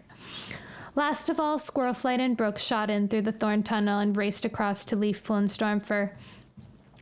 We heard Firestar call from the clearing, Squirrelflight panted. What's going on? Listen, was all Leafpool could reply, too sick at heart to explain. Firestar waited until the whole clan was gathered around him. Cats of ThunderClan, he began. The day has come that I never wanted to see. You all know that Graystripe was lost to us when Two Legs trapped him in the old forest. Since then, I've tried to believe that he was still alive and that he'd come back to us one day. But now... His voice faltered, and he stood a moment with his head bowed before going on. Then he straightened up again, and his voice was steadier. I have to face the fact that ThunderClan can't go any longer without a deputy. He looked up at the darkened sky, where a single warrior of StarClan had appeared, right above the hollow. Graystripe is dead. For a heartbeat, the clan was silent. Leafpool could hear nothing but a faint rustling of the trees. The ThunderClan warriors looked at one another, eyes stunned with grief. Then a soft murmur rose, of compassion and acceptance. Leafpool saw several cats, including Mousefur, nodding with sad approval. They believed Firestar was right. He had their support again, but Leafpool knew what the cost had been to him. Tonight, we will sit vigil for Graystripe, Firestar went on, and before moonhigh, I will appoint a new deputy. The last of the daylight rippled on the cat's fur as they moved into the center of the clearing and crouched down. Leafpool almost felt as if she could see Graystripe's powerful gray body lying in the midst of them. He was my mentor. Breakenfur meowed. I learned more from him than any other cat. We trained together, Dustpelt added. We fought and hunted together, and StarClan knew we fell out at times, but I always knew I could trust him. He never gave up, and he always fought to keep his clan safe, mewed Sandstorm. Firestar had not moved from where he stood beneath the high ledge, but he added his voice to the rest. He was loyal through and through. He was the truest friend a cat could ever have. StarClan will receive him with honor. His voice shook again, and this time he made no attempt to steady it as he added, "Farewell, Greystripe. May StarClan light your path." He bowed his head and padded slowly to the rock fall to climb up to his den and grieve alone. Leafpool crouched with the rest of her clan in the whispering silence while the night grew darker and StarClan gathered overhead. Were they greeting a new warrior? The last time she had met with StarClan at the moon pool, there had been no sign of Greystripe. Perhaps Greystripe wasn't lost under different skies. Perhaps he wasn't dead at all. She stirred uneasily as her gaze went to the crack in the rock wall that led to Firestar's den. Even if that were true, Leafpool was certain as ever that ThunderClan needed a new deputy. Whether Greystripe was alive or not, he wasn't here to carry out his duties and give his strength to the clan. She raised her eyes to the glitter of silverpelt above her head.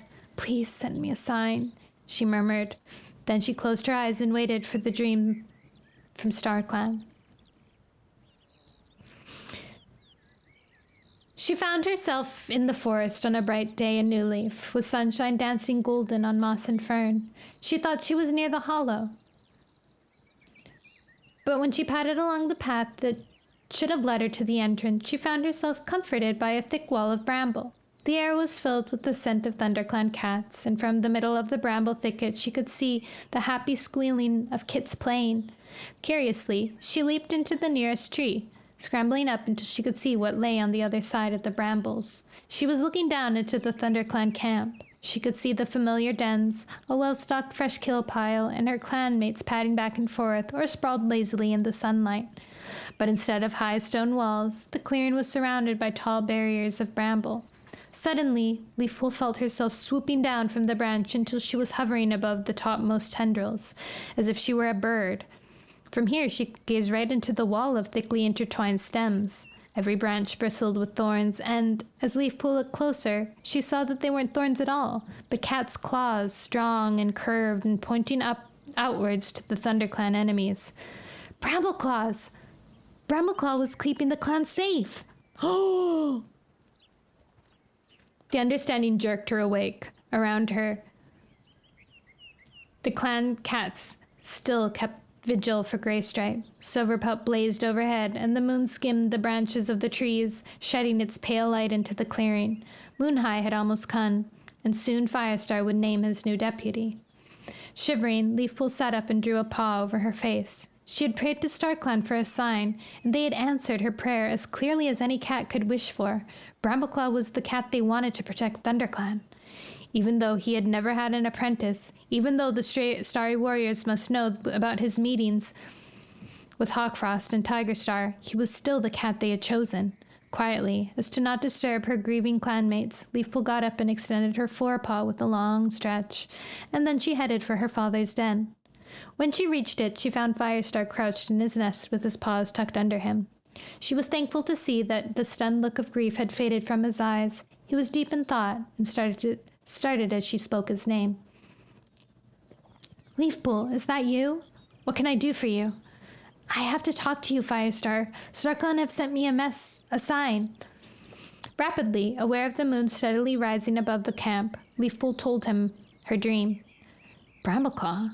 Firestar echoed when she had finished. "Yes, he's an excellent warrior. He's a good warrior. He would make an excellent deputy." He shifted among the moss and ferns. "I'd almost decided to appoint Breakenfur," he went on. "He would be a good deputy too, and he is a loyal warrior. But I have to remember that I'm not only choosing a deputy, I'm choosing a cat who might be the next leader of ThunderClan.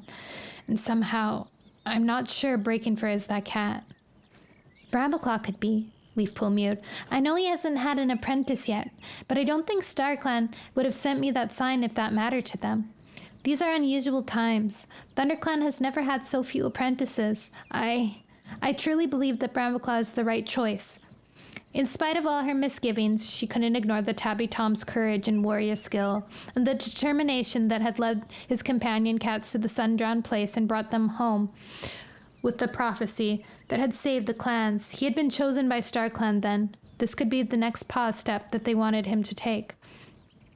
Firestar nodded thoughtfully. Thank you, Leafpool. He rose and gave himself a quick grooming. Come on, it's time. He padded out of the den and onto the high ledge. Leafpool followed and stood at his shoulder, looking down into the clearing.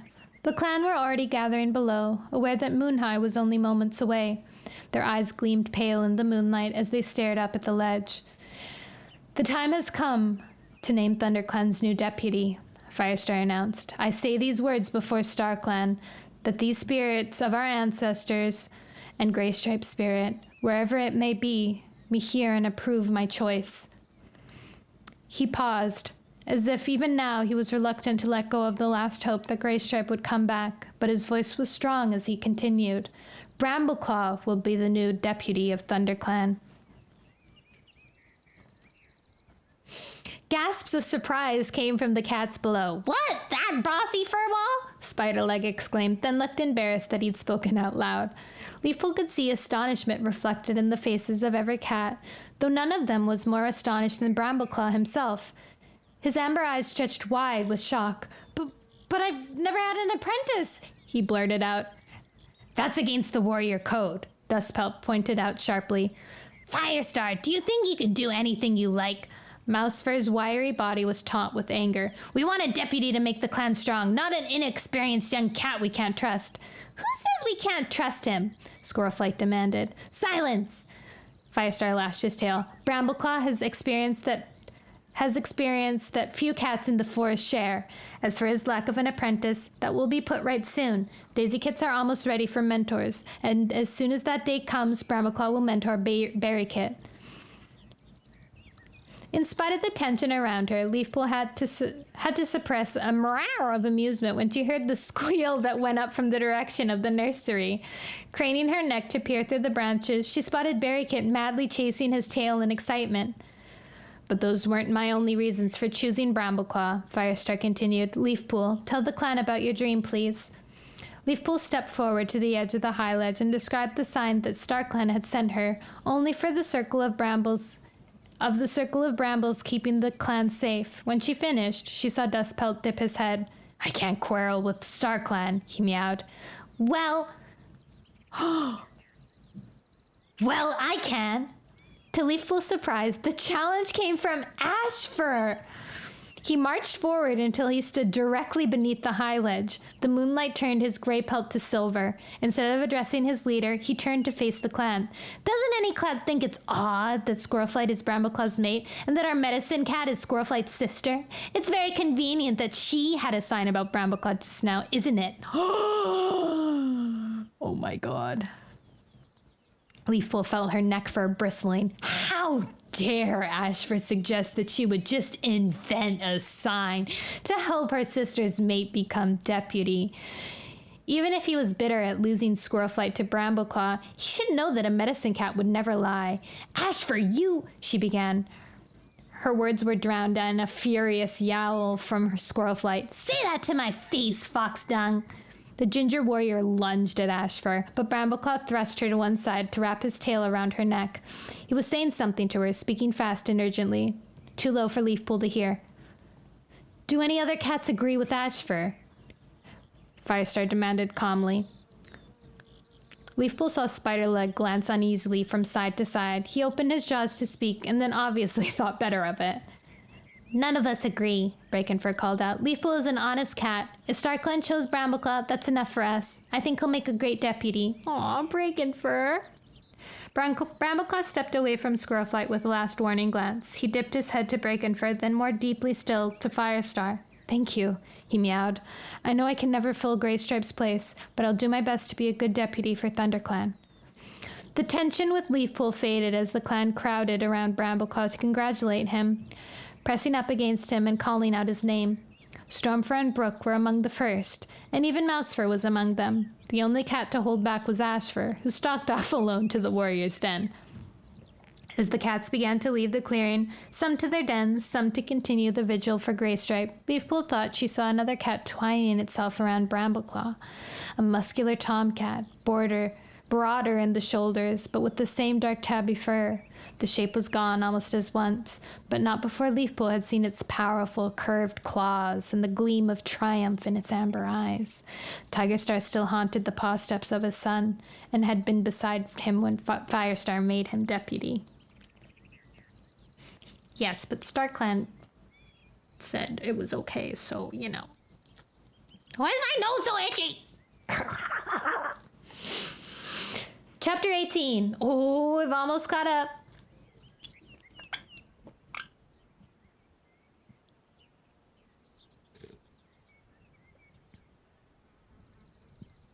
Yeah, Juice, it's like really sad. Oh, Saki, you missed all the intense part. Oh my gosh. It was so emotional. You had choice. Welcome back. Yeah, so Firestar accepted that Graystripe is dead and appointed Brambleclaw as deputy. That's where we're at right now. He was just appointed deputy. Chapter 18. Brambleclaw raced through the dark forest. He felt as though every limb, every hair on his pelt was bursting with energy. He couldn't wait to tell his father and Hawkfrost the news. Clan deputy! When Firestar made the announcement, he hadn't been able to believe it, but it was true. Not only Firestar, but StarClan themselves had chosen him. Now he had the chance to show the whole of ThunderClan what he could do. He pelted into the clearing where Tigerstar waited on his rock, with Hawkfrost sitting on the ground below. Tigerstar! He panted. Great news! Tigerstar fixed him with amber gaze that brimmed with pride and satisfaction. And Brambleclaw realized that he already knew. ThunderClan deputy, he meowed. You have done well. Deputy? Hawkfrost exclaimed. Brambleclaw caught the glitter of jealousy in his ice blue eyes. Without an apprentice? I was StarClan's choice, Brambleclaw explained. They sent a Leafpool a sign. Tigerstar spoke sharply. Do not speak of StarClan here. Wow, rude. They were the reason why he was chosen, bruh. You have gained your position through your own skill and thought, and through everything you have learned from me, and yet when power was within your paws and you almost threw it away. His gaze darkened, so that Brambleclaw had to brace himself not to flinch. Why did you remind Firestar that you hadn't had an apprentice? I'm sorry, Brambleclaw meowed. I was so shocked I couldn't believe what he was saying. To his relief, Tigerstar nodded. Perhaps it was not so foolish after all, he decided. None of your clan can accuse you of seeking power unfairly. He swiped his tongue around his jaws and turned to Hawkfrost. As for you, your time will come. Hawkfrost's lips curled, showing sharp teeth. I doubt it. It's sometimes like Leopardstar and Mistyfoot will live forever. Tigerstar lashed his tail. No son of mine if it admits defeat. Leopardstar is the oldest of the clan leaders, and when she goes to join StarClan, who else could Mistyfoot appoint as deputy? Don't forget that you have already been deputy once. Hawkfrost nodded and seemed to make an effort to shrug off his ill temper. Congratulations, he mewed to Brambleclaw. Thanks, Brambleclaw replied. I'm sure you won't have to wait long for your turn. Enough of this. Tigerstar meowed with a flick of his tail. There are more plans for us to make. The two of you are destined to rule the whole forest, and every cat will do as you command. Not one bite of prey will be eaten by any cat unless you say so. Hawkfrost's eyes gleamed. Brambleclaw took a pace back. What was Tigerstar talking about? It was a huge step from being clan deputy to ruling the entire forest. What do you mean? He asked. How can... Tigerstar silenced him with a snarl. Once you are both leaders, Hawkfrost will take over ShadowClan as well as RiverClan. They will become him. They will welcome him because I was their leader once, and he is my son. And you, Brambleclaw, will lead WindClan alongside ThunderClan. But one star leads WindClan, Brambleclaw pointed out. And they've been ThunderClan allies for many seasons. Tigerstar's tail tip twitched. Which is why taking control of their clans won't be a problem. Those weak fools in WindClan are so used to taking orders from ThunderClan that they'll hardly notice the difference. Brambleclaw stared up at his father, daunted by the blaze of certainty in his amber eyes.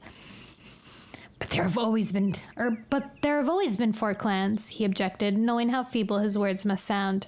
There used to be, in the forest. Firestar flicked his ears, dismissing the clan's former home. But now that everything else has changed, perhaps it's time for that to change too. It will change if you have the strength.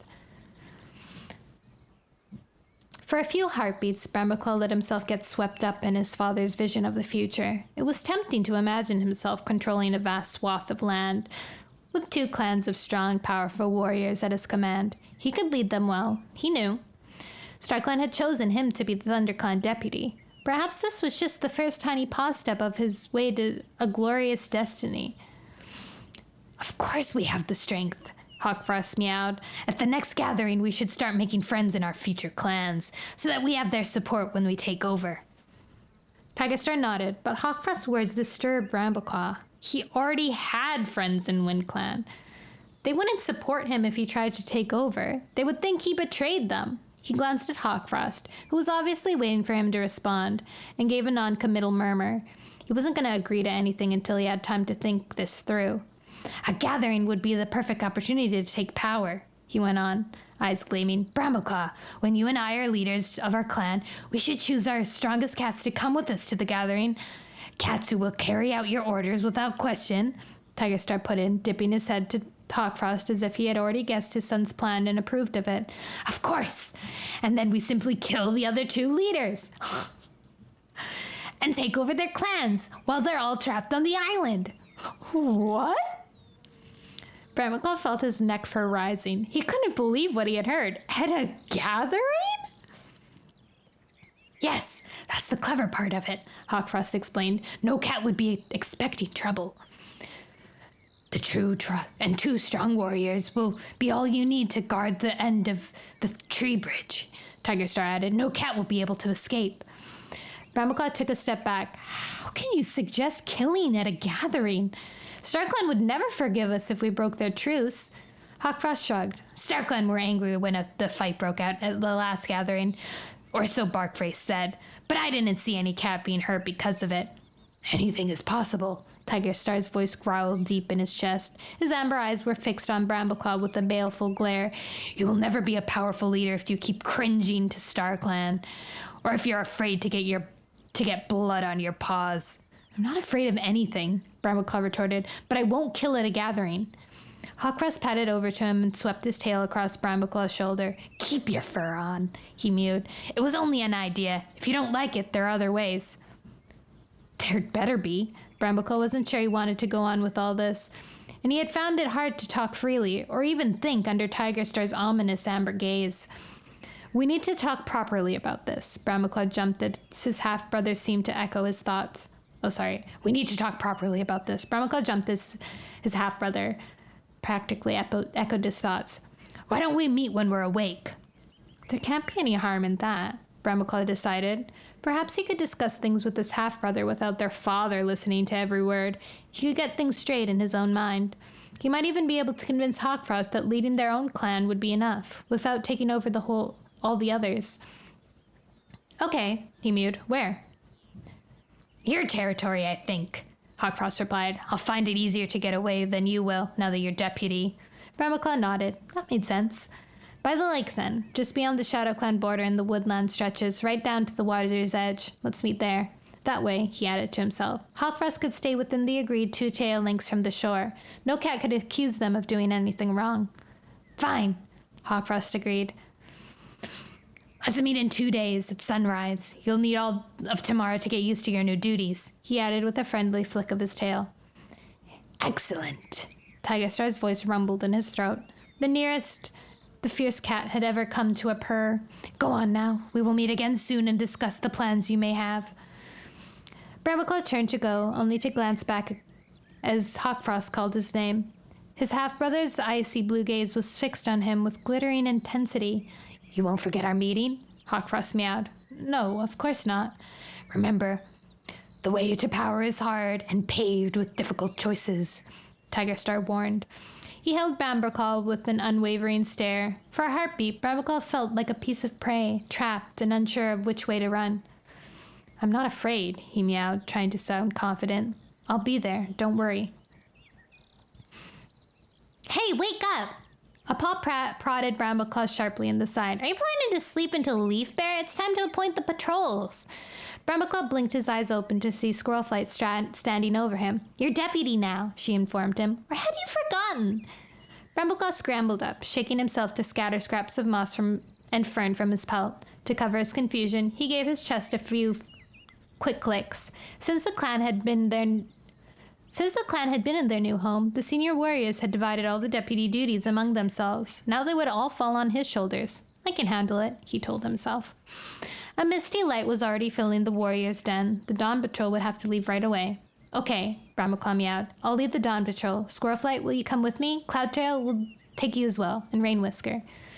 Cloudtail stretched his jaws in a huge yawn, mumbled, right with you, and woke the younger warrior by tickling his nose with the tip of his tail. Rainwhisker sat up bolt upright, staring around as if he wasn't sure what had disturbed him. Sandstorm, Brambleclaw went on, feeling awkward to be giving orders to a senior warrior. Would you choose a hunting patrol, please? The ginger she-cat dipped her head in agreement. 2 would be a good idea, don't you think? She suggested. Which cat would you like to lead the other? Dustpelt? Brambleclaw would have been quite prepared for the Tabby Tom to react with annoyance at being ordered by a younger cat, but all he did was stretch and mutter, okay. You know, Brambleclaw, Sandstorm meowed, a trace of amusement in her voice, you don't need to worry about giving us orders. You're deputy, and that's that.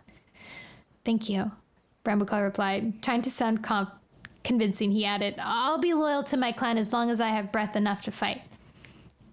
He repeated the words in his mind as he led his patrol out through the thorn barrier and up the slope towards ShadowClan border. It was true. Nothing mattered to him more than the well-being of ThunderClan. He would show every cat in the forest what a great deputy he could be. Regretfully, he realized that there was still more than half a moon to wait before the next gathering, when Firestar would announce his deputyship to the other clans, and he would be able to sit on the oak roots with Mistyfoot, Ashfoot, and Rustfur.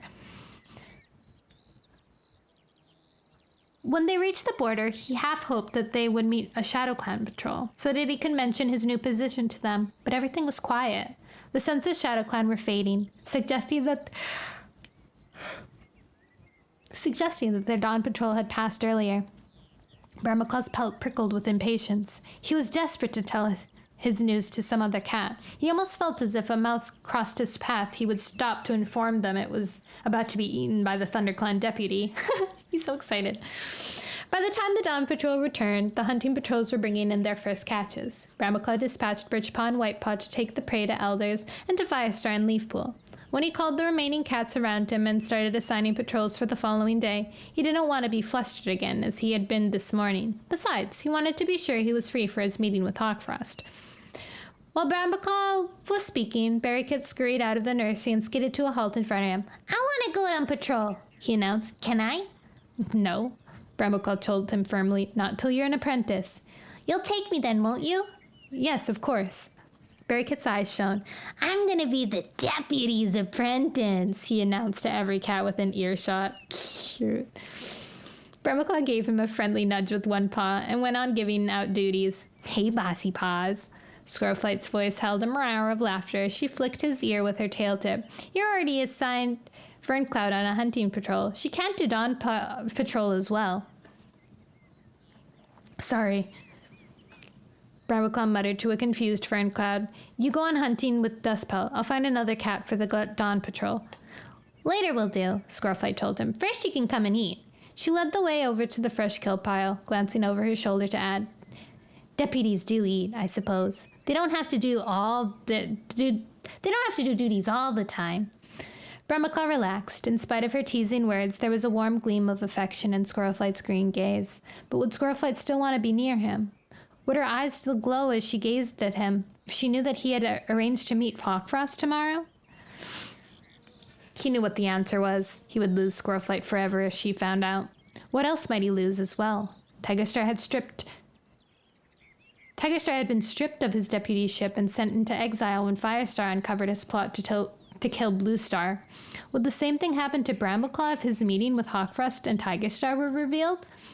Brambleclaw tried to tell himself that no cat could ever uncover his secret, but he shivered in the warm sunlight of Greenleaf. I'm not planning to kill any cat, he told himself. All he wanted was to make ThunderClan strong again. His clanmates had been without a deputy for too long. Now they had one, and BrambleClan knew that he would do anything to justify StarClan's faith in him. Chapter 19. As Leafpool set out for her meeting at the Moonpool, her pelt still prickled with uneasiness. BrambleClaw's first day as deputy had gone well. He gave orders with quiet authority, and he worked harder than any cat on his own patrols. But she couldn't forget her vision of Tigerstar shadowing over him as Firestar announced that he would be the deputy. Somehow, she knew BrambleClaw was still in contact with his murderous father, and that meant the whole clan could be in danger. Hoping for a sign, when she shared tongues with StarClan at the Moonpool, she padded through the forest and emerged from the trees near the stream where it gurgled around the stepping stones. Barkface and Mothwing were waiting for her, and in the twilight Leafpool could just make out the shape of another, smaller cat, Willowpaw. Leafpool had forgotten that this was the night when the young gray she-cat would be officially received by StarClan as Mothwing's apprentice. Hi, she meowed, bounding up to them. Willowpaw, it's great to see you. Willowpaw ducked her head shyly. Her eyes shone. She looked almost too excited to speak. Hi, Leafpool, she mewed. It's great to be here. To Leafpool's relief, the apprentice didn't mention the dream that they had shared about finding the Catman. Barkface might overhear, and he might think it was very strange that another clan's medicine cat had to guide Mothwing's apprentice. Where's Little Cloud? Leafpool asked. He isn't usually late. Barkface shrugged. No idea. He may have gone up ahead. We better get on. The moon will be up soon, Mothwing added. Leafpool could see tension in every hair of her friend's pelt. She could understand why. Mothwing was about to present her apprentice to StarClan when she herself didn't believe in them. She must be terrified of what would happen. Perhaps StarClan wouldn't even accept Willowpaw as when her mentor couldn't even reach them. No, Leafpool comforted himself. Feathertail came to Willowpaw in my dream and promised her she would have lots more dreams of StarClan. She wished she could comfort Mothwing, but in front of Barkface she couldn't even admit that the problem existed. 4 cats had just crossed the ThunderClan border when a yowl sounded behind them and Little Cloud raced up. Do you know what, Juice? I wonder if parts of the jump catch game is raked. Like, just a little bit. Like, only a little bit. And if you're more talkative in a stream, then it makes you catch them more. Do you think so? I think so. Because Snicklefritz Snicklefritz wins a lot, but Snicklefritz talks a lot because he's a bot, right? Anyways.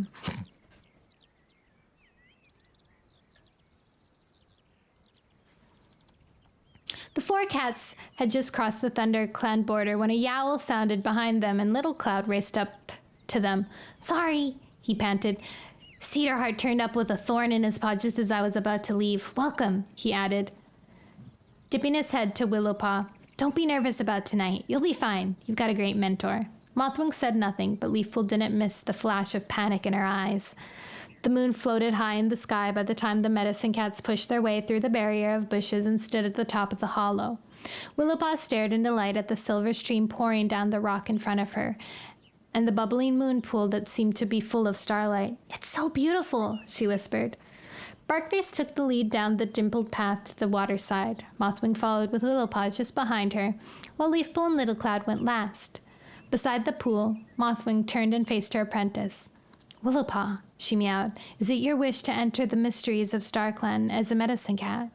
Whatever she believed privately, she knew the words for this ritual well enough, and sounded as if she meant every one of them too.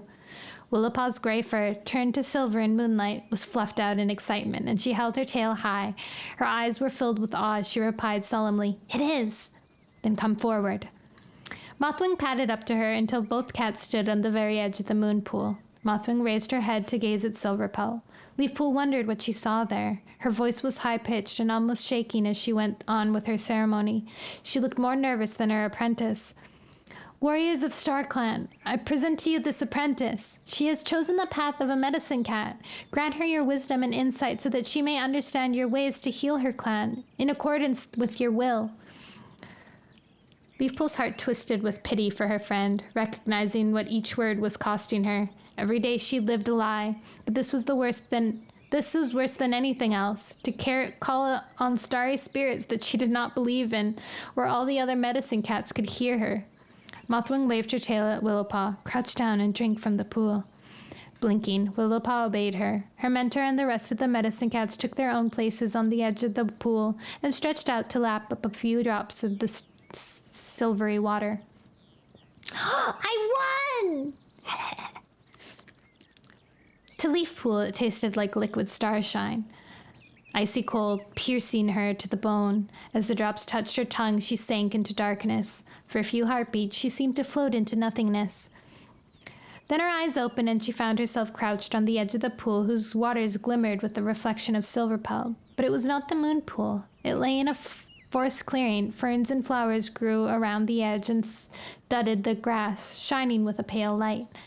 Leafpool gazed upward, tasting the cold night air with the wild scent of winds and stars. She felt as if only the tiniest leap would carry her into the sky to share tongues with StarClan in their own territory. Then above her head, she saw the 3 tiny stars that she had seen twice before. They seemed to shine more brightly than ever. Beside Leafpool, Willowpaw was curled up and asleep. And on the opposite side of the pool sat a beautiful tortoiseshell she-cat, her eyes glowing softly as she gazed at the apprentice. "Spotted Leaf!" Leafpool exclaimed. She raced up to the starry spirit. Oh. Wait, why isn't it charging?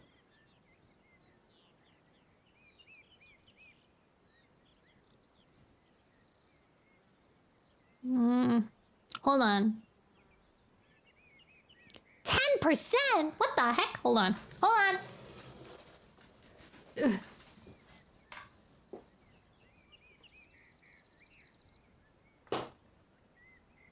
What? Why isn't it charging?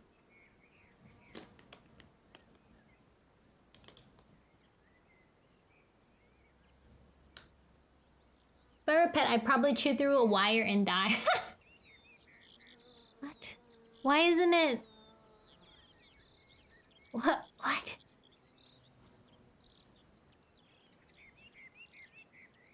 That's so weird. I can't turn off this. Maybe I'll go.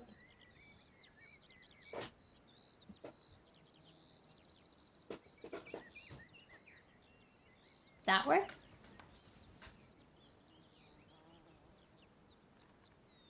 Wait, it is charging. Oh, maybe it wasn't charging. Oh, never mind. I don't know. I'm not knowing. You're not using your PC ports to charge, are you? No, I'm not. Don't worry.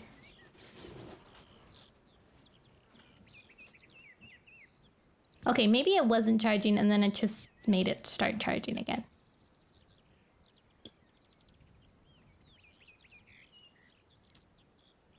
Oh well. Huh? That's what I'm thinking. I don't know either. Maybe I was looking... Terwin? Yeah, whenever you do an exclamation point or a question mark, then your little guy will make a... It'll have it over his head. wow, see? Cute, right? Except if you do one exclamation mark, then it'll think that you're doing a command. So you have to put a little bit more into it. Did you know? It's always fun when people notice. Did you know? I did not.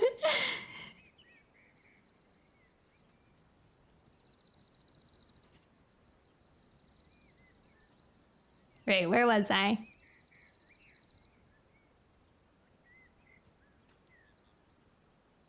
Hopefully, okay, now it's going up.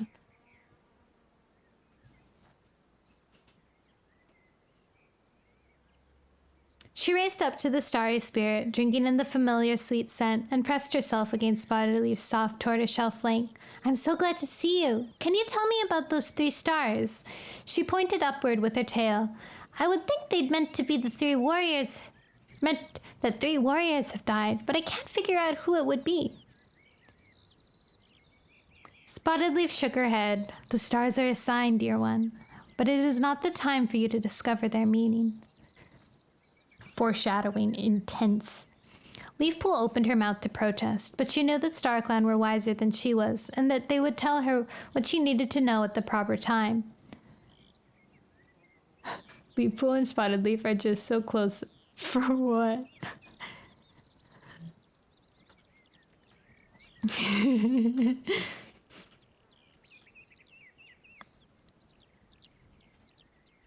Swallowing her disappointment, she mewed instead.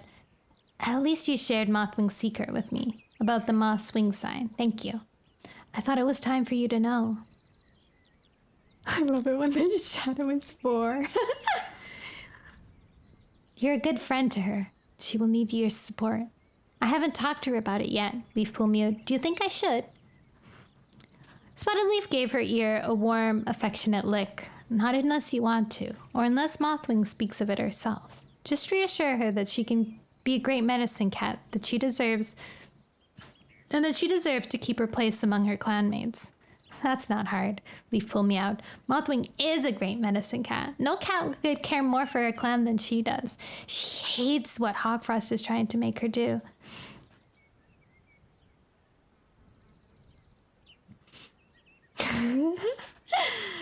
Oh man, I wish I could dance in general.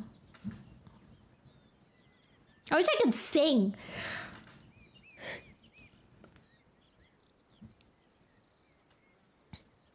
Spotted Leaf nodded, and a shadow touched her beautiful eyes. Hawkfrost's destiny is in the paws of StarClan, she murmured. He is not your concern. She rose and padded around the pool with Leafpool following until they stood over the sleeping apprentice. StarClan are grateful to you, she went on. For the help you're giving Willowpaw, she will need you as much as Mothwing if she is to grow into a full medicine cat. I know you'll keep your part in training a secret. You have already proven that you can stay silent. Thank you, Spotted Leaf. Leafpool meowed, grateful for StarClan's trust. She hesitated and then went on. I wish I could see Cinderpelt. She never comes to me, and I miss her so much. Are you sure she isn't angry with me? Spotted Leaf nuzzled the top of Leafpool's head, making her feel like a kid again, secure in the nursery with her mother. Quite certain. Stop worrying about Cinderpelt, dear one. She is closer to you than you know. Would you like me to prove it to you? Leafpool blinked. Oh, Spotted Leaf, if only you could. Spotted Leaf bent her head to lap from the glittering water and twitched her ears to tell Leafpool to do the same. Awe shivered through Leafpool from ears to tail tip. She bent her head and lapped a few drops. This was not the icy water of the moon pool that would sweep her into her dreams. Instead, it was cool and fragrant, with a sense of healing herbs. Leafpool felt as though she were soaking into every part of her body, giving her strength and courage. Now, follow me, Spotted Leaf directed. Leafpool padded in the other cat's paw steps across the clearing and into the trees. Suddenly, she realized that she was back in her own familiar forest, with the thorn barrier to the ThunderClan camp looming up in front of her. Why have you brought me here? She asked. Spotted Leaf did not reply.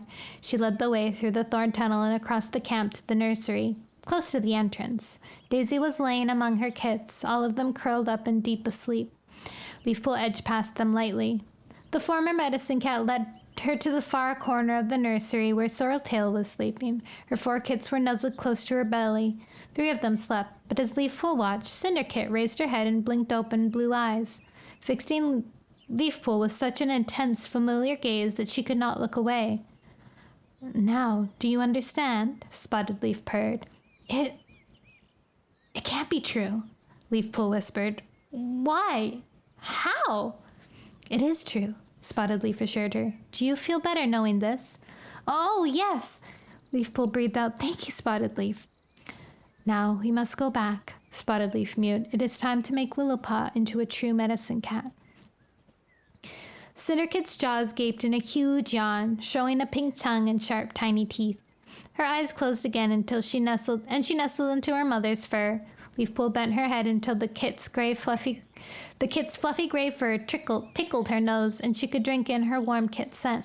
Then she turned and followed Spotted Leaf out of the nursery. Goodbye, Cinderpelt, she thought as the thorn branches closed up behind her. Somehow, as they left the camp, they crossed the boundary again into the dream forest. Willowpaw was still sleeping beside the pool. Spotted Leaf padded up to her and breathed softly in her ear. The apprentice blinked awake and raised her head, gazing up at the former medicine cat. You're a StarClan warrior, aren't you? She mewed. I can see the stars in your fur. I am, small one. My name is Spotted Leaf, and here is your friend Leafpool. Willowpaw scrambled to her paws. Hi, Leafpool. Is it Mothwing with you? She added, glancing around. No, you will not see her in this dream, Spotted Leaf replied. A stab of discomfort pierced Leafpool at the thought that Mothwing wasn't here to see her apprentice taking the first steps into the world of StarClan. But some cat must do it, she told herself. Mothwing can't, and StarClan has chosen me. Where are we? Why are we here? Willowpaw asked. She whirled around, trying to take in all the clearing in one glance. You've come to share a sign from StarClan with you, Spotted Leaf answered. Are you ready? Leafpool's eyes shone. Yes! She gave a little bounce, reminding Leafpool of the kit that she had been not long ago. Oh, this is so exciting. I've never had dreams like this before I was apprentice. You will have many more, Spotted Leaf told her. Wherever your paws lead you, you will never be alone. Spotted Leaf gestured with her tail for Willowpaw to lap from the pool. She crouched beside the apprentice, gazing into the depths. Leafpool took her place on Willowpaw's other side. What do you see? Spotted Leaf asked. The water was flat, reflecting the stars above. Then gradually the light was blotted out, and Leafpool realized she could see gray clouds churning beneath the surface. A fierce cloud of wind sprang up, rattling the trees and gouging the surface of the pool. It buffeted Leafpool's fur until she dug her claws deep into the earth, terrified of being swept away. She heard Willowpaw let out a frightened cry. Don't be afraid. Spotted Leaf's meow rose above the rushing of the wind. Nothing here will harm you.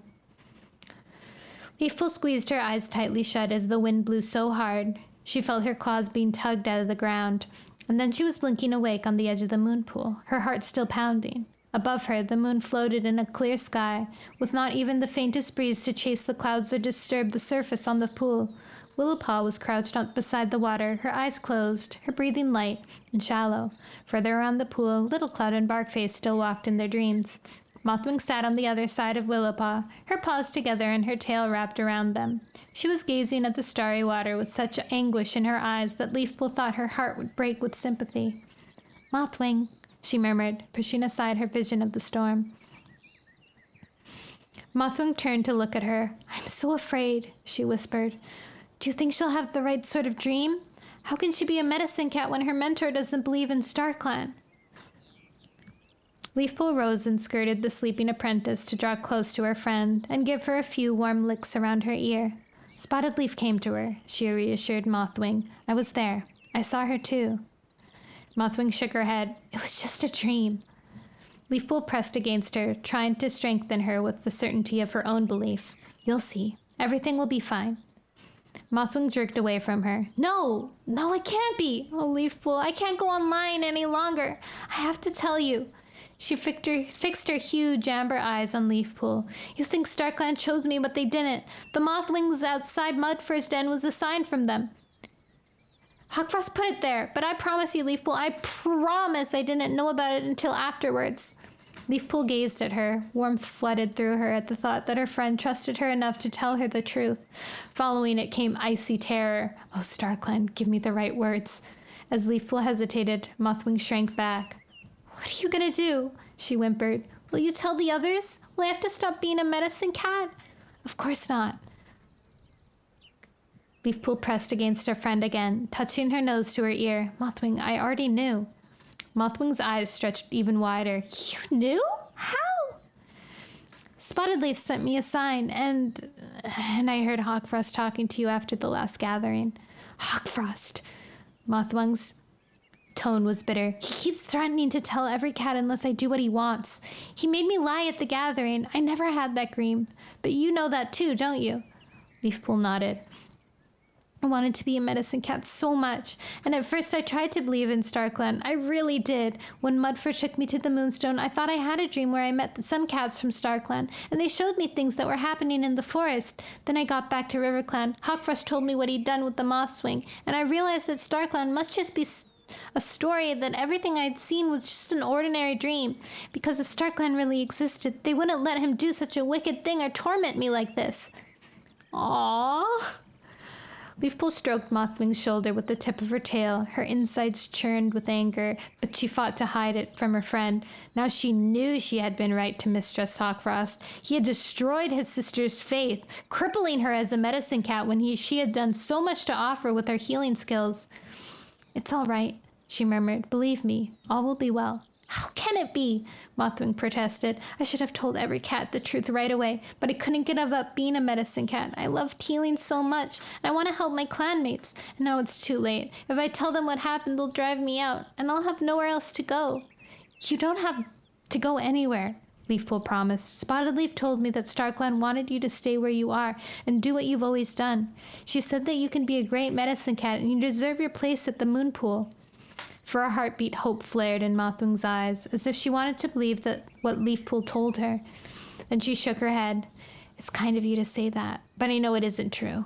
"Oh, I don't think you're lying," she added hastily. "But it was just a dream," she sighed. "But if you really think I should, I'll carry on. Only, how am I going to mentor Willowpaw properly? I don't know what to tell her about Starkland." "But I do," Leafpool pointed out. "I'll teach her what she needs to know about them and walk in her dreams. And you can show her all the herbs and how to use them. She'll be a wonderful apprentice." Mothwing's head dropped. "I don't deserve her," she whispered. After a moment, she lifted her head again, a new determination in her eyes. "But I'm going to try. I won't listen to Hawkfrost anymore. I'll remind him that no cat would ever make him deputy if they knew he'd lied about a sign from StarClan." "That's a good idea," Leafpool meowed, "but be careful, you." She had to break off his little cloud on the other side of the pool, lifted his head, then rose to his paws and arched his back in a long stretch. Barkface was stirring too, and Willowpaw woke, sprang up right away, and pattered across the moss-covered rocks to her mentor. "It was so scary, but amazing!" she exclaimed, and added more quietly, "I wish you'd been there."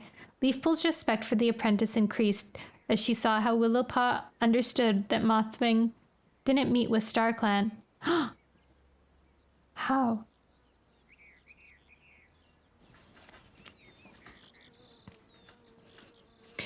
She was also very relieved that Willowpaw had been exhilarated by her vision of StarClan's world, not paralyzed by fear. "I wish I'd been there too," Mothwing replied. "Maybe one day?" Willowpaw mewed. Mothwing said nothing, but Leafpaw could see she didn't share her apprentice's confidence. "Leafpool, what do you think the sign meant?" Willowpaw asked anxiously. "Storm clouds. Do you think there'll be trouble coming for our clans?" Leafpool flipped the end of her tail across Willowpaw's mouth, with a glance at Barkface and Littlecloud to make sure they hadn't heard. "Medicine cats don't usually speak of their signs," she explained. "Not until they're ready to interpret them to their clan. But yes, I think it means trouble," she added. "But it might be as well as to say nothing to any cat yet. There's no sense in spreading alarm until we know more."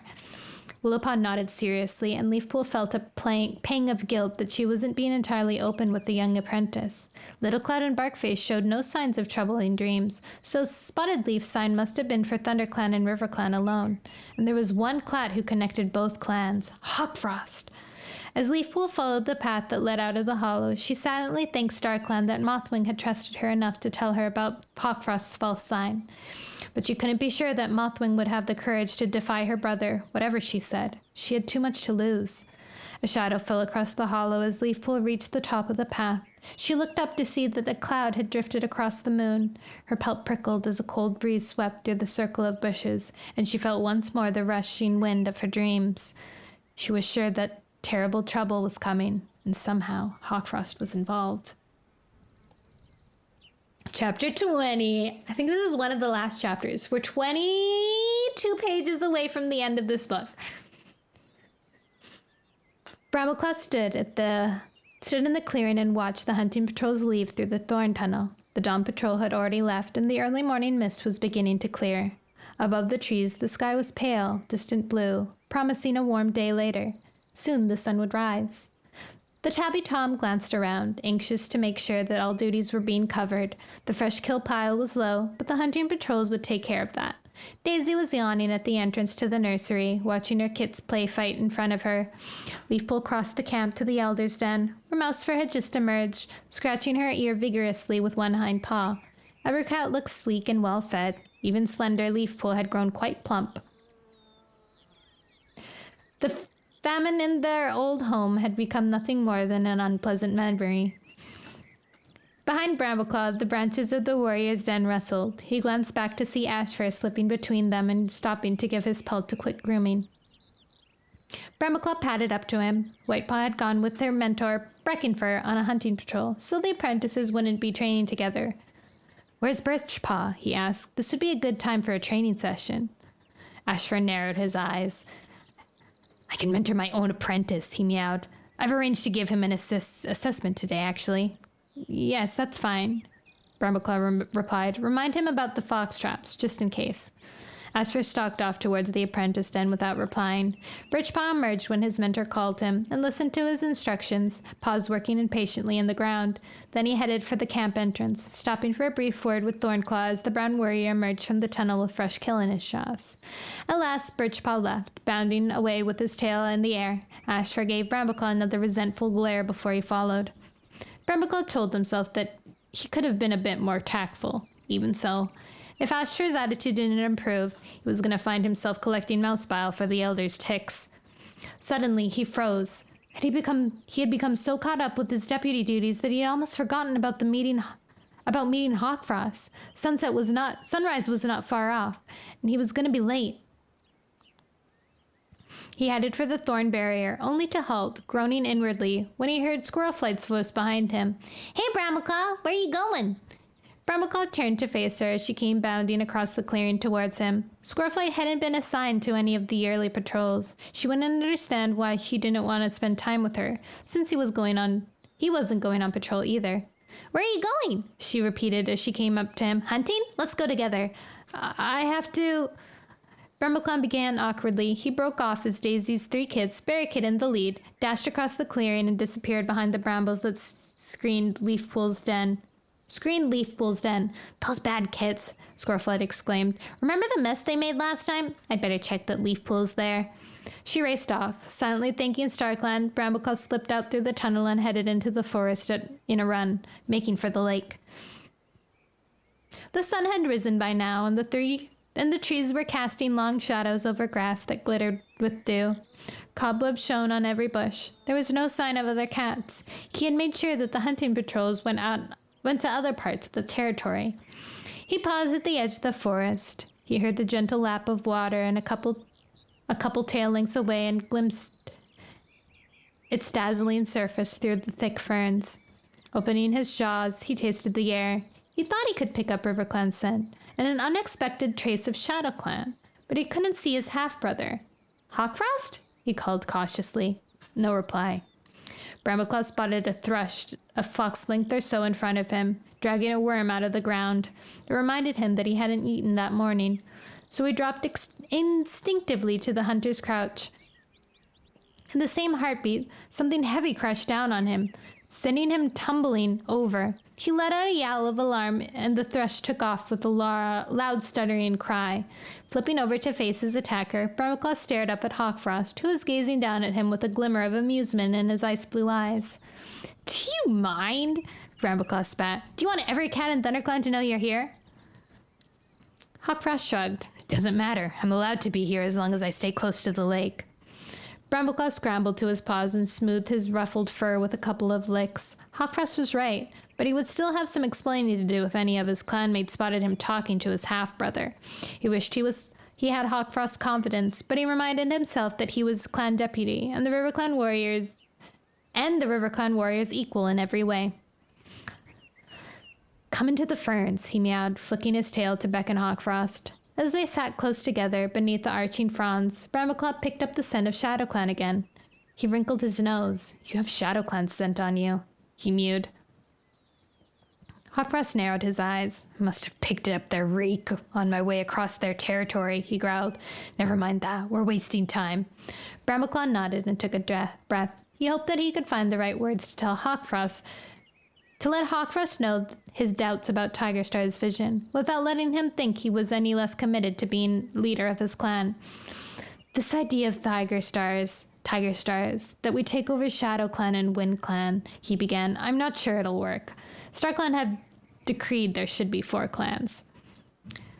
His half-brother flicked the tip of his tail. Like Tigerstar said, that was back in the forest. Listen, Brambleclaw, Shadow Clan have always been a nuisance. Don't you think life would be better for all of us if they settled down under a leader who could make sure they stuck to the warrior code? Don't you think you could make a better job leading Wind Clan than One Star? Between us, we could ensure that every cat in the forest was strong and happy. No more battles, no more quarreling over territory. Well, maybe. Brambleclaw couldn't argue with the vision Hawkfrost had set in front of him. It was true that strong leaders could rule the forest for the good of every cat. He remembered how the Shadow Clan warriors had ignored Barricat's cries for help when he was caught in the fox trap. If I were in charge, he thought, no cat would ever watch a kit in pain without trying to help, no matter where that kit came from. He wanted every cat in the forest to be cared for, but more than anything, he wanted what was best for Thunderclamp. But a faint cry interrupted him. What was that? Hawkfrost shrugged. Some unlucky bit of prey. The cry came again. No! Brambleclaw exclaimed. There's a cat in trouble! Come on! He dived out of the ferns and pelted along the shore in the distinct direction of the cry. It came again, closer but fainter, a horrible choking sound. Brambleclaw leapt across the roots of the tree and found himself face to face with Firestar.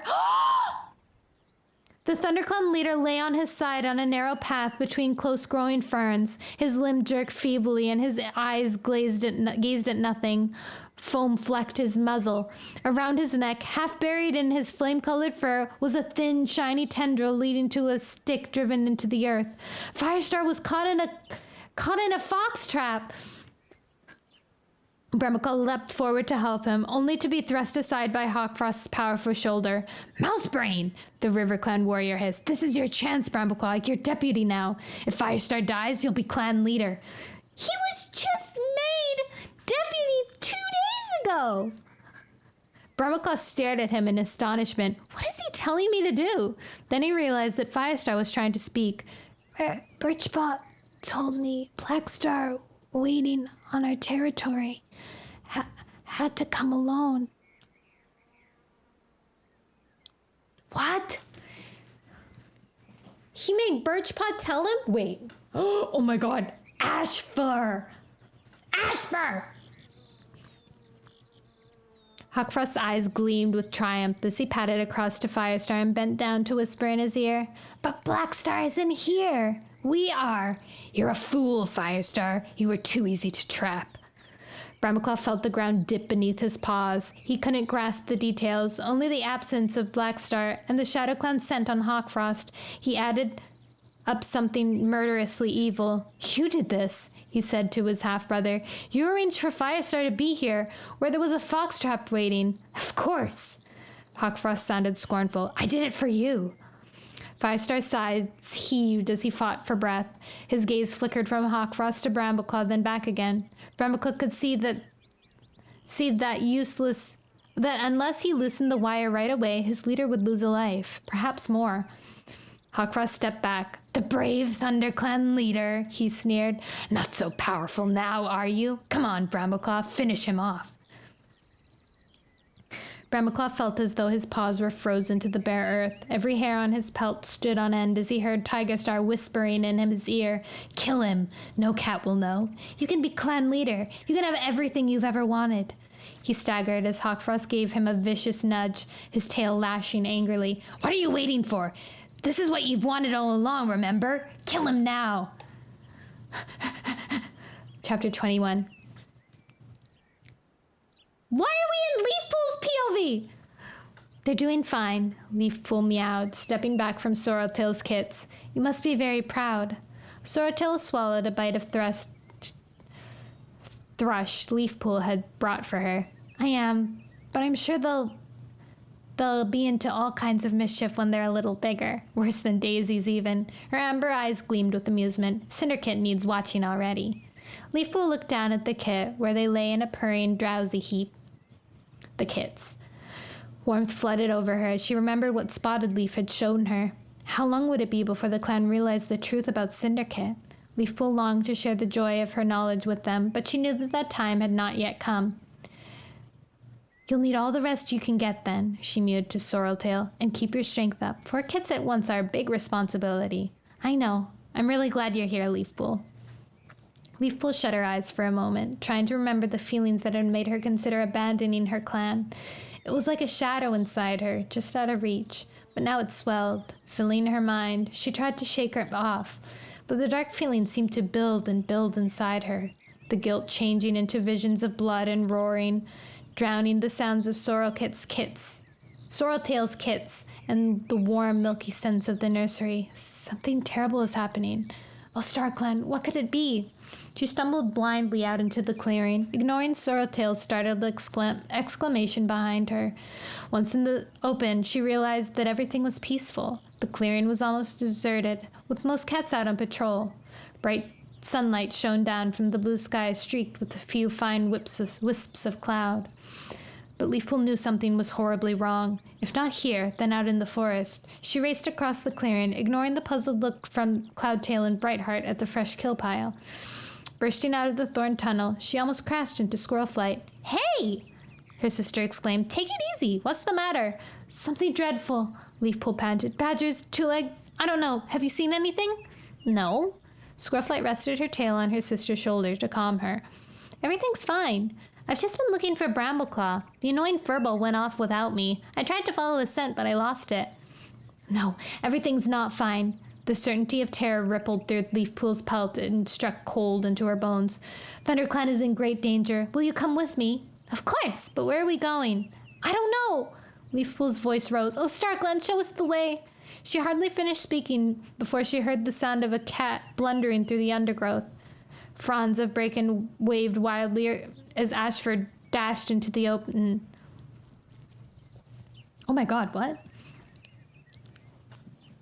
A bracken waved wildly as Ashford dashed into the open. His fur stood on end and his blue eyes were wild with fear. Leafpool, he gasped. It's Firestar. He's caught in a foxtrap.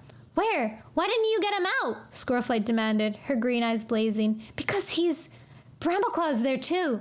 Ashford was gasping for air like he'd just dragged himself out of deep water. And Hawkfrost is with him. A river clan cat on our territory. I couldn't take on both of them at once. I had to come for help. He pointed with his tail towards the lake. That way! Hurry! Wait, I'm so confused. I thought Ashford was the one that told Birchpaw to tell Firestar. But then why would Ashford tell them to come and help?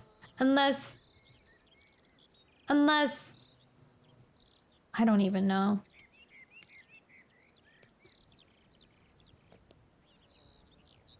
I knew it. He's being a liar? Dang, Ashford, I knew I couldn't trust you. He said he was setting up an assessment, so that's gotta be it. Chapter 22! Brambleclaw stared down at his clan leader. He still couldn't move.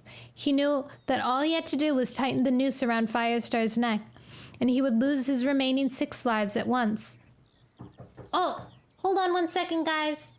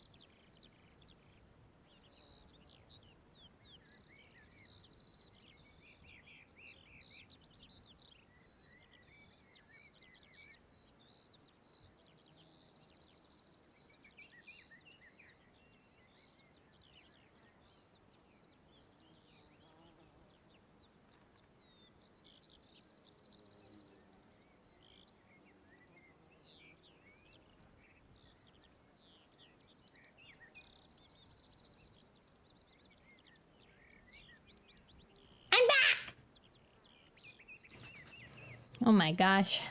Sorry, I had to figure out what was for dinner. But okay, we're at the last chapter. Let's go. I'll start it over again. Chapter 22. Bramaclaw stared down at his clan leader. He still couldn't move. He knew that all he had to do was tighten the noose around Firestar's neck, and he would lose his remaining six lives at once. His gaze met Firestar's, where his leader lay helplessly in front of him. But there was no pleading in green eyes, only fierce, proud question. What will you do, Bramaclaw? It's your choice. Bramaclaw thought of how Firestar and Tigerstar had confronted each other time after time. Each hated the other for what they stood for, the plans they had for their clan. But Firestar had never needed to fight Tigerstar to death. Scrooge, the vicious leader of Blood Clan, whom Tigerstar himself had invited into the forest, had killed him with a single blow. This time it looked as though Tigerstar would win. Bramaclaw was aware of his father's spirit close beside him, urging him on. Fool! Kill him now! Closing his eyes, Bramaclaw remembered the clearing at Four Trees, the blood pouring out onto the grass as Tigerstar lost all 9 lives at once. He saw Scrooge looking down at his twitching body with cold triumph.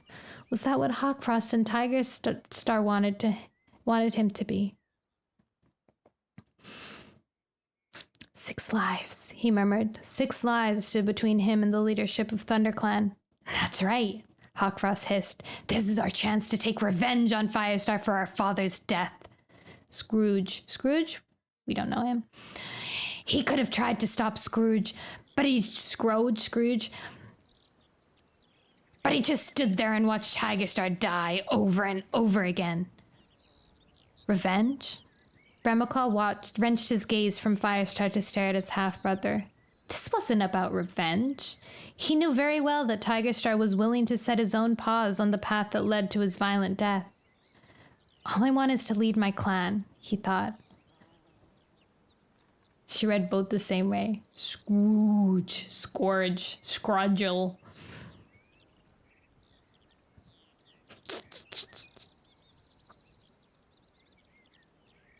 All I want is to lead my clan, he thought, but not like this. His loyalty was not to ThunderClan alone, but to Firestar too. The cat who had mentored him, accepted him in spite of his father, and in the end had trusted him enough to make him clan deputy. He had thought that loyalty to the clan didn't necessarily mean loyalty to the clan leader. That wasn't true. Firestar was ThunderClan. No, he meowed to Hawkfrost, amazed to hear his voice come out strong and steady. I won't do it. He recalled how Brooke and Squirrelflight had freed Barrykit with the kit caught in his tail in the fox trap. Leaping over to Firestar's side, he began scrambling. Scourge.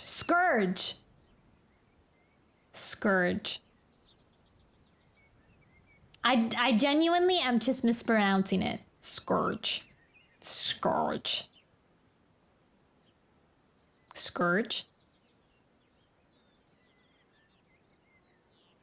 Wait. It's hard to say. It's so hard to say. Scourge.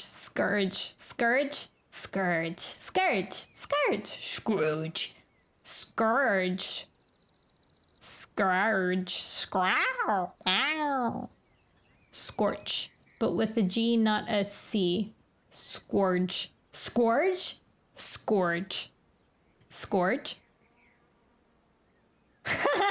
There's so many different ways. Okay, I have to finish the book. I have to eat my dinner when it's nice and warm and toasty.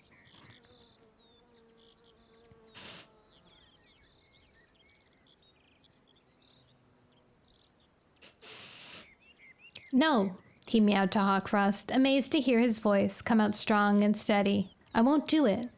He recalled how Brooke and Squirrelflight had freed Barrykit when the kit caught his tail in the fox trap. Leaping over to Firestar's side, he began scrabbling into the earth, trying to dig up the stick that held the tendril taut around his leader's neck. Keep still, Firestar, he panted as the earth flew. I'll have you out of this in a heartbeat. A yowl of protest battered his ears. He couldn't be sure whether it came from Hawkfrost or from the vengeful spirit of Tigerstar. Hawkfrost sprang at him, slamming into his side and knocking him off his paws. Brambleclaw was pinned under him. Hawkfrost's ice blue eyes glared into his. "Coward!" Hawkfrost snarled. "Keep away and I'll kill him myself if I have to." "Never!" Brambleclaw thrust his hind paws hard into Hawkfrost's belly, throwing him off. While his half-brother lay winded, he hurled himself at the stick again, grabbing it in his jaws. His earlier digging had loosened it. Now it came free altogether. The tendril around Firestar's neck slackened. He heard his clan leader Drew in a single gasping breath. A fierce snarl behind him made him spin around to see Hawkfrost springing at him. Brambleclaw dodged to one side, letting the stick fall. He felt the sting of Hawkfrost's claws raking through his fur, and his half-brother leapt past him. Spinning around, Brambleclaw faced Hawkfrost again, and saw cold flame in the River Clan cat's ice blue eyes. "Traitor!" Hawkfrost spat. "You're a traitor to everything our father planned. You were never strong enough to be like him." "I don't want to be like him," Brambleclaw retorted. "Then you're a fool," Hawkfrost sneered. "And stupid, too. You never realized that this was a test. It was Tigerstar's idea. He said that if you really deserved power, you would do anything to get it. Even kill my clan leader? Especially that. But when you're as weak as Tigerstar feared, we have great plans for the forest, he and I, and you could have been part of them, but we don't need you."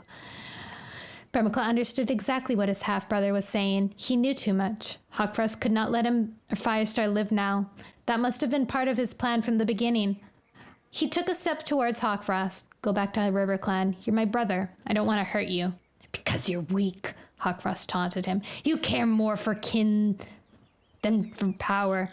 But I don't." He leaped for Brambleclaw again, carrying him off his paws and pinning him down. His ice blue eyes were blazed close to Brambleclaw's own. Brambleclaw felt sharp claws digging deep into his fur and saw teeth snapping at his throat. He struggled vainly to rake Hawkfrost's belly with his hind paws, feeling his own death a heartbeat away. To save himself, to save Firestar and ThunderClan, there was only one thing he could do. Withering from side to side, he spotted the stick from the fox trap laying underneath his shoulder. He strained his neck and managed to grab it with his teeth. As Hawkfrost lunged down towards him, he heaved the stick up and felt the sharpened end sink deep into Hawkfrost's throat. Hawkfrost stiffened with a horrible gurgling sound, then fell limp and heavy on Brambleclaw's chest. "Oh!" He stabbed him! Shocked, Brambleclaw struggled to free of his half-brother's body and let go of the stick. It fell to the ground, leaving a ragged wound on Hawkfrost's throat. Scarlet blood splashed onto the earth faster and faster until it started to spill down towards the lakeshore. "Hawkfrost!" Brambleclaw gasped. I didn't want this." Amazingly, his half-brother pushed himself to his paws and staggered towards him. Brambleclaw braced himself, not knowing whether to expect another attack or an appeal for help. "Fool!" Hawkfrost rasped. The effort of speaking made the blood pour even faster from his terrible wound. "Do you think I did this alone? Do you think you're safe within your own clan?" He coughed, spitting out clots of blood, and added, "Think again!" "What?" Brambleclaw took a step towards him, his forepaw splashing in the scarlet pool. What was Hawkfrost accusing? Was Hawkfrost accusing a ThunderClan warrior for leading Firestar into this trap? "What do you mean? Tell me, Hawkfrost. Who do you mean?" But the cold fire was leaving Hawkfrost's eyes. He turned away from Brambleclaw, staggered a few paces through the ferns, and collapsed beside the lake, his haunches trailing in the water. Tiny waves rippled over his body, and his blood spread out in a scarlet cloud. Brambleclaw gazed down at him. There was so much more that he needed to know, but Hawkfrost was dead. For a moment, his half-brother's voice echoed softly in his ears. "We'll meet again, my brother. This is not over yet." "Brambleclaw." Hawkfrost still lay on his side, his neck first stained with blood from his own wound. Weak as he was, his gaze was unwavering as he looked at Brambleclaw. "Firestar!" Brambleclaw broke off. There was nothing he could say. Firestar had seen his own deputy struggling with the temptations to kill him. He could never be able to trust Brambleclaw again. How could he be the ThunderClan's deputy now? He stood bowed head and waited for the words that would send him into exile. "Brambleclaw," You did well. Brahmaclaw looked up, staring at his leader in astonishment. Your path has been hard, harder than most, Firestar rasped. But you fought a great battle here, and you won. You are a worthy deputy of ThunderClan. His voice quivered on the last few words. Exhausted, he let his head fall and he closed his eyes.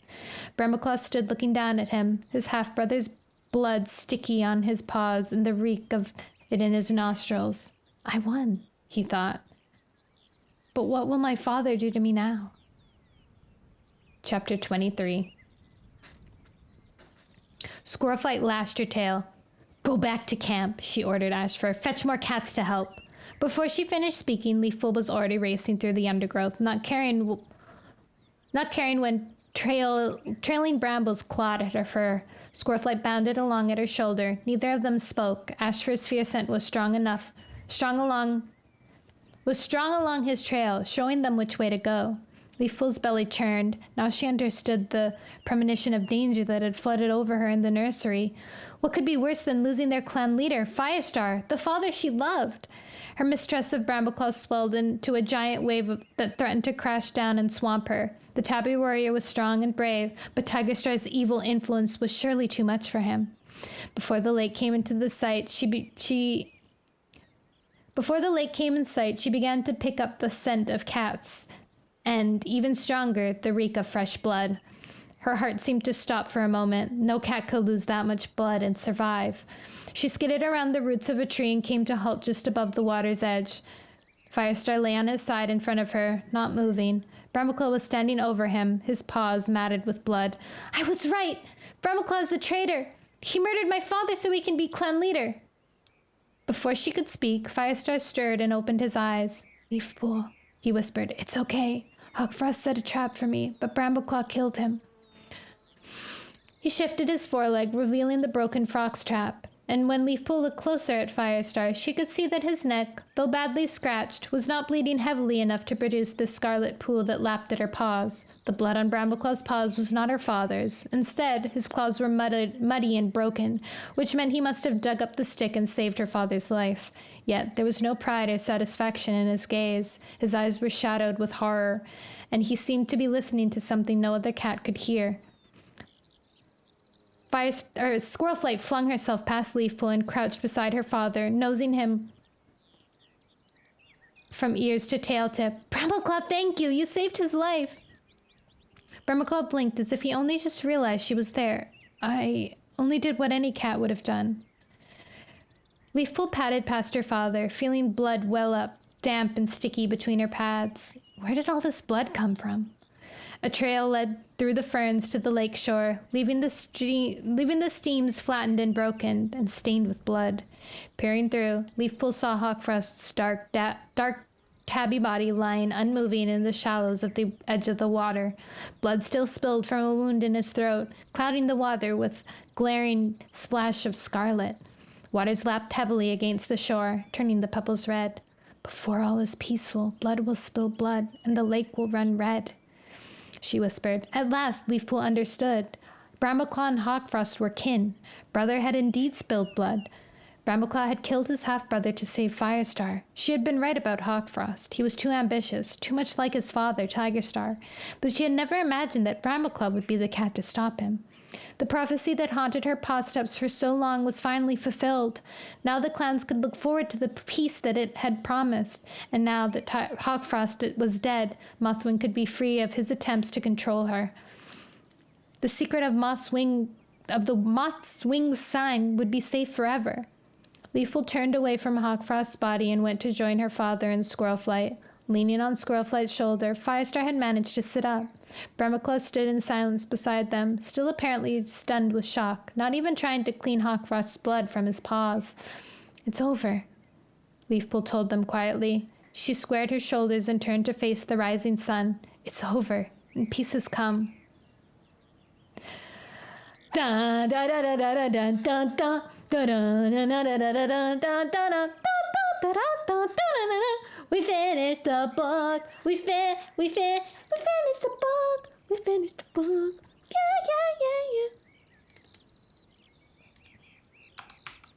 23 plus. Woo! Second series. New death toll. And now we will begin again. 0.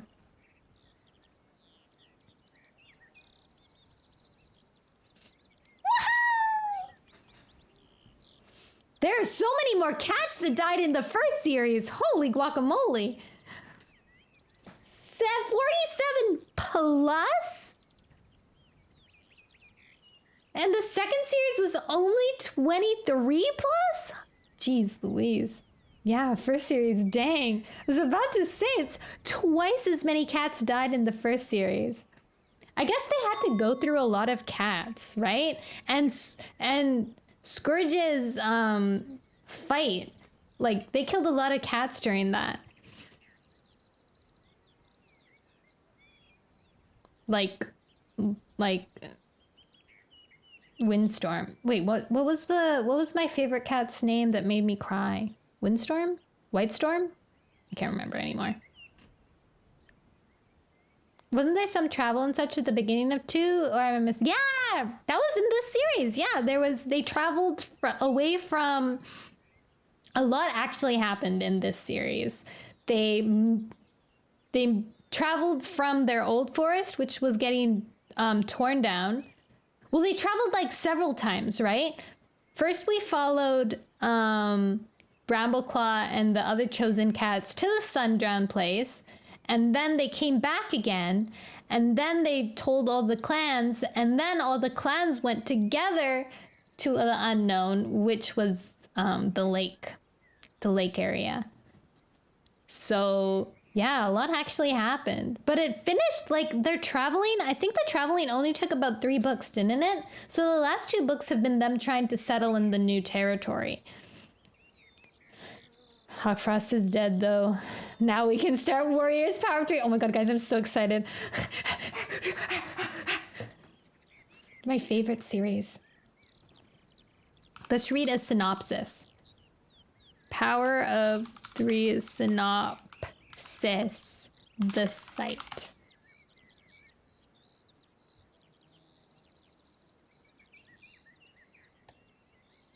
Is there a...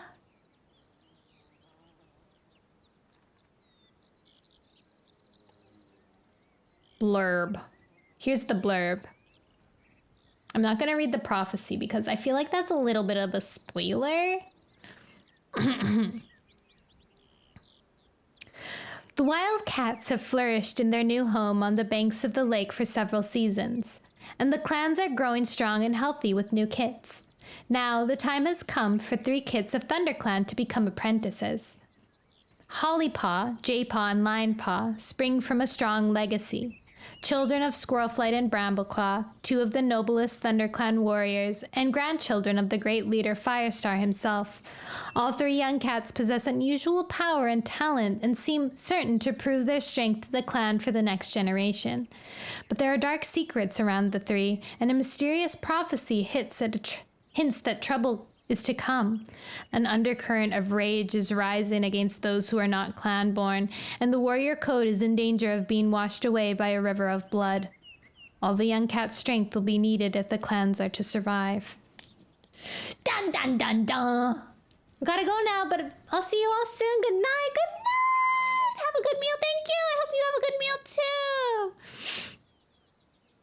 You guys get to meet my favorite character in all of Warriors, Jaypaw.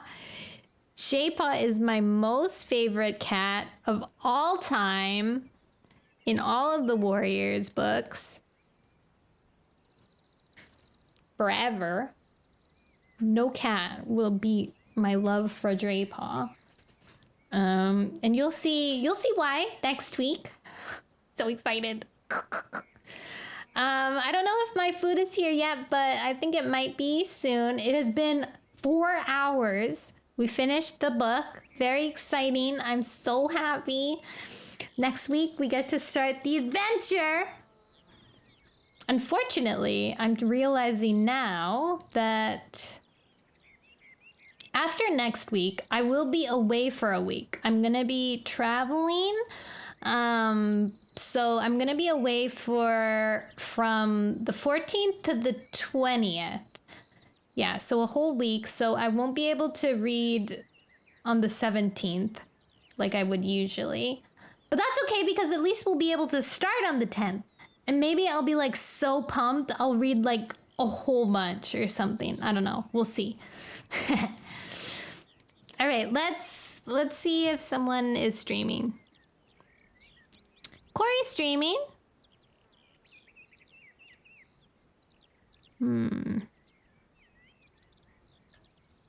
Sad Bunny. Who's Miko?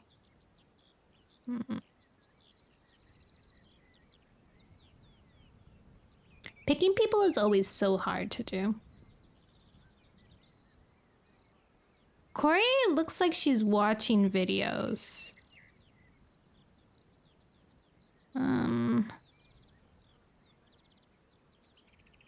Senna? Senna's playing Splatoon! Okay, we'll go watch some spabooning. Because I love some good spabooning. Please be nice to Senna. Show him lots and lots of love. He is a singer. He's very, very cool.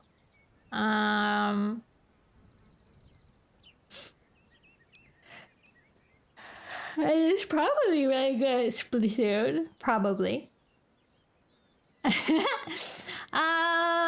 Oh, let me go to the ending. Bum, bum.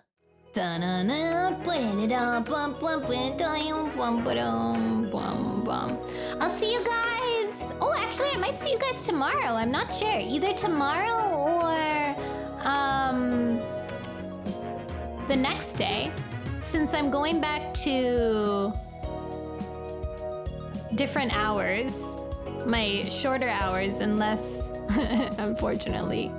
We're going back to shorter hours and less days, so I'll hopefully be around a lot more. I have to get used to being around because I've been used to not being around, and now I have to get used to being around. So silly. Alright. Guys, I love you. Remember, moderation is the key to true happiness. Please be kind to yourself and to others. Sweet dreams. Happy Warrior Wednesday.